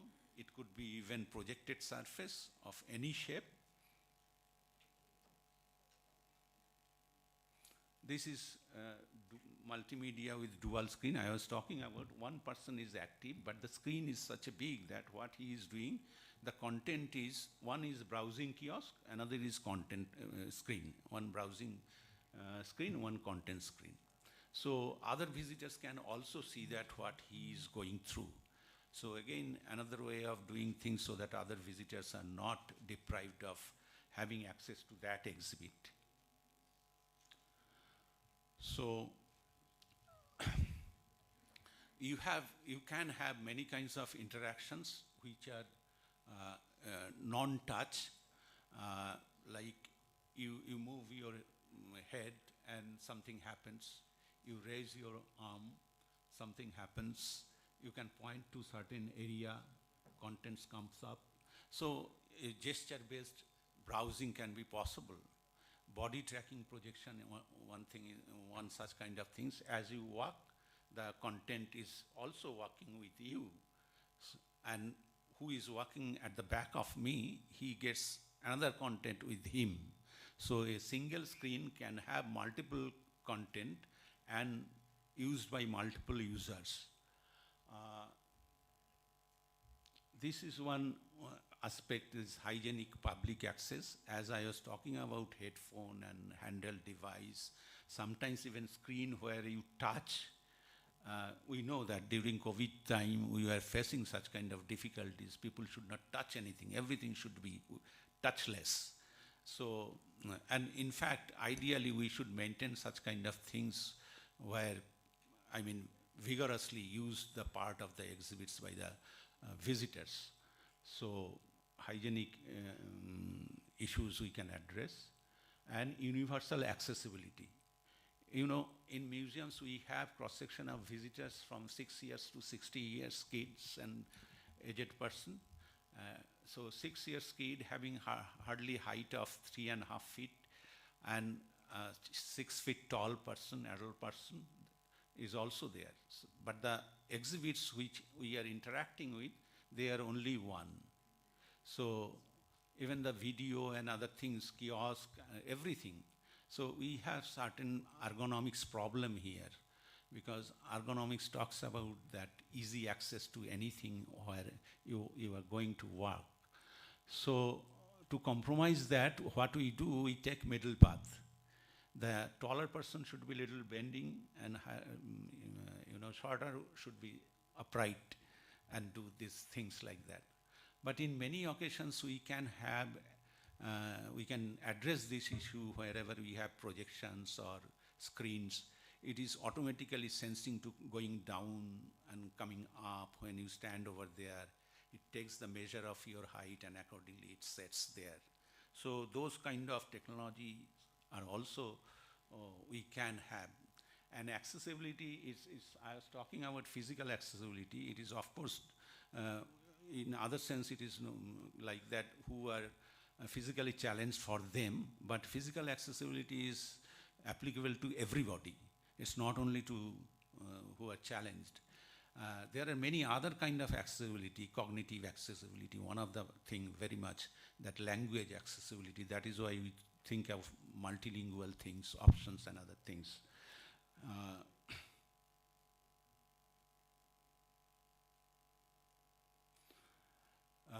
I was talking about digital content. What should be your digital content for museums? You know, if I make,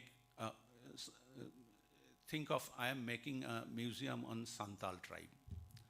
Okay, I have limited space, maybe 10,000 square feet or something like that. So I cannot tell everything. And there I may have certain more things to talk about. I'll finish it. I'll not extend much of it. So you can have virtual reality. It was then now it's running, I think. No. So this is one way of doing things, additional components. This is augmented reality. It is of Ajanta Gallery. Here also you have access to a tab and you can browse through the objects displayed on the screen or maybe painting or whatever. So the hot points are strong there where your device can detect and deliver content. This is again mimicking the objects what are digital, and you have display. So you mimic that and you try to become like that, and it shows how much your posture is similar to that, and that gives percentage level of it. So you are interacting with digital component and you are becoming part of that.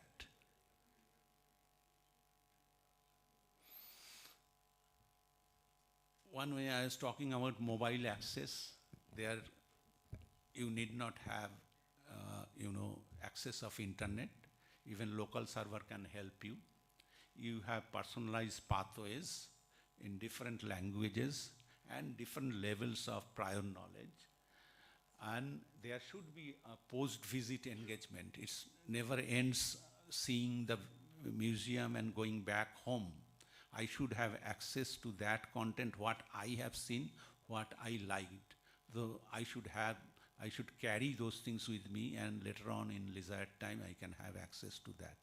That is another way of doing things more connected with the museum.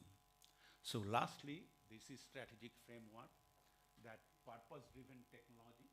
It's not that technology is driving your purpose. Your purpose is driving your technology.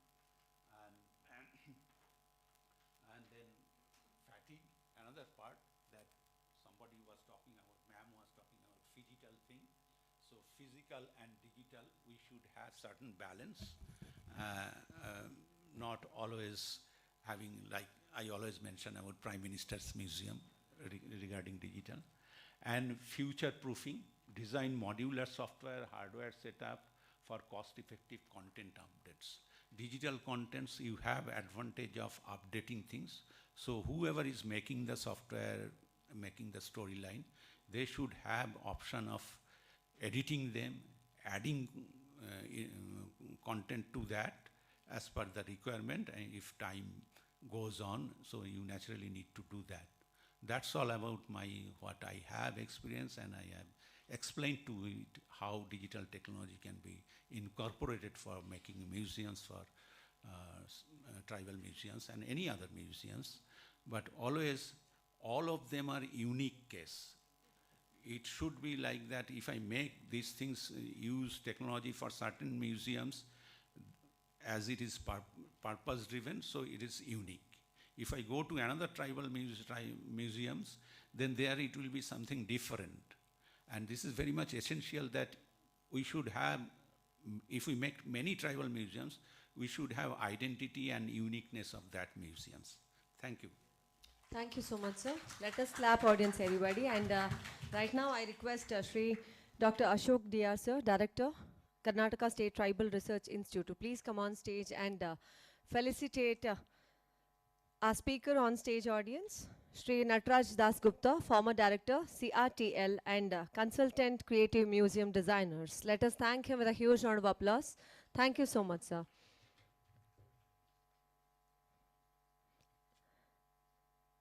Please put your hands together, audience.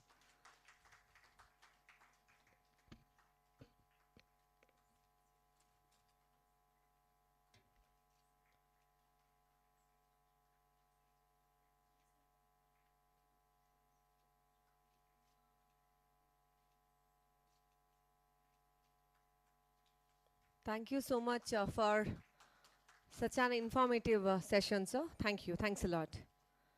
Let me thank Dr. Ashok Dr, sir. Thank you so much, sir.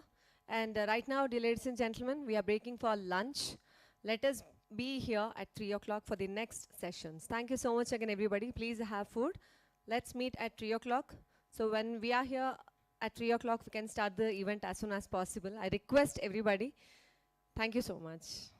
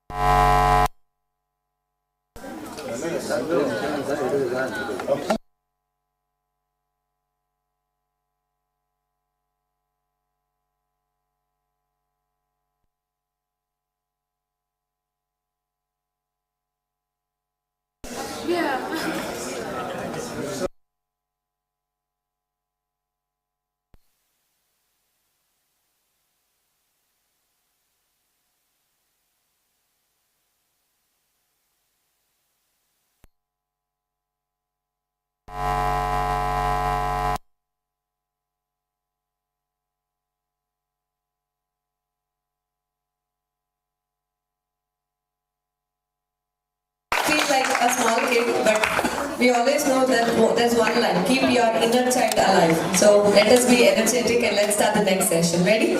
Shall we go? Thank you so much and welcome back, everyone. So we are going with the next session, that is community participation in museum making. A museum becomes meaningful when the community whose heritage it represents, which is a part of creating it. Our next session is community participation in museum making. The Tribal Museum Bhopal experience. For this, let us invite a speaker on stage, Shri Ram Tiwari sir, Director, Veer Bharat Nayas, Curator, Bhopal. Let us welcome him on stage with a huge round of applause, audience. Please put your hands together. Shri Ram Tiwari sir, poet, critic and media expert, who is known for his varied interest in literature, art, cinema and various activities related, procure cultural heritage, promote tribal and folk culture, support Indian values, its histories and related other art forms. He conceptualized and established international festivals of films on tribal art and culture, and again he designed and founded Madhya Pradesh Tribal Museum in Bhopal, which is unique in its idea and design. Nowadays, he is associated as Director, Vikramaditya Shodhpeeth, Trustee Secretary for Veer Bharat Nyas, and CEO for Sri Krishna Pate Nyas, and Cultural Advisor to Chief Minister of Madhya Pradesh. So now, let us welcome sir on stage with a huge round of applause. Over to you, sir.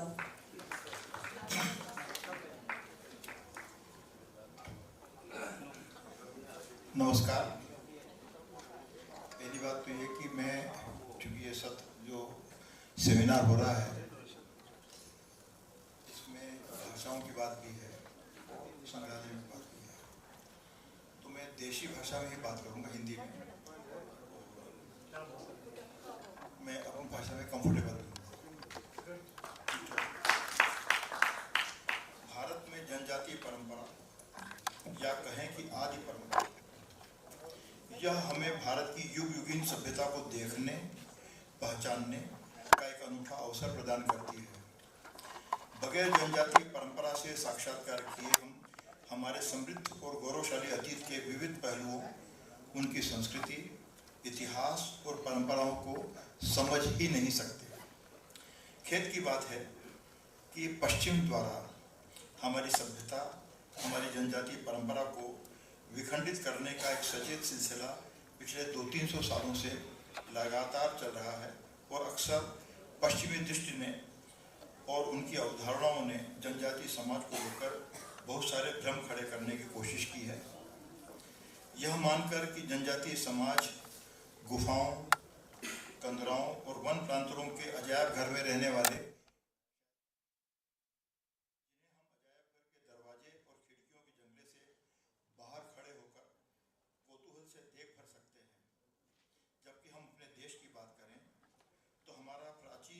असंख्य जनजातियों, जन समुदायों, जन समाजों और गणराज्यों के जीवन, संस्कृति, ज्ञान, विज्ञान, देशज प्रविधियों, राजनीति और इतिहास की जीवन परंपराओं से रचा बना हुआ है और उनके स्पर्श के बगैर और उसको आत्मसात किए बगैर हम भारतीय सभ्यता के समग्र स्वरूप को समझ ही नहीं सकते। इसीलिए मेरा अनुरोध है, और जाहिर है कि यह मेरा अनुरोध व्यक्तिगत नहीं है, बल्कि यह देश के राजनीतिक नेतृत्व का भी उसकी आकांक्षा की अभिव्यक्ति भी है कि हम भारत के जनजातीय समाजों और जातियों द्वारा रची गई सभ्यता को अलग दृष्टि से देखने का प्रयास करें। तमाम वर्षों के सामाजिक वैज्ञानिक अन्वेषण यह बताते हैं कि हमारे वेद देश की भरी पूरी सभ्यताओं के उत्कर्ष की निशानियां हैं। दुर्भाग्य से वो पहली निशानी है, लेकिन वेद उसके पहले पूर्व वैदिक काल और पुरा पाषाण काल के जो अन्वेषण है और उपलब्धियां हैं, उसका एक तरह से बखानहर है। वेदों को केवल एक सीमित धार्मिक ग्रंथ समूह मानने से उनकी प्रकृति, समाज, पर्यावरण और ज्ञान संबंधी व्यापक दृष्टि संकुचित हो जाती है। ऋषि परंपरा को संकीर्ण सामाजिक पहचान में बांधना या ऋषियों के ज्ञान को केवल किसी एक जाति या वर्ग का प्रतिनिधित्व बताने से उस परंपरा की मूल अवधारणा, सत्य का साक्षात्कार, तप, साधना और ज्ञान ओझल हो जाते हैं। आर्य जैसे सांस्कृतिक और भाषिक संदर्भ वाले शब्द को एक निश्चित नस्ल के रूप में प्रस्तुत करने से भारतीय समाज को कृत्रिम द्वंद्वों में बांटने की जमीन पश्चिम द्वारा तैयार की गई है। साथ ही भाषाई भिन्नताओं को अनिवार्य रूप से नस्लीय और सभ्यतागत संघर्ष में बदलने से भारतीय सांस्कृतिक अंतःक्रियाओं की जटिलता को कम करता भी है। आज यह मान लेना जरूरी है कि वैदिक परंपरा और वनवासी समाज दो पूर्णतः अलग और विरोधी संसार बिल्कुल नहीं थे। भारत की आदि परंपरा में वन, आश्रम, तपस्या, औषधि, शिक्षा और आत्मचिंतन का क्षेत्र भी है। आरण्यक साहित्य इस संबंध को विशेष महत्व देता है। वनवासी को असभ्य कहने की औपनिवेशिक दृष्टि प्रकृति के साथ गहरे संबंध रखने वाले समुदायों को विकास या सभ्यता की निम्न अवस्था मानना यूरोपीय विकासवादी सोच का प्रभाव था। भारतीय संदर्भ में इसकी पुनर्समीक्षा आवश्यक है। साथ ही साथ वनस्पति, औषधि, जल, कृषि, मौसम और पर्यावरण संबंधी स्थानीय ज्ञान को आधुनिक ज्ञान से निम्नतर मानने के बजाय उसके अपने ज्ञान तंत्र के रूप में भी अध्ययन हमें करना चाहिए। लोक देवताओं, स्थानीय देवताओं, ग्राम देवताओं, प्रकृति पूजा और वैदिक पौराणिक देव परंपराओं के बीच सांस्कृतिक संवाद का अध्ययन अत्यंत आवश्यक है। आदिवासी और लोक समाज की स्मृतियाँ गीतों, कथाओं, अनुष्ठानों और मौखिक वंश परंपराओं में सुरक्षित रहती हैं। इन्हें ज्ञान के स्रोत के रूप में हमें गंभीरता से लेना चाहिए। प्रारंभिक वैदिक जीवन में यज्ञ, कृषि, पशुपालन, परिवार और समुदाय प्रमुख थे। आगे चलकर वैदिक चिंतन का एक महत्वपूर्ण भाग ऐसे वातावरण की ओर गया जहाँ ऋषि वन और आश्रमों में रहकर यज्ञ, प्रकृति और अस्तित्व के गहरे अर्थों पर विचार करते थे। आरण्यक शब्द अरण्य अर्थात वन से संबंधित है। परंपरा में इन ग्रंथों को वन में अध्ययन और अध्यापन से जोड़ा गया। इससे यह संकेत मिलता है कि वन वैदिक ज्ञान परंपरा में एक विशिष्ट और मौलिक अध्ययन परिसर के रूप में संबद्ध है। वन क्षेत्र में ऋषियों के आश्रमों की परंपरा भारतीय साहित्य में व्यापक रूप से दिखाई देती है। आश्रम केवल तपस्या के स्थान नहीं थे, वे अध्ययन, अध्यापन, संवाद और शिष्य परंपरा के केंद्र भी थे, और सबसे बढ़कर कि प्रकृति के मौलिक तत्वों और उनके विशिष्ट ज्ञान तथा अन्वेषण का केंद्र भी थे।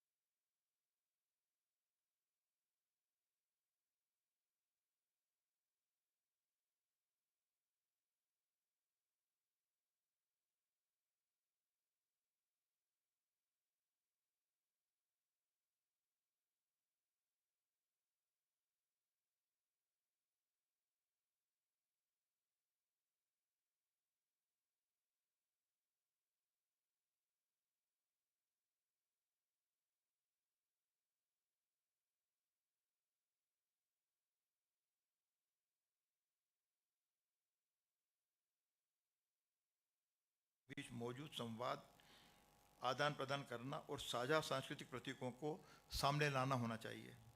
वेद और वन, ऋषि और लोक, शास्त्र और परंपरा, इनके संबंधों को समझना भारत की सभ्यता को संरचना और समग्रता में देखने का मार्ग हो सकता है। कुछ सवाल मेरे मन में हैं जो मैं आपसे साझा करना चाहता हूँ। 2-4 ही सवाल हैं। क्या जनजातीय समाजों को हम कर्मयोगी की निगाह से देख सकते हैं? अक्सर ये धारणा बनी है कि जनजातीय समाज जो है उनका जो टाइम का जो कॉन्सेप्ट है वो दूसरा है और धीमी गति वाले वो लोग हैं। क्या कभी भी तथाकथित आधुनिक समाजशास्त्री वनवासियों या जनजातीय समाज को समझ सकेंगे जो उन्हें असभ्य या अनपढ़ मान बैठे हैं? हम पश्चिम की आधुनिकता के पैरोकारों को क्या यह समझा सकते हैं कि हमारी जनजातीय परंपराओं, उनके विज्ञान और जीवन पद्धति के बारे में ज़रूर सोचें और उन्हें समझने की पहल भी करें? हमारी एक ऐसी दुनिया, संस्कृति और सभ्यता जिसे उन्होंने बगैर जाने समझे देखा और उसके कल्याण की कोशिश करने से पहले उसका साक्षात्कार और उसकी समझ होना ज़रूरी है। हमारे वाइट कॉलर पावर एलिट बुद्धिजीवियों ने व्यक्तिवादी व अलगाववादी जीवन संस्कृति की तारीफ की है, जबकि जनजातीय समाज की पहली और अनिवार्य शक्ति सामान्य या सहज जीवन और सहचिंतन और सहजीवन की है। ये तो हुआ एक तरह का विचार की बात है, लेकिन मध्य प्रदेश में हम लोग कुछ जनजातीय संग्रहालयों का और कुछ और अन्य संग्रहालयों का की दिशा में काम कर रहे हैं। भोपाल में जो जनजातीय संग्रहालय जो बना है वो तो है ही एक उसका एक अलग पैटर्न है, और जो रूटीन संग्रहालय के रूप में मैंने ये खेत की बात है, लेकिन क्या करूं, उदाहरण तो बनता ही है कि भोपाल में जो जनजातीय संग्रहालय हमने स्थापित किया है उसके पड़ोस में ही आर्कियोलॉजी का एक राज्य संग्रहालय है। दोनों में जो अंतर है वो जीवंतता का है।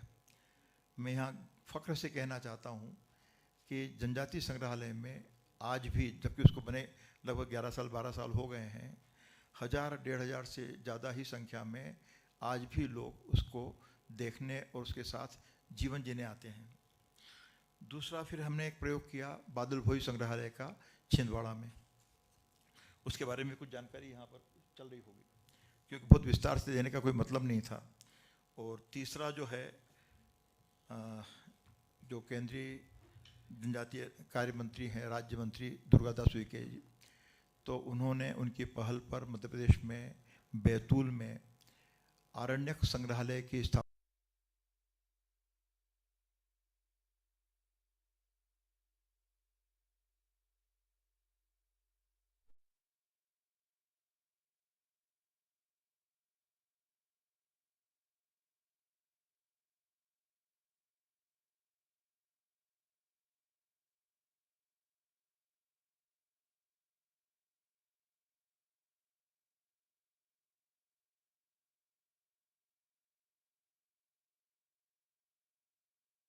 देवलोक को लेकर, क्योंकि उसको लेकर बहुत सारी भ्रांतियां हैं।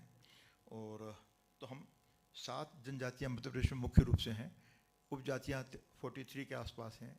तो हमारी कोशिश होगी कि 7 जनजातीय देवलोक, उनके जो विश्वास हैं, उनके विश्वासों के साथ साथ जो जीवन के जो अनुभव हैं और विकास क्रम है, उसको भी हम देखना समझने की कोशिश करना चाहेंगे।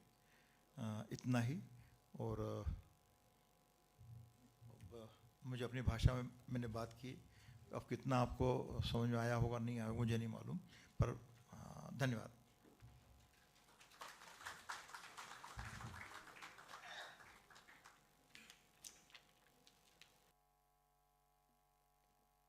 सर जी धन्यवाद आपके अर्थगर्भित सेशन के लिए।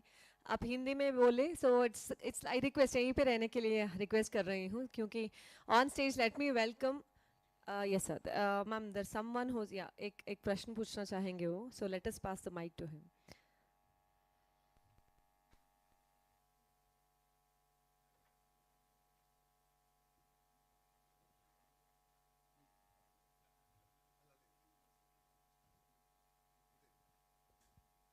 Actually, you have given me enough time because shortening your speech, sir. Am I audible? Okay, sir. This is not my question, but my sharing of my wisdom and knowledge and my own experience throughout my working with the Andaman tribes there. तो actually sir जैसे आप बता रहे थे कि जो इनके जो इश्यूज़ हैं, जो आपके बैकग्राउंड हैं, ये लगभग जितने भी अंडमान पूरे देश के जो ट्राइब्स हैं उनकी सबकी इसी तरह की जो है एक सिमिलैरिटी है, सेंसिबिलिटी है उनकी, जो है उनके वॉइस को हम लोग कम सुन पा रहे हैं क्योंकि जबकि उनकी वॉइस बहुत ज़्यादा है, डीपेंड है. और जहाँ तक म्यूज़ियम की बात है, there has been a shift from the conventional museum to museum education.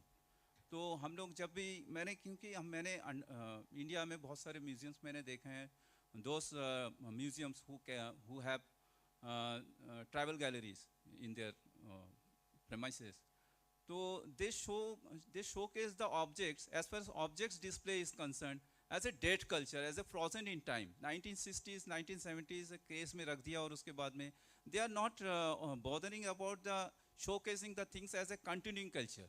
Instead of the showcasing the things as a Harappan and Mohenjo-daro, जैसे वो तो सभ्यता आज नहीं है, but these people are living around us. We should display the things as a continuing culture, not a dead culture, not as the things once upon a time frozen in the at that point of time.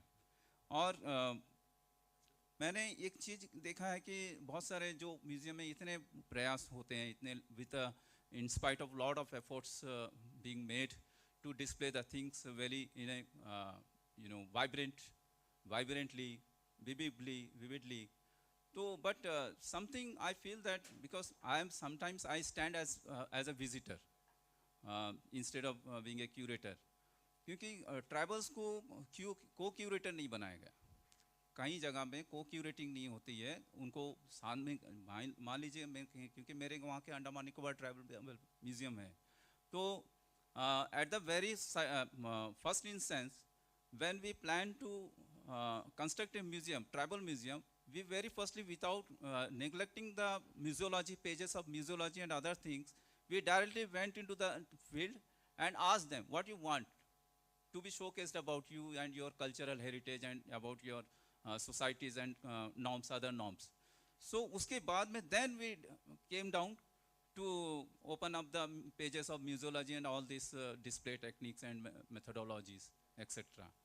और मैंने एक चीज़ और देखी है कि जो museum बनने के बाद में, क्योंकि म्यूज़ियम बनने के बाद में वो there is a geographical gap between that museum landscape and the tribal landscape. And then the museum authority, most of the museum authorities, they are not attempting to invite the tribal members or conduct any outreach program. जैसे कि कोई library होता है, library अपने बहुत सारे किताबों को लेकर मोबाइल लाइब्रेरी बनाता है, तो हम उसके रेप्लिकास को उसको लेके जाकर उसको अपडेट कर सकते हैं.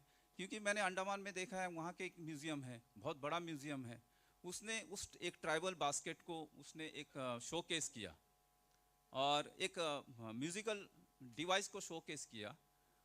It's a very classical example for all of us to understand how to showcase the tribal objects. और वो म्यूज़िकल डिवाइस को उसने सिंपली रख दिया था. तो उसका जो ट्राइबल कम्युनिटी में उसकी एक डिवाइन वैल्यूज़ है और उसको टैटू करते हैं वो लोग. Until and unless it is not tattooed by the women folk of the society, it is considered incomplete, that device. और उस डिवाइस को वैसे ही रख दिया. We have to have a very in-depth insight about the object which is being showcased in the tribal gallery. इस प्रकार से बहुत सारे सेंसिटिविटी को हम लोग इग्नोर करते हैं और ट्राइबल के इलाके में नहीं जाते हैं. तो museum itself should go out, क्योंकि दिल्ली के हमारे जो नेशनल म्यूज़ियम है वो कई बार हम लोग वहाँ के जो कैनॉट प्लेस में राहगिरी में हम लोग वहाँ के स्किट करते थे. तो I think we have to come out of that museum diorama, और ये जितने भी गैलरीज के कॉन्सेप्ट्स हैं, सब कुछ है, उसके बाहर भी हम लोग को एक डोमेन और बनानी चाहिए जिसमें हम लोग ये सब चीज़ कर सके. Thank you very much.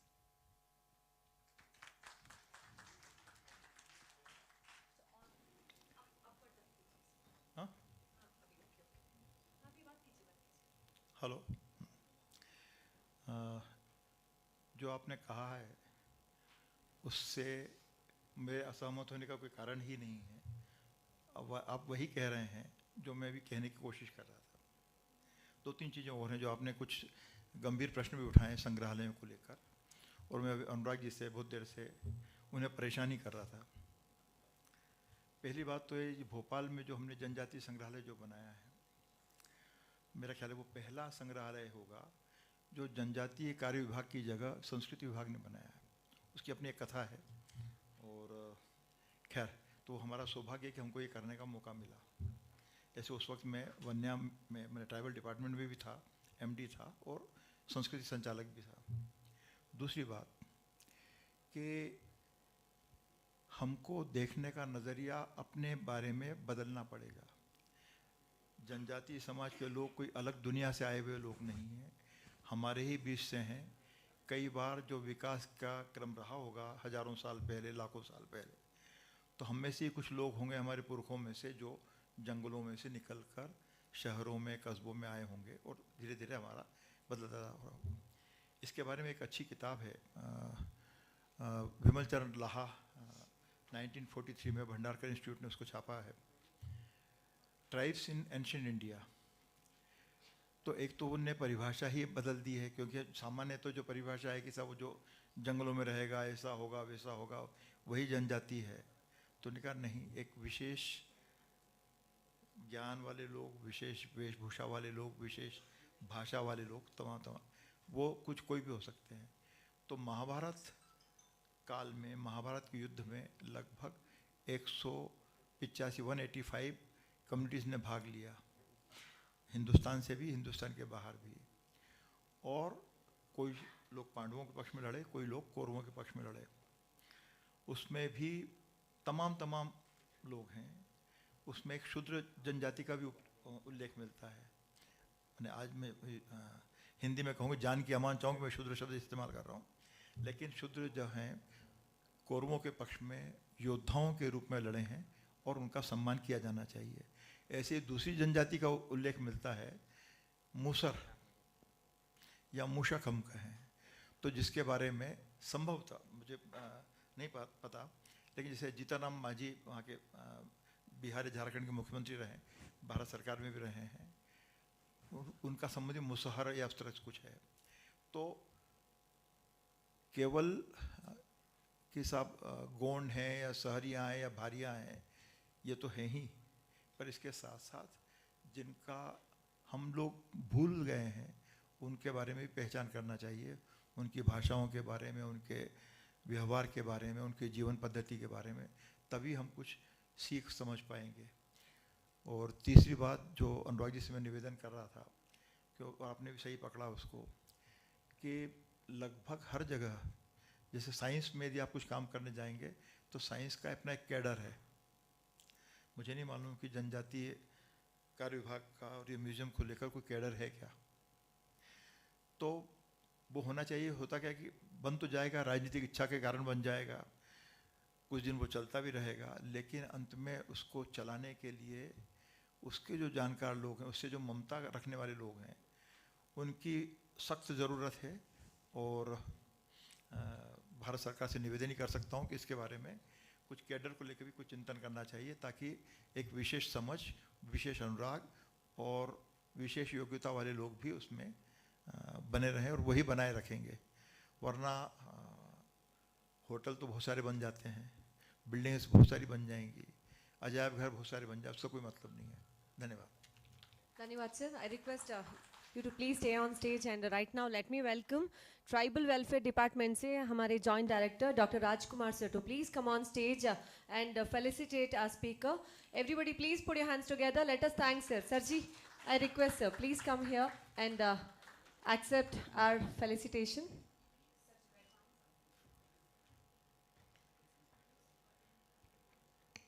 Our speaker with us, Shri Ram Tiwari sir, Director, Veer Bharat Nyas, Curator, Bhopal. Audience, thank you.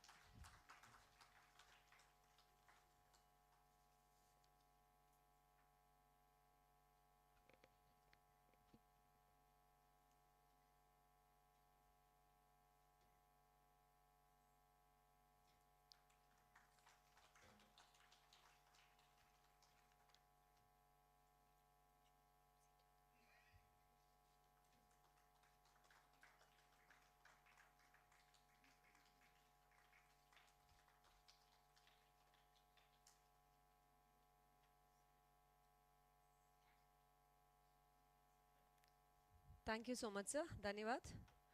Let me thank Dr. Rajkumar, sir, Tribal Welfare Department, Joint Director. Thank you so much, sir. Upcoming next, let us move on to the next, that is the practical discussion around the long-term sustainability of museums. So the discussion will look at revenue generation and resource mobilization, visitor engagement and repeat visitation, community participation and institutional partnerships. It will also examine common gaps in museum planning and DPRs, coordination between historians, designers and executing agencies, the importance of story-led rather than technology-led museums, and the challenges faced by TRIs and state authorities. For this, the session brings together Srimati Dipali Masirkar, Madam, Director, Ministry of Tribal Affairs. Let us welcome Madam on stage with a huge round of applause.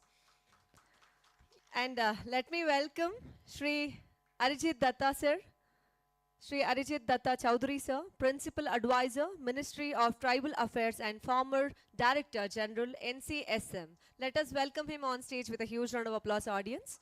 And let me welcome Shri Anurag Kumar sir, Principal Advisor, Museums, Ministry of Tribal Affairs and former DDG NCSM. Let us welcome all the speakers on stage. Hearty welcome, sir and madam. Thank you so much.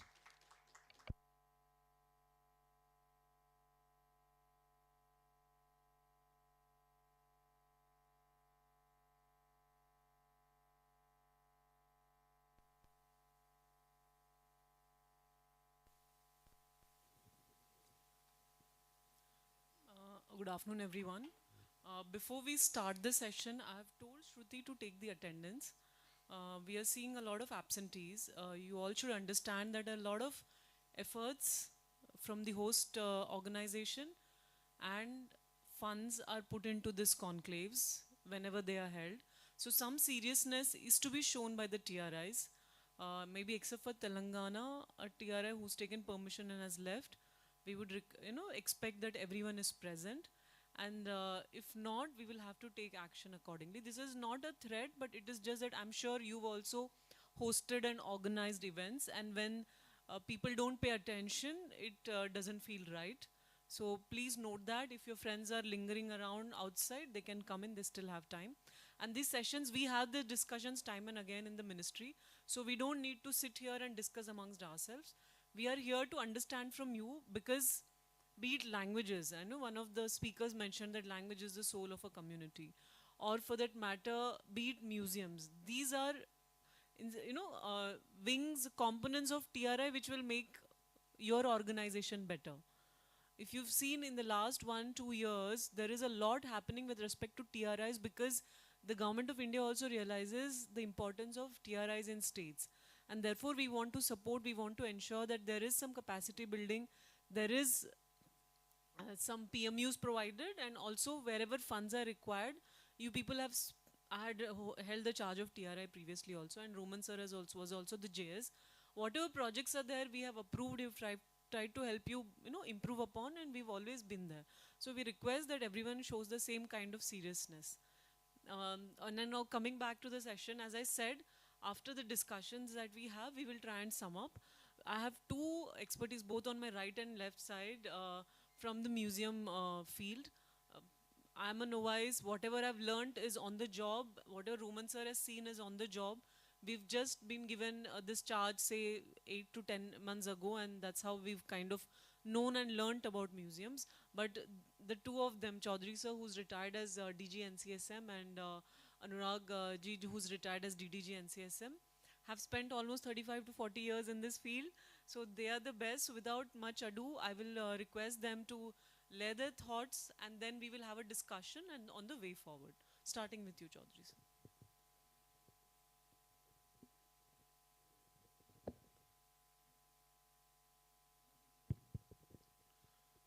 Very good afternoon to all of you. As Dipali ji has just said, 1987, 1st July was when I joined National Council of Science Museums. And on 31st March this year, I have superannuated. So almost 40 years I've worked in this council. Now since last 2 months we are very actively involved in the development of the Tribal Freedom Fighters Museums, and we have been interacting with different state government officials from the different TRIs who are coming up with these museums. Several interactions have happened, and based on that we have also realized, there are quite a few difficulties which are being faced by the officers of different TRIs, and we are trying to find a way out how we can resolve those issues so that these projects can be completed. In fact, today in the morning when we started this program, we have seen that our Honorable Prime Minister announced this in 2016. So it is 10 years, I think it was on 15th August in his speech he had announced that. So it is more than 10 years, and out of 11 museums which were to be developed, which have been identified, we have completed 4. I think the 5th is ready for inauguration, and definitely the remaining are in different stages of development. This discussion that we'll be having today is basically we want to understand, what are the different difficulties you are facing, what are the challenges which you will have in future also. Like I have worked, as I said, with a long span of my lives I've spent in science museums especially, and last 6 years I had the additional charge of the Indian Museum, the largest museum in our country and the oldest museum. That's more than 214 years old. So I was holding the additional charge of Director Indian Museum also. So, we have seen what are the different difficulties which museum face. One major challenge which I would like to impress upon all of you who are running TRIs is having trained manpower. I think this is one step which all the museums have to take immediately. If you do not have enough people on your rolls, start inducting people, because it will take some time for them to understand the process, the nuances of running museums, developing museums. And it's not that off the shelf you'll be getting somebody to help you.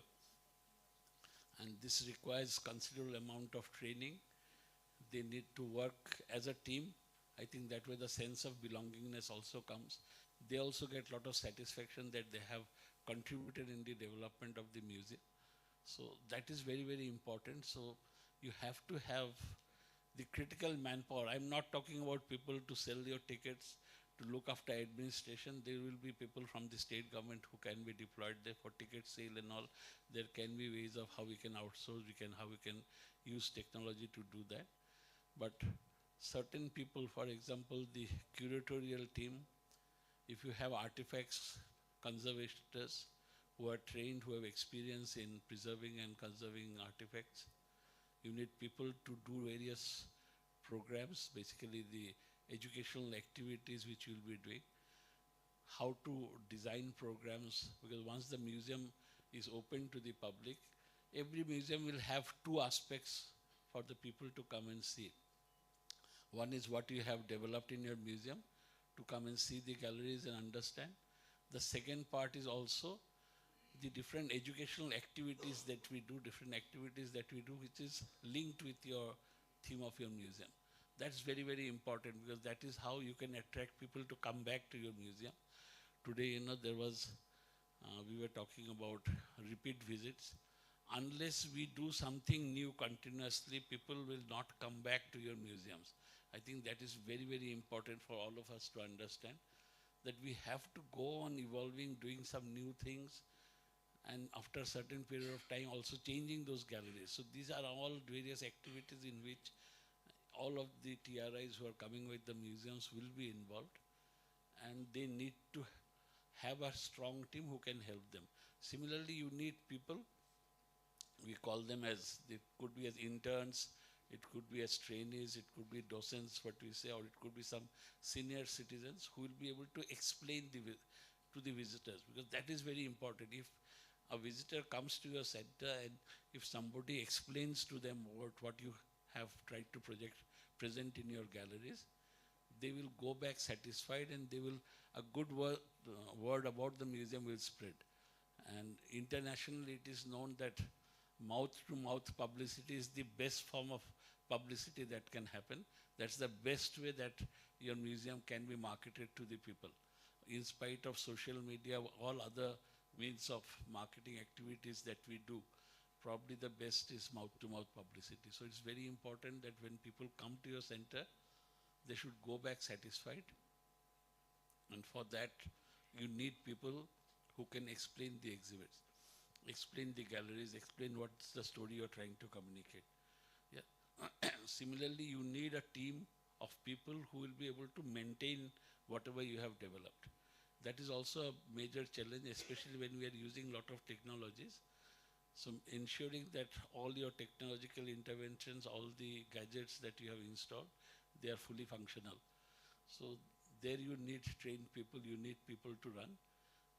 One suggestion that we have been making all across whenever we are meeting our colleagues from different TRIs, that initially when you are awarding the contract for all technology-led interventions, please have in place an operation and maintenance contract for at least first 5 years. So that way, you know, people that you recruit and who join your system, they get also adequate time to understand the nuances of how this technology works, what are the different activities that you need to do. And there are certain things which you call as routine activities, and there are certain which are, you know, preventive maintenance related activities which we have to do. So this takes time for somebody to understand, and especially once the installation is made, anybody suddenly coming in, he'll not be able to make a understand how things are working. It will take some time for him to understand. So have a operation and maintenance contract right in place once when you are issuing the work order for execution of the work. Another major observation that we have seen is because of the acute shortage of people who are involved in setting up the museum is we do not have people from all branches. We have excellent curators who have developed a wonderful storyline. They have already prepared the content. But how this content will finally be presented to the visitors, that requires special, I would say, skill. These are people from the fine arts background who can give a representation of how your story will be finally displayed. So they are basically the visualization artists.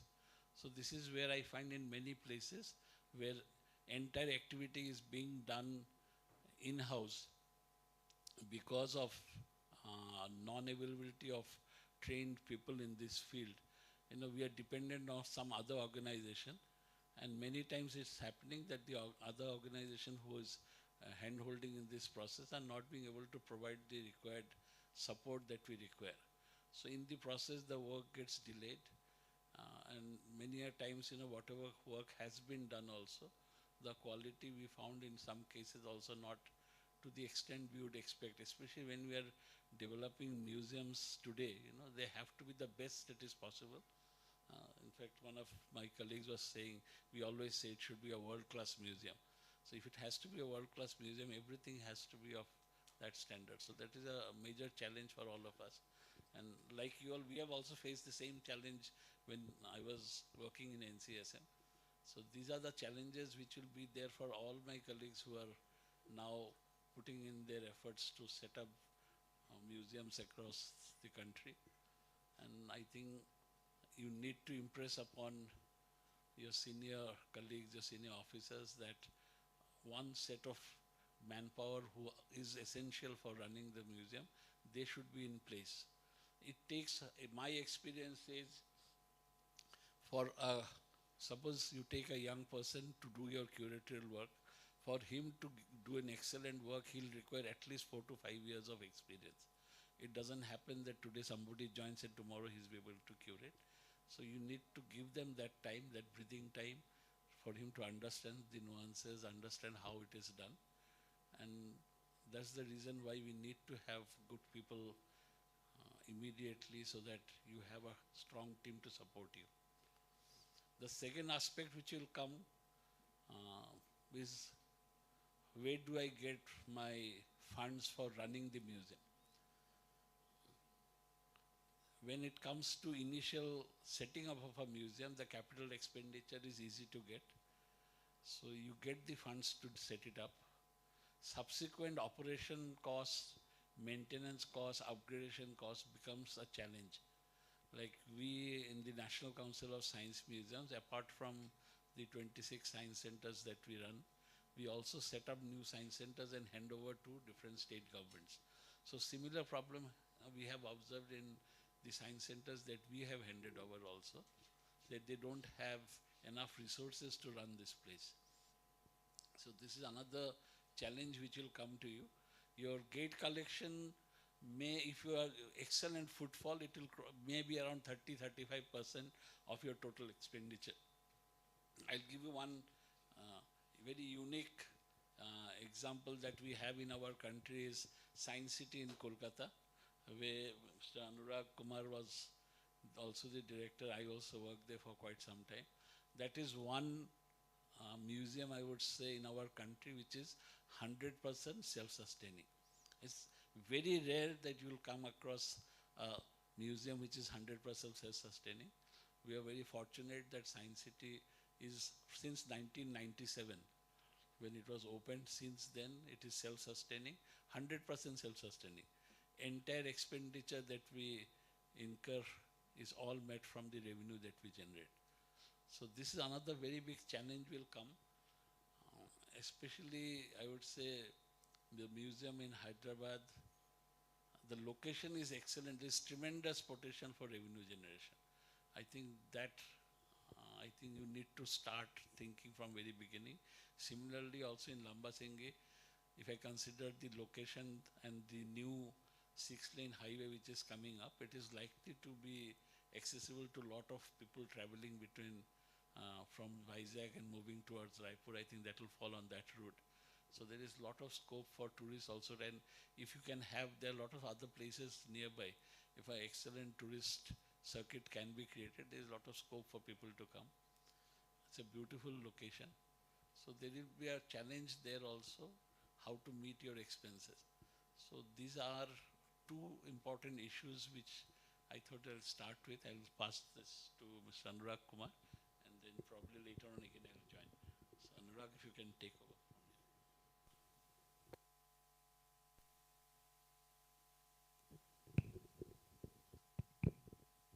Thank you, Mr. Chaudhary. My association with Ministry of Tribal Affairs started almost a year ago when I visited Raipur for the first time. I was working with National Council of Science Museums at that time, and Dipali ji approached Chaudhary Saab, who was the Director General, at the behest of, I think, PMO, that NCSM should be approached for taking advice on the museum setup. And I was assigned the work to visit Raipur, Naya Raipur, and the team here is sitting here. So that was the first time when I saw the museum. We would have loved to get associated much earlier than when we were called. But nonetheless, after that, even after my retirement, I am still involved with Ministry of Tribal Affairs, and I hope that our presence there will probably make a small difference in how the museums are required to be set up. Having said that, in 1991, I joined National Council of Science Museums.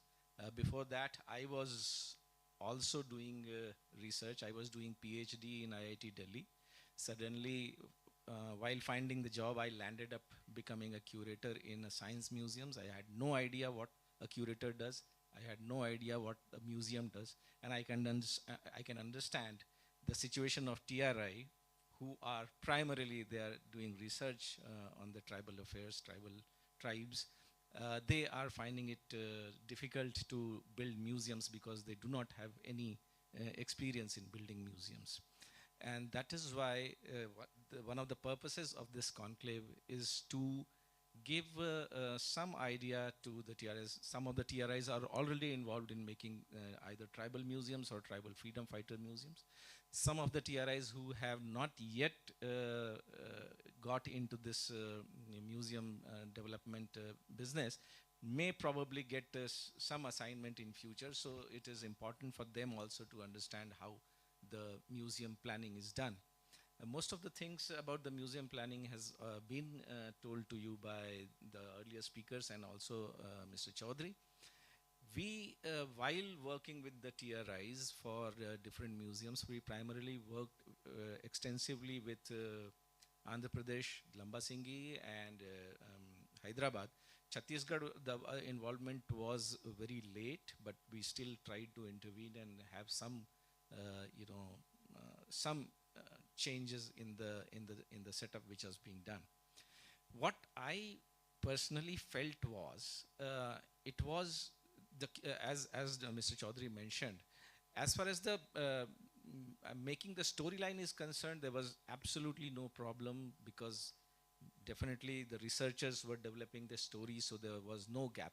In fact, I was so thrilled to see the book in your library where you have, built the story of Veer Narayan Singh. It was so impressive. Converting that itself to a museum would have been an excellent museum, probably. But the gap is that finding a good agency who can help you convert this curation plan to a museum is very, very important. And that is where, making a good DPR, then executing that DPR becomes very important. Well, running the museum and earning from that museum becomes important at a later stage. It's again a very important phase. But the first important thing is whatever storyline you have thought of needs to be converted in a museum which is acceptable to the visitors. So that is one thing where I felt that there was a gap, and hopefully whenever we develop museums in future, that gap is somehow filled. Even in some cases where the agencies were identified, probably because of lack of proper guidance or whatever, the product which is being expected from them are not coming up, or there is a scope for improvement there also. So yeah, so that is why this kind of conclave and workshop is going to be helpful for you. As far as another important thing is, whenever you are planning, many of the speakers have mentioned that, but I would like to again emphasize on that, is the involvement of the community. Because if you are telling my story without asking me, see, a biopic is made. So most of the time when a biopic is made, the person who is involved is also, the person about whom we are going to speak in the biopic is also involved in the process of filmmaking. So similarly, when you are making a museum on a certain community, then definitely that community needs to be involved in the process of development of museum. That is one thing which should start in the beginning itself, and not only end after the museum is complete, but also, like Mr. Chaudhary mentioned about the explainers, the docents. So you can involve that community for explaining the museum, explaining the story, because many of them might have heard the story from their grandparents, their parents. They will be in a much better position to narrate that story to the visitors if they are involved as guides, the tour guides. I give you a simple example. It's not related to museum, but I visited Ranthambore National Park. And Ranthambore National Park, once it was declared a national park, the aborigines of the national park were shifted out of the national park. But the government did a very nice thing, that they involved that community which was living in the forest for completely taking control of the visitors who are coming to Ranthambore National Forest. So the drivers, the guides, the safai walas, everybody is from that community. And when I was taking the tour, the driver himself was so conversant with the forest. I was not able to see where is the bird, where is the animal, but he used to immediately stop and tell me, see the bird, that animal is coming out of that jungle. So that is the kind of involvement which is required once the museum opens. So these are some of the things. With this, we would love to listen from you the difficulties that you are facing, not only in making the museum, but also in running the museum. We would be happy to guide all of you in whatever capacity we can. Thank you. Yes, madam.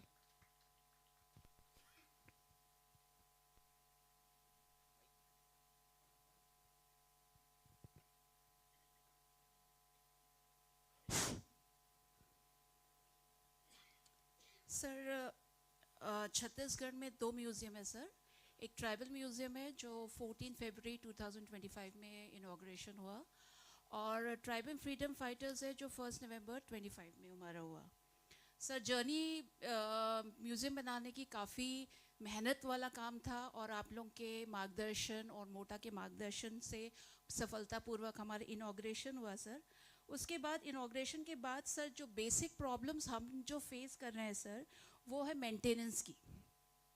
Maintenance in the sense कि जब हमको inauguration के बाद हमको ये बोला गया कि अब TRI will handle the museum और मेंटेनेंस पावर. तो सबसे बड़ा इशू ये था कि मैन पावर.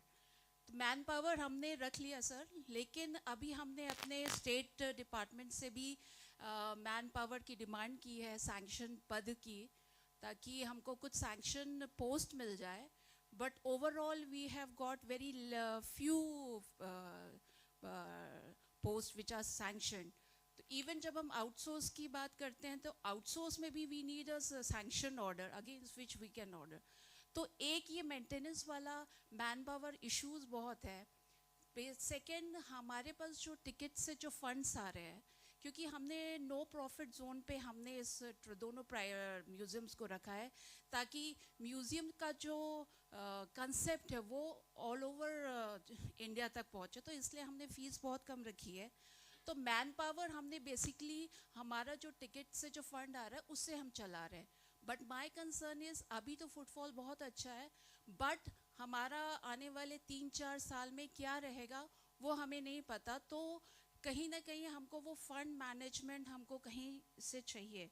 तो चाहे वो स्टेट गवर्नमेंट से हो या मोटा से हो, तो हमें कुछ ना कुछ एक रिकरिंग फंड्स मेंटेनेंस के लिए हमको लगता रहेगा. तो बेसिकली यही इसमें 2-3 चीज़ें हैं. फाइनेंशियल सपोर्ट डेफिनेटली थोड़ा तो चाहिए होगा स्टेट गवर्नमेंट या मोटा, वो it can be, Deepali ji will be in a better position to answer. But जहाँ तक मैन पावर का सवाल है, तो जैसे साइंस सिटी में मेरा और चौधरी साहब दोनों का एक्सपीरियंस है, तो हमारे यहाँ पे लगभग टोटल 300 के आसपास लोग हैं जो वहाँ काम कर रहे हैं. लेकिन उन 300 में से सिर्फ 65 ऐसे हैं जो कोर मैन पावर है और जो परमानेंट रोल्स पे हैं. बाकी सारे जो मैन पावर हैं वो on contract. Core man power आपको इसलिए ज़रूरत होती है कि कुछ चीज़ें ऐसी हैं जो कि आपको हमेशा, जैसे नया एग्जीबिशन बनाना है या कुछ नया करते रहना है. यदि विजिटर आप चाह रहे हैं कि आपके पास रिपीट विजिटर है, रिपीट विजिटर एक बहुत इंपॉर्टेंट फैक्टर होता है. जैसा आई थिंक किसी प्रेजेंटेशन में बोला गया था कि 67% रिपीट विजिटर हैं, शायद पांडे सर ने कहा था. तो ये रिपीट विजिटर आने के लिए आपको कुछ नया करना बहुत ज़रूरी है, और उसके लिए कोर टीम आपकी होनी चाहिए, जो आप सैंक्शनड पोस्ट जिसकी बात कर रही हैं.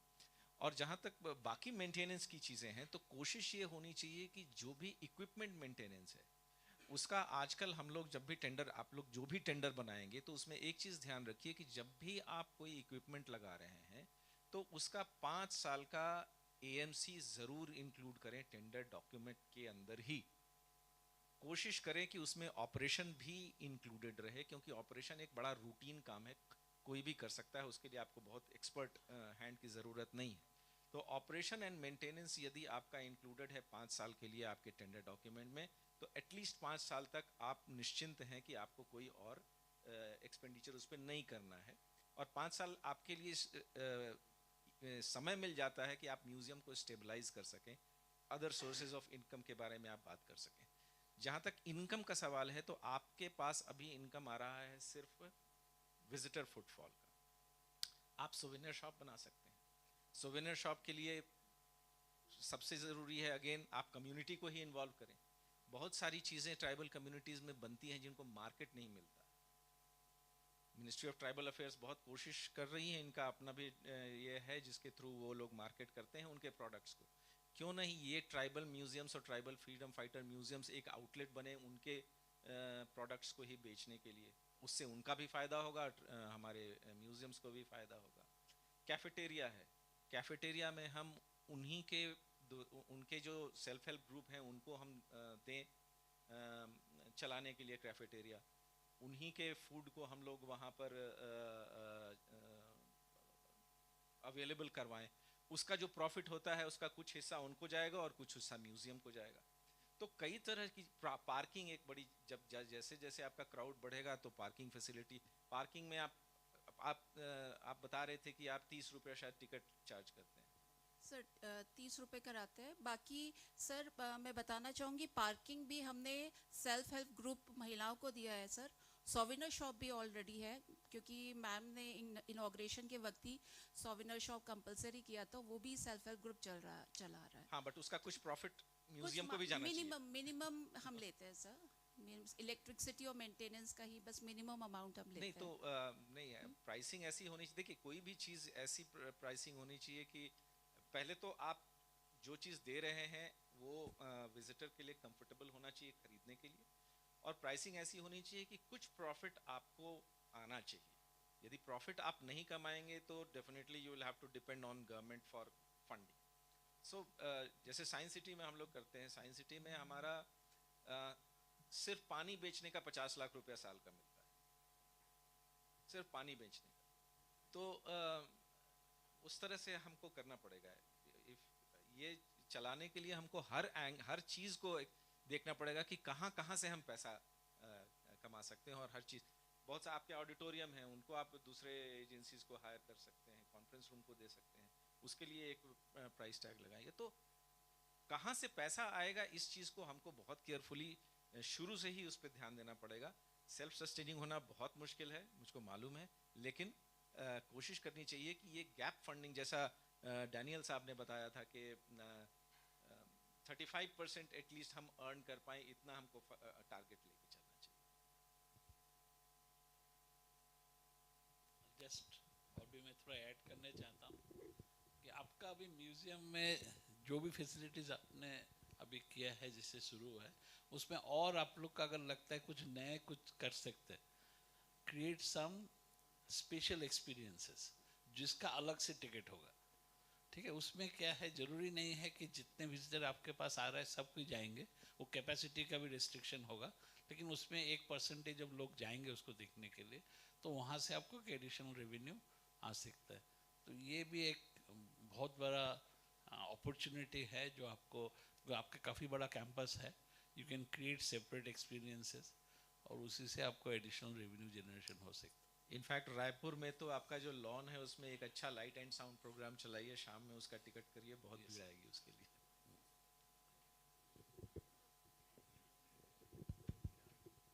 जी sir.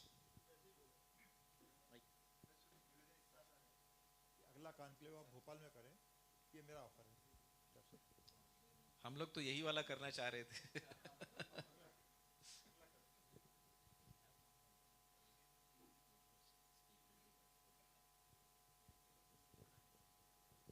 Hello sir, this is director TRI Goa. हमारा तो सर म्यूज़ियम बन रहा है, अभी अंडर कंस्ट्रक्शन है, अभी क्यूरेशन हमने टेंडरिंग किया है, so we are in process of finalising the agency. So before we complete the project, मुझे एक डाउट था which I wanted to take an advice, कि हमारा तो मान लीजिए कि पूरा प्रोसेस होके म्यूज़ियम बन गया, उसके बाद चलाने के लिए प्रेजेंटली तो हमने 3+2 ऑपरेशन एंड मेंटेनेंस रखा है, उसके बाद क्या करना है? Do we have to create a post? अगर पोस्ट क्रिएट करना है तो कौन से लेवल पे करना है, क्या करना है, इसका अगर कुछ गाइडेंस मिल जाए या फिर टेम्पलेट मिल जाए मिनिस्ट्री से, तो हमको भी पोस्ट क्रिएट करने में बहुत आसानी होगी. Thank you. ये तो बहुत ज़रूरी है आपका. देखिए, आपका अगर टेंडर भी करना है ना, सच्चे अभी आप टेंडर कर रहे हैं, उसमें 3 साल का आप operation and maintenance plus comprehensive maintenance भी अगर रहेगा उसमें, तो 3 साल तक आपका हो जाएगा. उसके बाद जब आपको नया फिर दोबारा करना है, आज के दिन में आपका टेंडरिंग शायद आपका टूरिज्म डिपार्टमेंट करके दे रहा है. हाँ सर. इन फ्यूचर वो शायद नहीं भी कर सकते. तो अगर वो हैंड होल्डिंग नहीं करेंगे तो आपका तो एक टीम होना चाहिए जो बैकएंड में जो ये काम कर पाएंगे. तो 3 साल का पहले आपको दोबारा फिर टेंडर करके या इनका साथ में नेगोशिएट करके आपको कंटिन्यू करने पड़े. तो लेकिन तब भी वो काम कर रहा है, सही काम कर रहा है कि नहीं. इसमें सबसे बड़ा चैलेंज जो है ना आपका जो टेंडर में है, ये बिल्ड एंड ऑपरेट का टेंडर है. तो बिल्ड ऑपरेट टेंडर में उनका अगर 3 साल का मेंटेनेंस है, they will ensure that the products they give will run for 3.5 years. उसके बाद प्रॉब्लम आएगा ही आएगा. उसमें सबसे बड़ा चैलेंज क्या है ना, जैसे हमने NCSM when we do it, हम लोग क्या करते हैं ना, पूरा डिज़ाइन हम लोग करके technical specification of her equipment हम लोग देते हैं, so that the quality is ensured. अभी जब आप बिल्ड ऑपरेट में जा रहे हैं तो हर bidder will try to get this contract. तो उनको प्राइस में थोड़ा हम हमेशा कॉम्प्रोमाइज करेंगे so that he gets that work. तो इन द प्रोसेस क्या होगा, अब मैं आपको एक एग्जांपल बताता हूँ. एक प्रोजेक्टर आपको लेना है. आज का दिन में मार्केट में you get projector off different companies of different specification, features अलग अलग होगा. तो वो आपको ऐसा ही प्रोजेक्टर देंगे जो 3.5-4 साल तक वो प्रोजेक्टर चलेगा. तो उसके बाद ख़राब हो जाएगा तो आपका एक मैसिव एक्सपेंडिचर आने वाला है. So this is a big challenge which will be there. तो ये ओवरकम करने के लिए we don't recommend build operate tender, but if that be the not be the case, ideally what you should do is, in fact, this is my suggestion to all the other TRIs who have not started this museum and they are planning to approach the Ministry of Tribal Affairs for museums, Tribal Freedom Fighters museums, is at the first stage engage an agency to prepare a detailed project report, what we call a DPR. In that DPR, the responsibility of the agency who is involved will be to give you the entire visualization. They'll make walkthrough, they'll give you the technical specification, they'll give you the drawing, they'll give you the bill of quantities, everything will be there. So there, you know, you can always have all those things incorporated and you can avoid this build, operate and transfer BOT जैसा आपने approach किया है, you can avoid those things. DPR बनना बहुत जरूरी है कि एक बार अगर आपका DPR बन गया ना, so your building design क्या होना चाहिए, that will also be part of the DPR. What you need to do is you have to spell out what is your requirement, कितने calories करने चाहता है, what is the approximate area, what are the different facilities you want to create, what will be the approximate dimension of each of your exhibition hall. These basic parameters अगर आप देंगे, and what are the basic facilities you require or some extra facilities you want for the visitors. If you give all those in the what we call as the architect brief, so ये DPR बनाने के time they will incorporate all these things. So once that is done, you know, then you get a very detailed design, the content, everything will be done, and they'll be interacting with you at every stage. Because once they interact with your curatorial team, so you will be sure whether your content is correct. There can be a committee to oversee whether the content is proper vetting, whatever we want, we can always do that. But I think the best process is to go through a process where we first prepare a DPR. Once the DPR is approved, then implementation becomes much easier. And the agency who prepares the DPR, they can be made to be part of this implementation process where they will oversee and supervise that the entire work is being done as per the specifications given in the DPR. ऐसा अगर करेंगे, then it becomes much easier. So basically my question was regarding the staffing. हाँ, so once I built it, yeah. what do I do? मतलब contract मान लीजिए कि मैंने I continued with the agency चलाने के लिए, But in-house as a TRI, what should I have? What we can do is, generally in Ministry of Culture, we have developed a number of science centers which we have handed over to the state governments. So what we have done is that we have standardized the manpower requirement also depending on the category of the project. Category, when I say category, it means the size of the project. If the project is small, then these are the numbers, number of staff and the category of staff that you need to have. Similarly, if the project is of a higher value, then or the size is bigger, then you have bigger staff. So that exercise we can do. We can suggest to all the TRIs as to what kind of staffing you should have. As I mentioned in case of Chhattisgarh also, that you should have a core staff which you can recruit as a permanent staff, who will not only take care of the museum, but also take charge from you, the older generation. So there should be a younger feeder cadre ready to take over from the older generation. So that is one very critical thing for which you require regular staff. In addition to that, you can have some young professionals, you can have some contractual staff, depending on what kind of work you are assigning. So we can work on that and give you the optimum staff strength which you require for running the museum.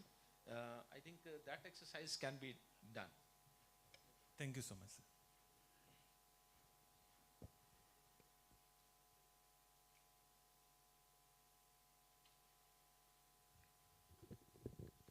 Any other question from anybody who is?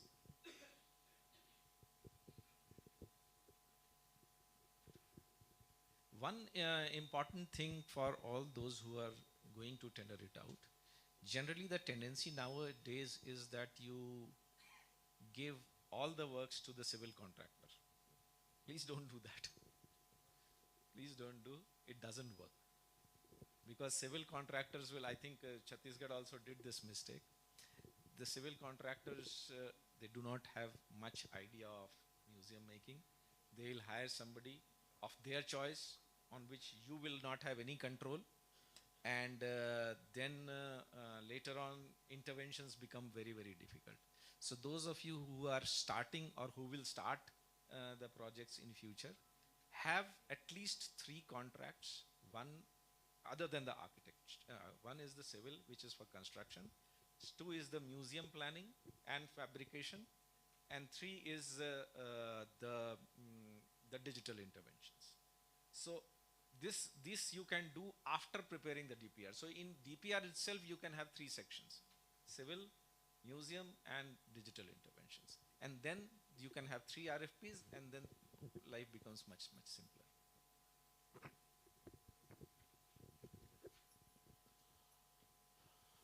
Sir, so just out of the curiosity, in your experience, is there any mota-moti ratio between cost of curation and cost of the civil structure? Have you found out, like how you said that revenue is somewhere 30-35% that usually you get? Have you found anything of this sort? Yes. Very important question, because most of the time what happens is that your entire budget is eaten away by the civil people and you are left with very less amount for curation. So this distinction has to be done in the very beginning. How much amount you are going to spend on civil construction and how much for the rest of the things. With our experience, I think 70-30 is the ratio. 70-30, 65-35. 35 will be the best. 65-35 if you can achieve best. Yes. But 70-30 is the maximum where you can go. 70% goes to civil and 30% goes to the curation. Not in no case beyond 30%, less than 30%. Yes. Because then the core thing for which the visitors are coming is going to suffer. This is very important because this is a regular problem. You know, the architects will always give you very fancy designs. And based on those designs, if the contractor starts constructing the building, then it's going to overshoot. So the architect brief that you give is also very important, because that is one thing where you can control the expenditure on civil construction.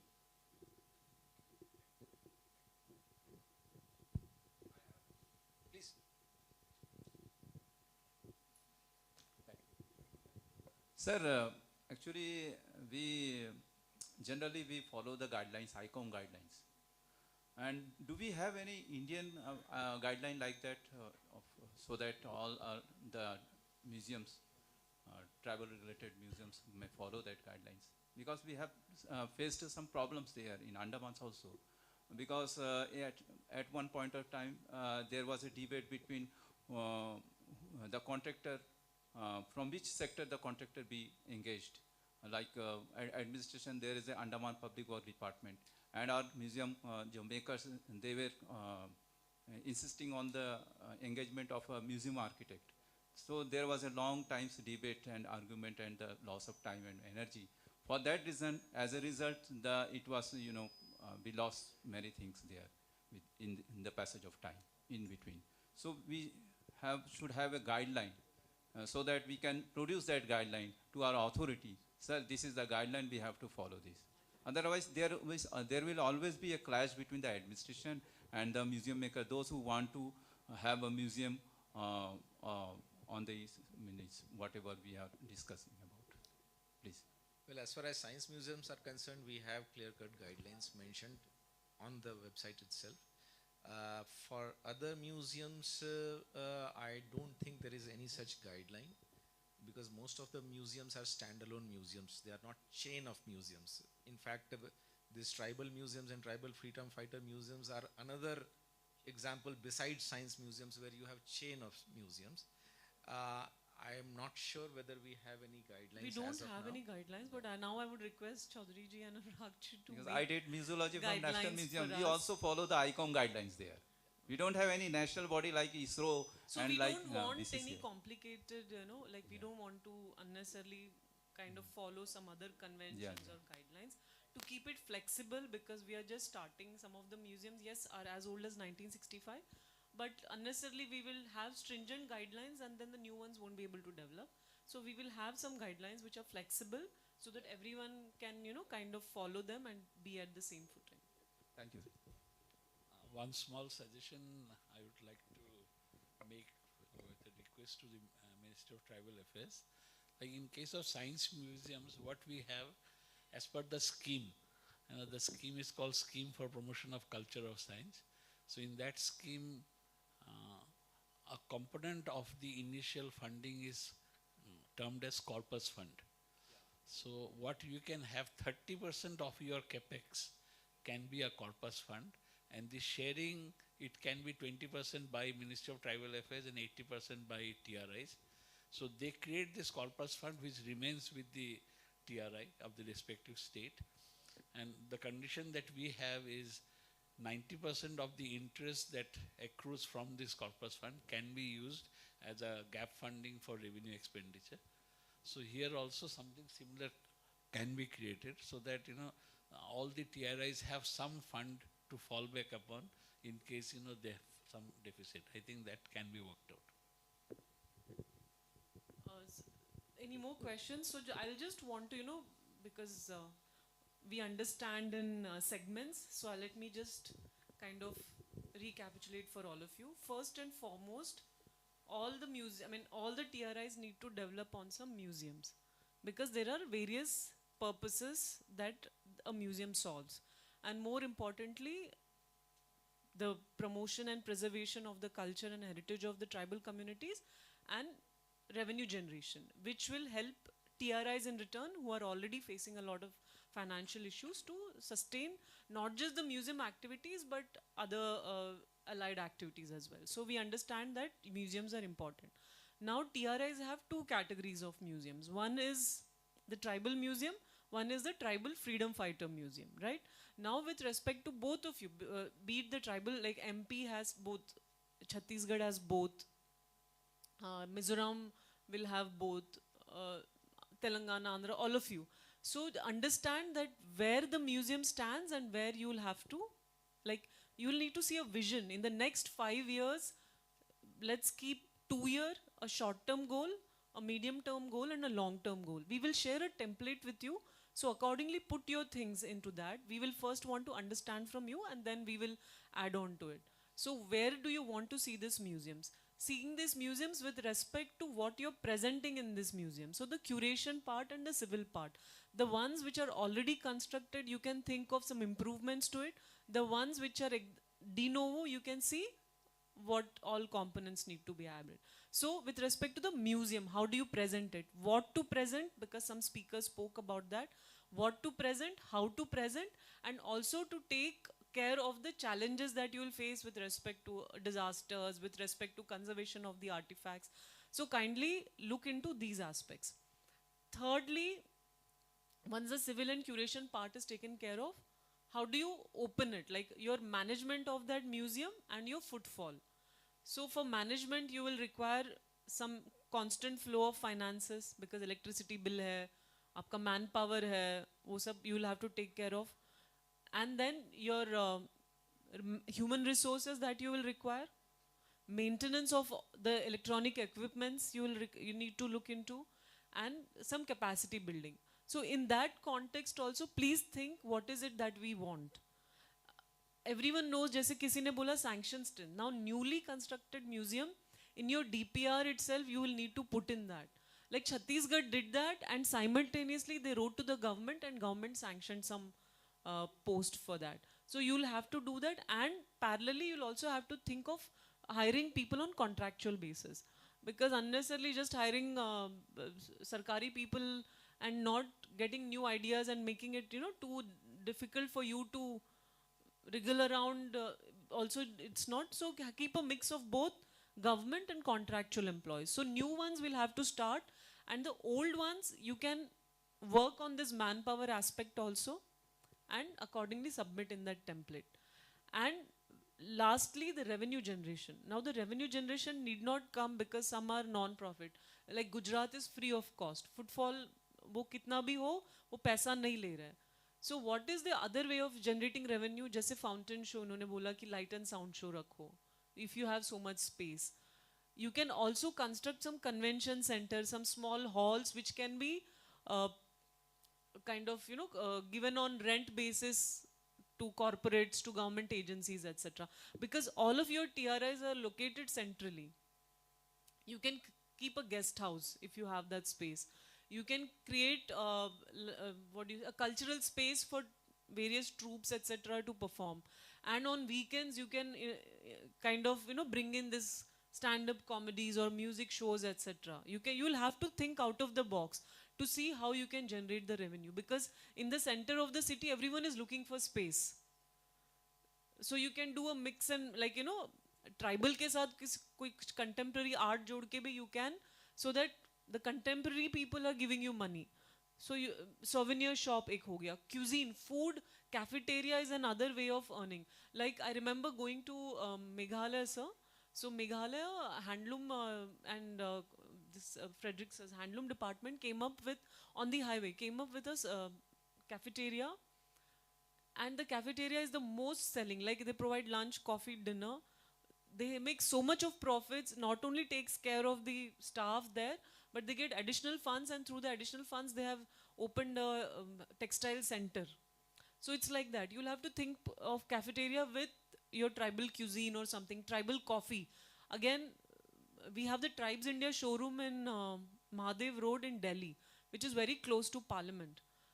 And in that they have a small canteen, because it's a showroom, but they have some space. So they have a small canteen only doing coffee. So they have marketed as tribal coffee shop. And it seems during Parliament session and all, there is so much footfall for that. Just some biscuits. So there is not much of capex that they have invested. It's a thatched roof with some coffee tables and just and a coffee machine. So serving coffee with biscuits, and they're able to. So you market it like coffee, tribal coffee, etc. You will be able to. And who's Bindu is here? Remember in Wayanad there is this Ennauru. What is it?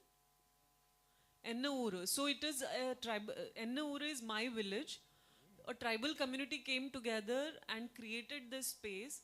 Very beautiful landscape it is located in. And the museum is interlinked with nature. They don't have big artifacts. They have small huts, and they show the way of life of tribals. And apart from that, they have like a space for cultural programs.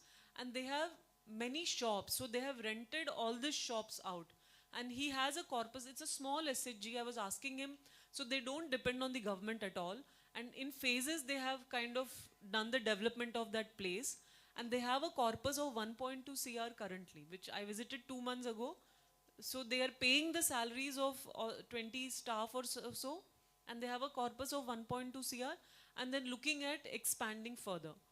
So just based on rent, and rent, again I'm saying, state capitals, you can provide the space, and like Chhattisgarh, आप private लोगों को दो, SHG एक खाने के लिए souvenir shop खाने के लिए रख दिया, but आपकी तो 3 मंजिला building है, आपका Tribal Freedom Fighter Museum इतना बड़ा space है, तो you can do something, some small amusement park, ऐसे करके आप revenue generate कर सकते हो. और चौधरी साहब ने एक बहुत interesting बात बताई, that for a museum it just need not be the ticket.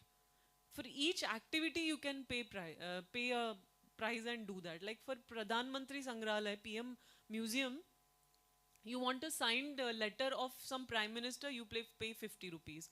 You want a picture with one of the Prime Ministers, you pay 50 rupees. You want to see that 7D theatre experience, you pay 200 or 300 rupees.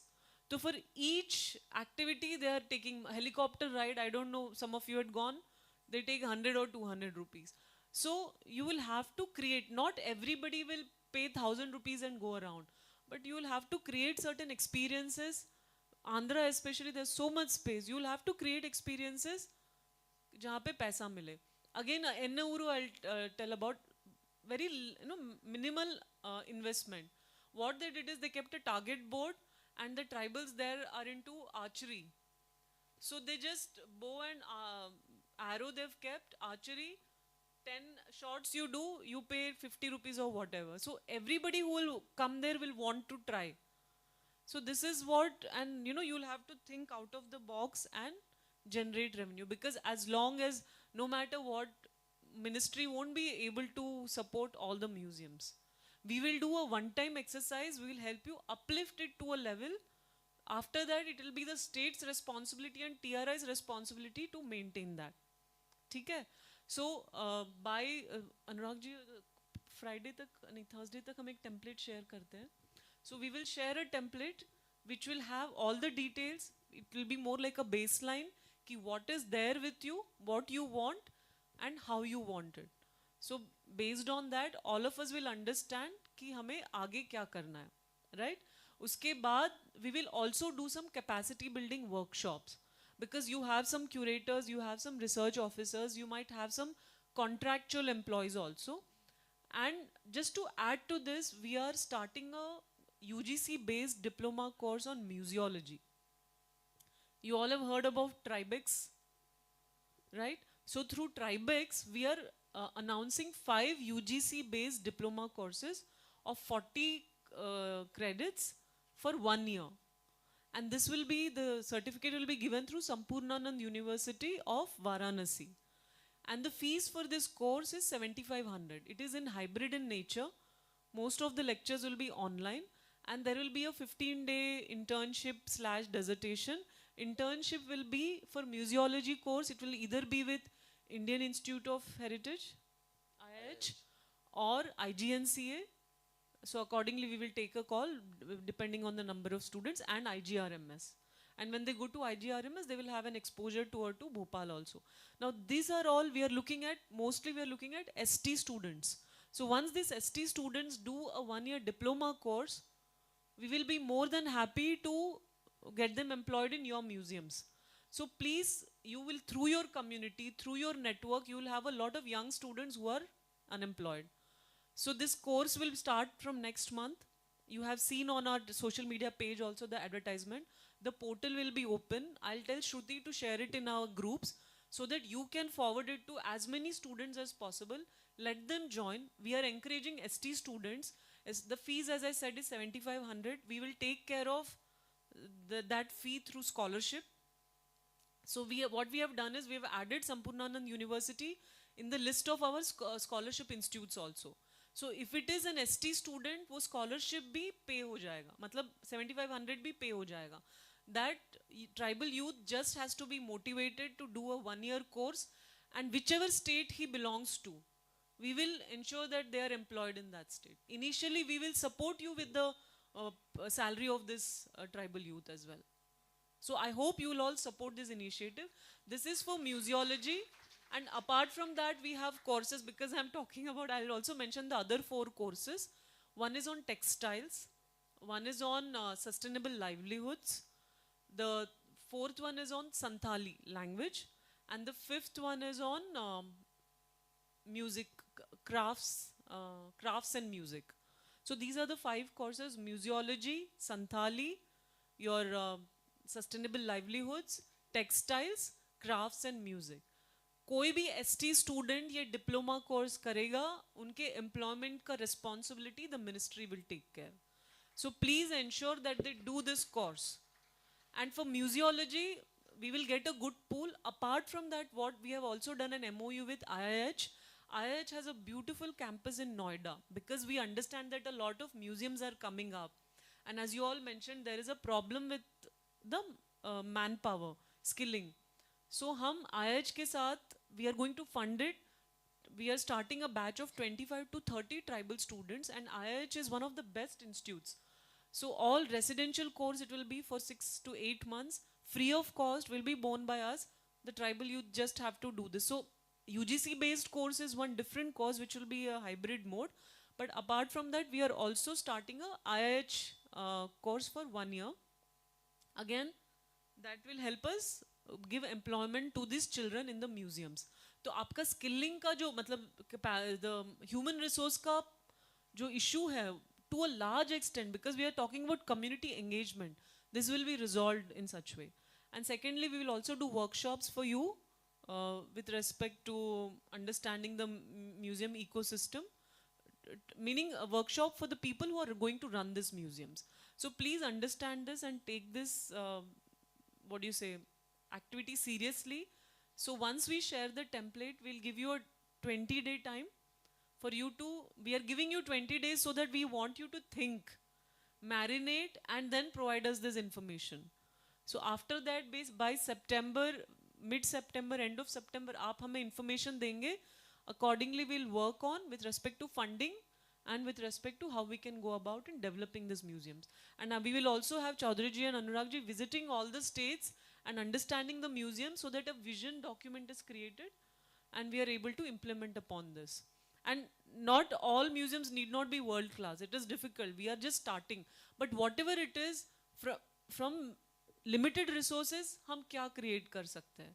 जैसे IGRMS है, भोपाल है, लोग 60% of the people are coming back, right?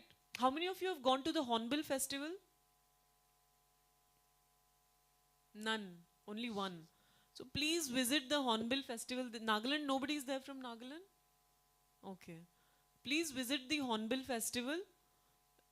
So, you know, I'm talking about that festival because it's a small, what do you say, area that they have taken, and they do showcasing of all the tribal culture that is present in Nagaland. And it is so vibrant, the 10 days that it is there, every visitor who has gone to that Hornbill Festival has told us that they want to go again. Because tribal culture, there's so much food, I don't have to tell, craft, textiles, there's so much. So that if you have that permanent space to showcase, please do that and put your thought into it. Don't just do it for the sake of doing. That will be your contribution to the TRIs that you're heading currently. And funding is not an issue. वो funding है, तुम लोग अच्छा project दिखाओ, हम तुमको funding करेंगे. But अच्छा project ही नहीं आता है. दिक्कत वो है, तो अपना दिमाग उसमें लगाइएगा. In fact, festivals say, I just got an idea that, for example, Lamba Singhi, you have enough space to start a tribal festival inside your campus. Similarly, Chhattisgarh has very good space. They can also have tribal festivals. You also have a lot of, you know, all of you are having amphitheaters in your campuses. So you can rent out those amphitheater. In addition to having your own festivals, you can also rent out those facilities. In addition, you can also think of having some public-private partnerships in your museums, where you bring in such shows which are ticketed. Some of the profit comes to your museum, some profit will definitely go to the private sector which is investing. But those are the things which we need to think and we need to work on as far as the income generation is concerned.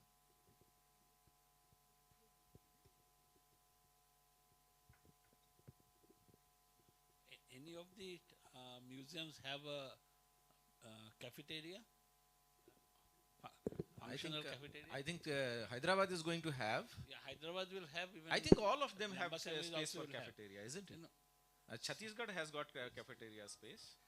Yeah, so what you can do, like, because both these places, I have been to Hyderabad, I have been to Lambasingi, both the locations are very close to the main highway. So this can be, like if you outsource this entire operation of your cafeteria, give it on leave and license basis, they'll pay you a lump sum amount and allow this cafeteria to remain open even when your museum is closed. So people passing by, they can use this cafeteria. So that will be a very profitable venture for the vendor who's running the cafeteria. In the long run, you'll also get a lot of money. There's a lot of scope there. Like I'll give another example. In National Science Center, Delhi, we had started one program on weekends, mainly on Friday and Saturday. We used to have a family day program where they used to come. It is to open at 8 in the evening and continue up to 10:30. So first is they are shown all the galleries and all, and then they have a dinner and then they go home. And so, and there the agency, the cafeteria agency, he is preparing the food and our people are guiding the visitors to this. So this you can have. With small groups you can start this. It can be little high priced, but if you give quality, people will come back. Especially in places like Vizag or in Hyderabad, you have a lot of people who are ready to spend money if there's a good program. I think the same is applicable in Raipur also.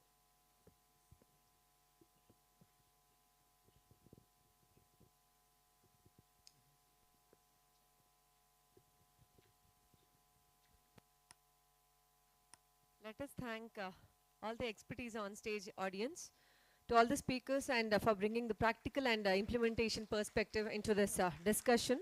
And right now I request Director Sir, Shri Dr. Ashok Sir on stage, to please come on stage and no ma'am. So I request you to please be there on stage for a while. There is some planning, yeah, nice, surprise nahi hai. So yes. So I request Director Sir to please felicitate Shri Arjit Datta Chowdhury Sir, Principal Advisor, Ministry of Tribal Affairs and Formal Director General, NCSM. Let us thank him with a huge round of applause, audience. And let us thank Shri Anurag Kumar Sir, Principal Advisor, Museums, Ministry of Tribal Affairs and Formal, DDG, NCSM. Let us thank Sir on stage with a huge round of applause.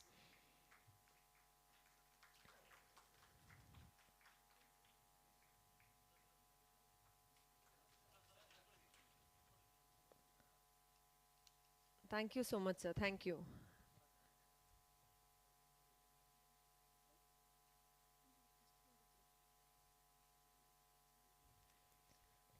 Audience, can we clap? Please put your hands together. Let us thank them for the wonderful practical session and a practical discussion.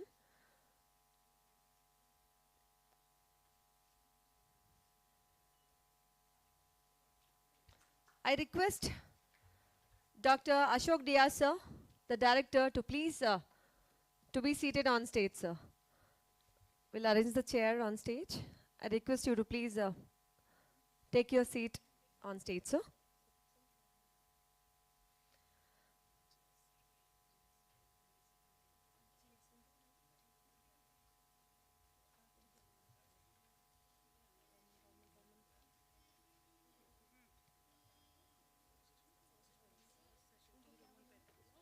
I request, let us request T. Rauman Pathe sir to please come on stage.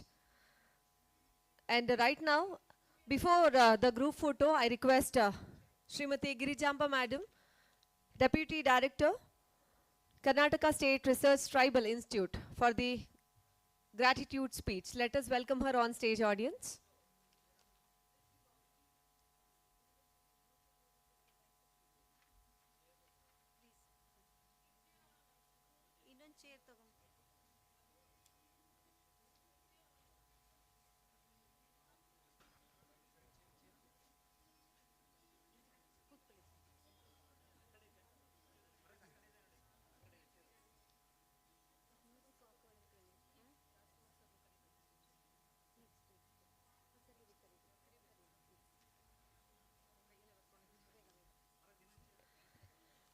And I request Tribal Welfare Department Joint Director, Dr. Rajkumar sir, to please join us on stage.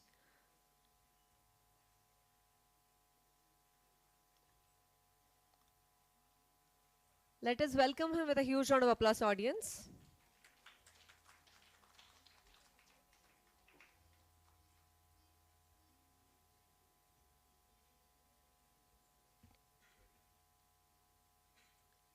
Respected dignitaries on the dais, my esteemed colleagues, directors of the tribal research institutes from every corner of the country, distinguished officials from the Ministry of Tribal Affairs, our brilliant panelists, our language experts who carry the voices of our tribal communities, our hardworking logistics and support team, members of the media, and all my dear friends gathered here.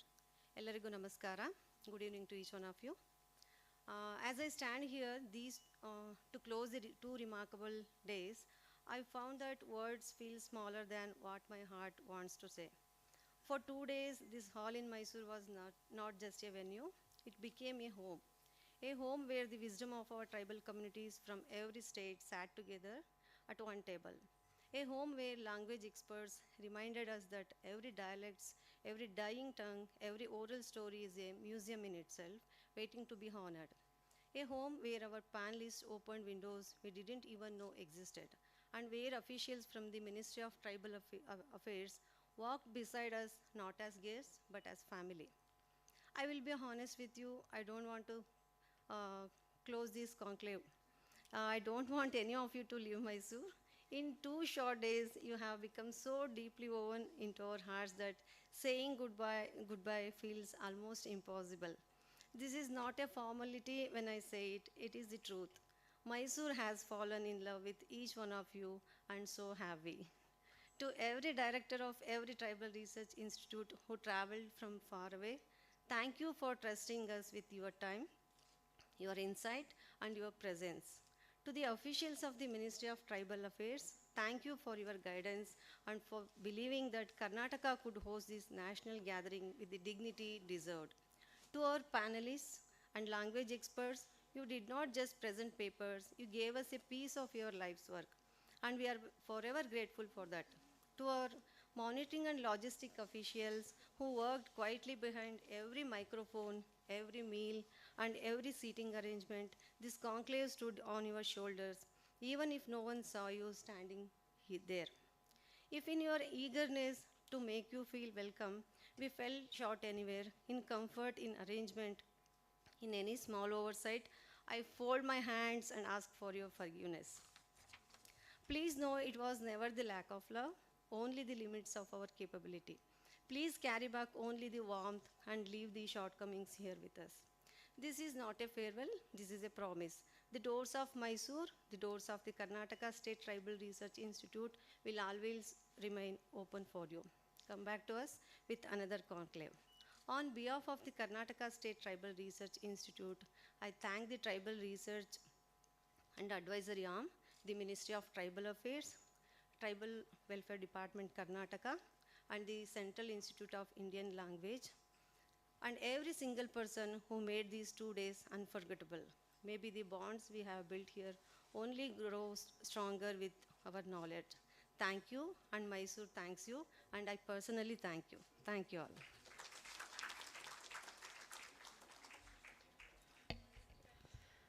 Thank you so much, ma'am. Thank you, Girijamba madam. Can we clap, audience, everybody? And that was kind of a connection which we had through these 2 days when it comes to this national conclave. And right now, I request Dr. Ashok Diya sir, the Director, Department of Scheduled Tribes Welfare, Bengaluru, and Karnataka State Tribal Research Institute, Mysuru, to please share his thought. Let us welcome sir on stage, audience.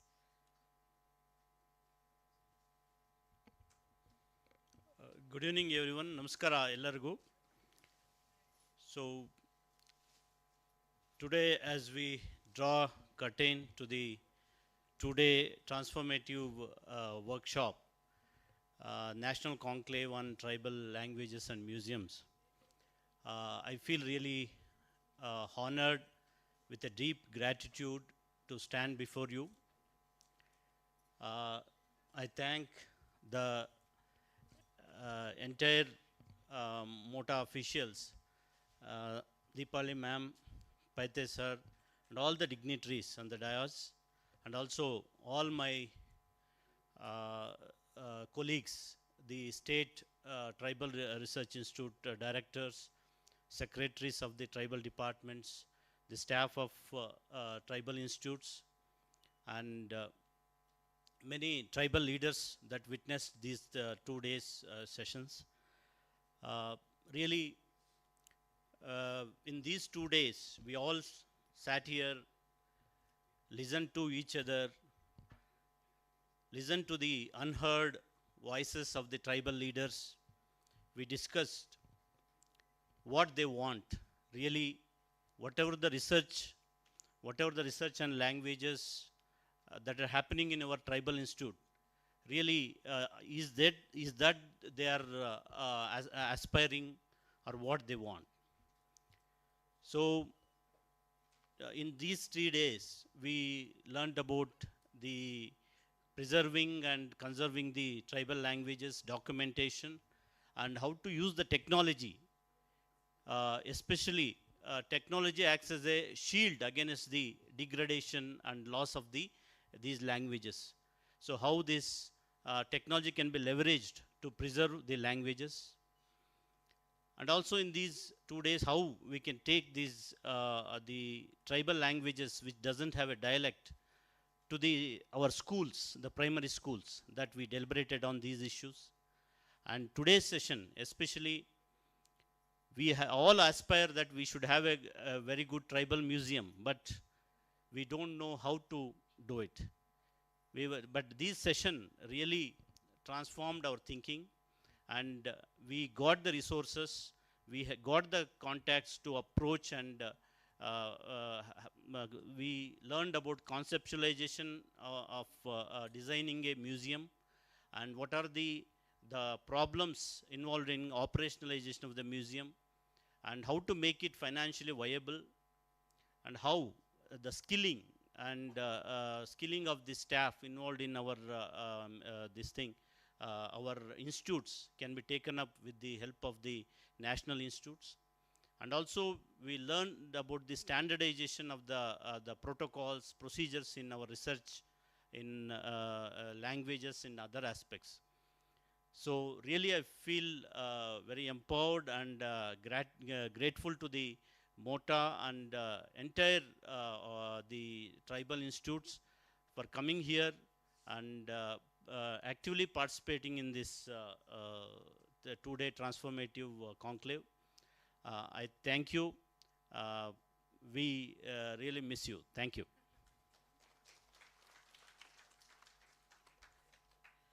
Thank you so much for the valuable as well as this connecting points. Thank you so much again. And can we clap, audience, everybody? Please put your hands together. That was our director, sir, Dr. Ashok Dea, sir.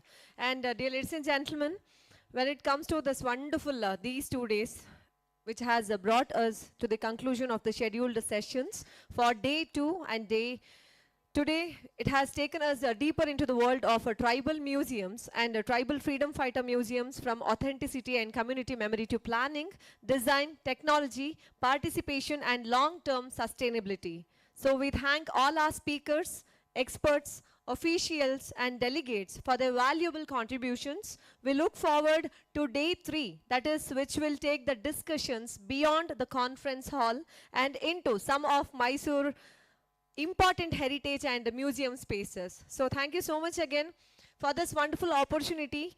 Let me thank Government of India, Ministry of Tribal Affairs, New Delhi, Government of Karnataka, Department of Scheduled Tribes Welfare, Karnataka State Tribal Research Institute, Mysore, and the Central Institute of Indian Languages, Mysuru. Thank you so much, and this is me, Tirtha, signing off. Thank you so much, everybody, for the wonderful support, and have a pleasant evening, everyone. Right now, let us have the group photo with all the dignitaries on stage. Thank you so much, everybody. Can we have a huge round of applause, audience, everybody? Dhanyavad. Thank you. Dhanyavadagalu.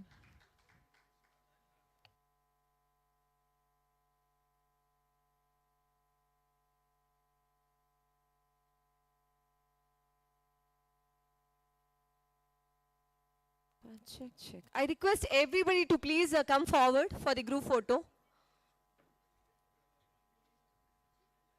Photo is always the sweetest memory to cherish. So everybody please gather. Let us have the group photo.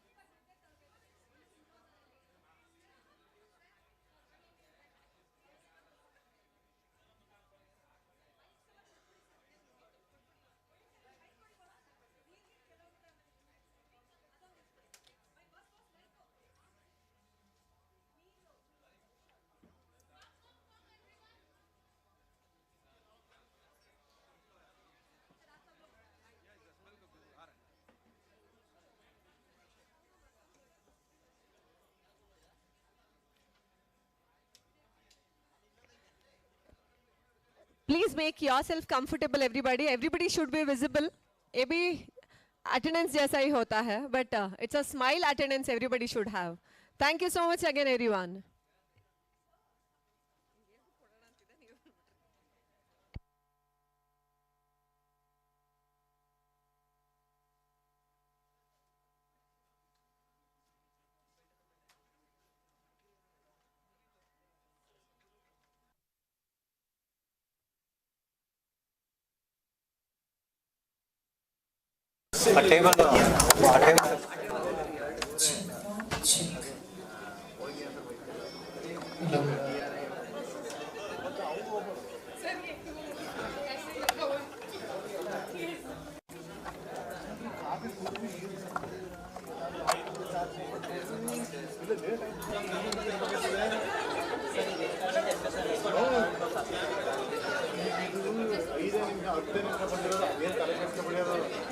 ಇಲ್ಲಿವರೆಗೆ ಏನೈತೆ ಇವತ್ತೊಂದು full ನೋಡಿರಿ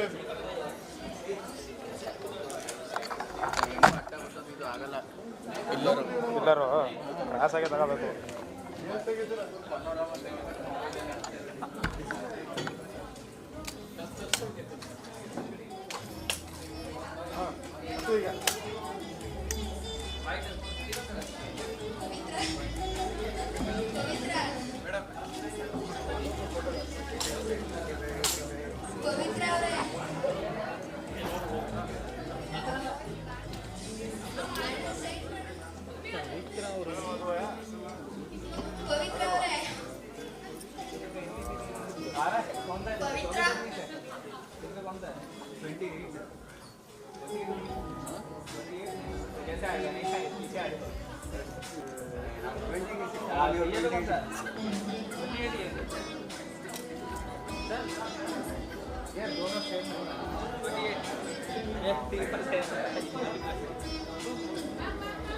photo कैसा है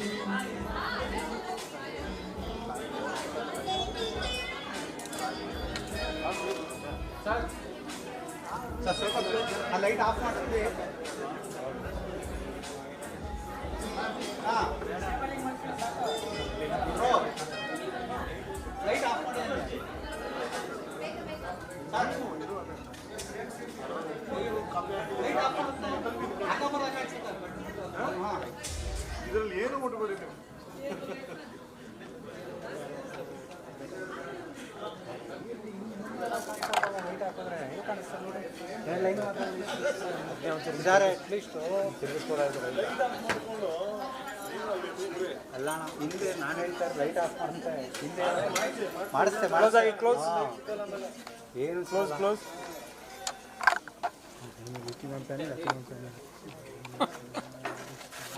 okay ready ready yes everybody smile sir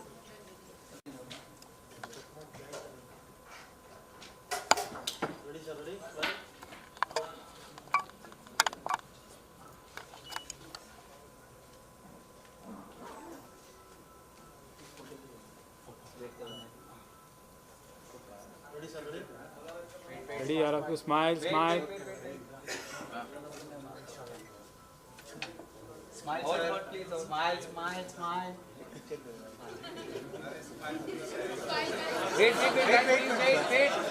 Wait, one picture, please. Hello. Hello. हाँ sir, खत्म हो गया.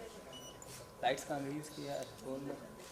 अच्छा मोबाइल भी दिया है ना, उससे भी ले लीजिए. मोबाइल होगा. हाँ.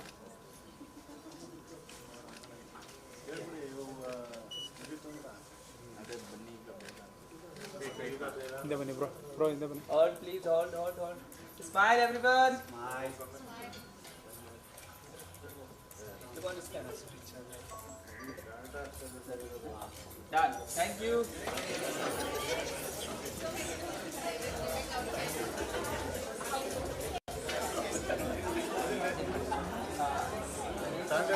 Sir, Ramesh,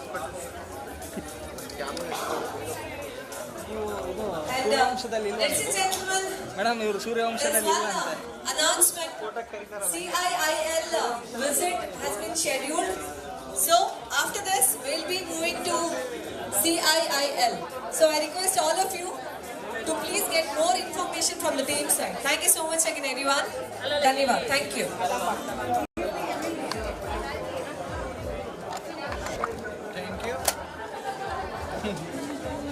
ವಣಕ್ಕಂ అందరికీ నమస్కారం మీరు ఎలా కడుతూ ನಮ್ಮ ಕೆಲಸ ಮುಗಿಸ್ಕೊತೀವಿ Yes, the buses are ready. I request all of you to please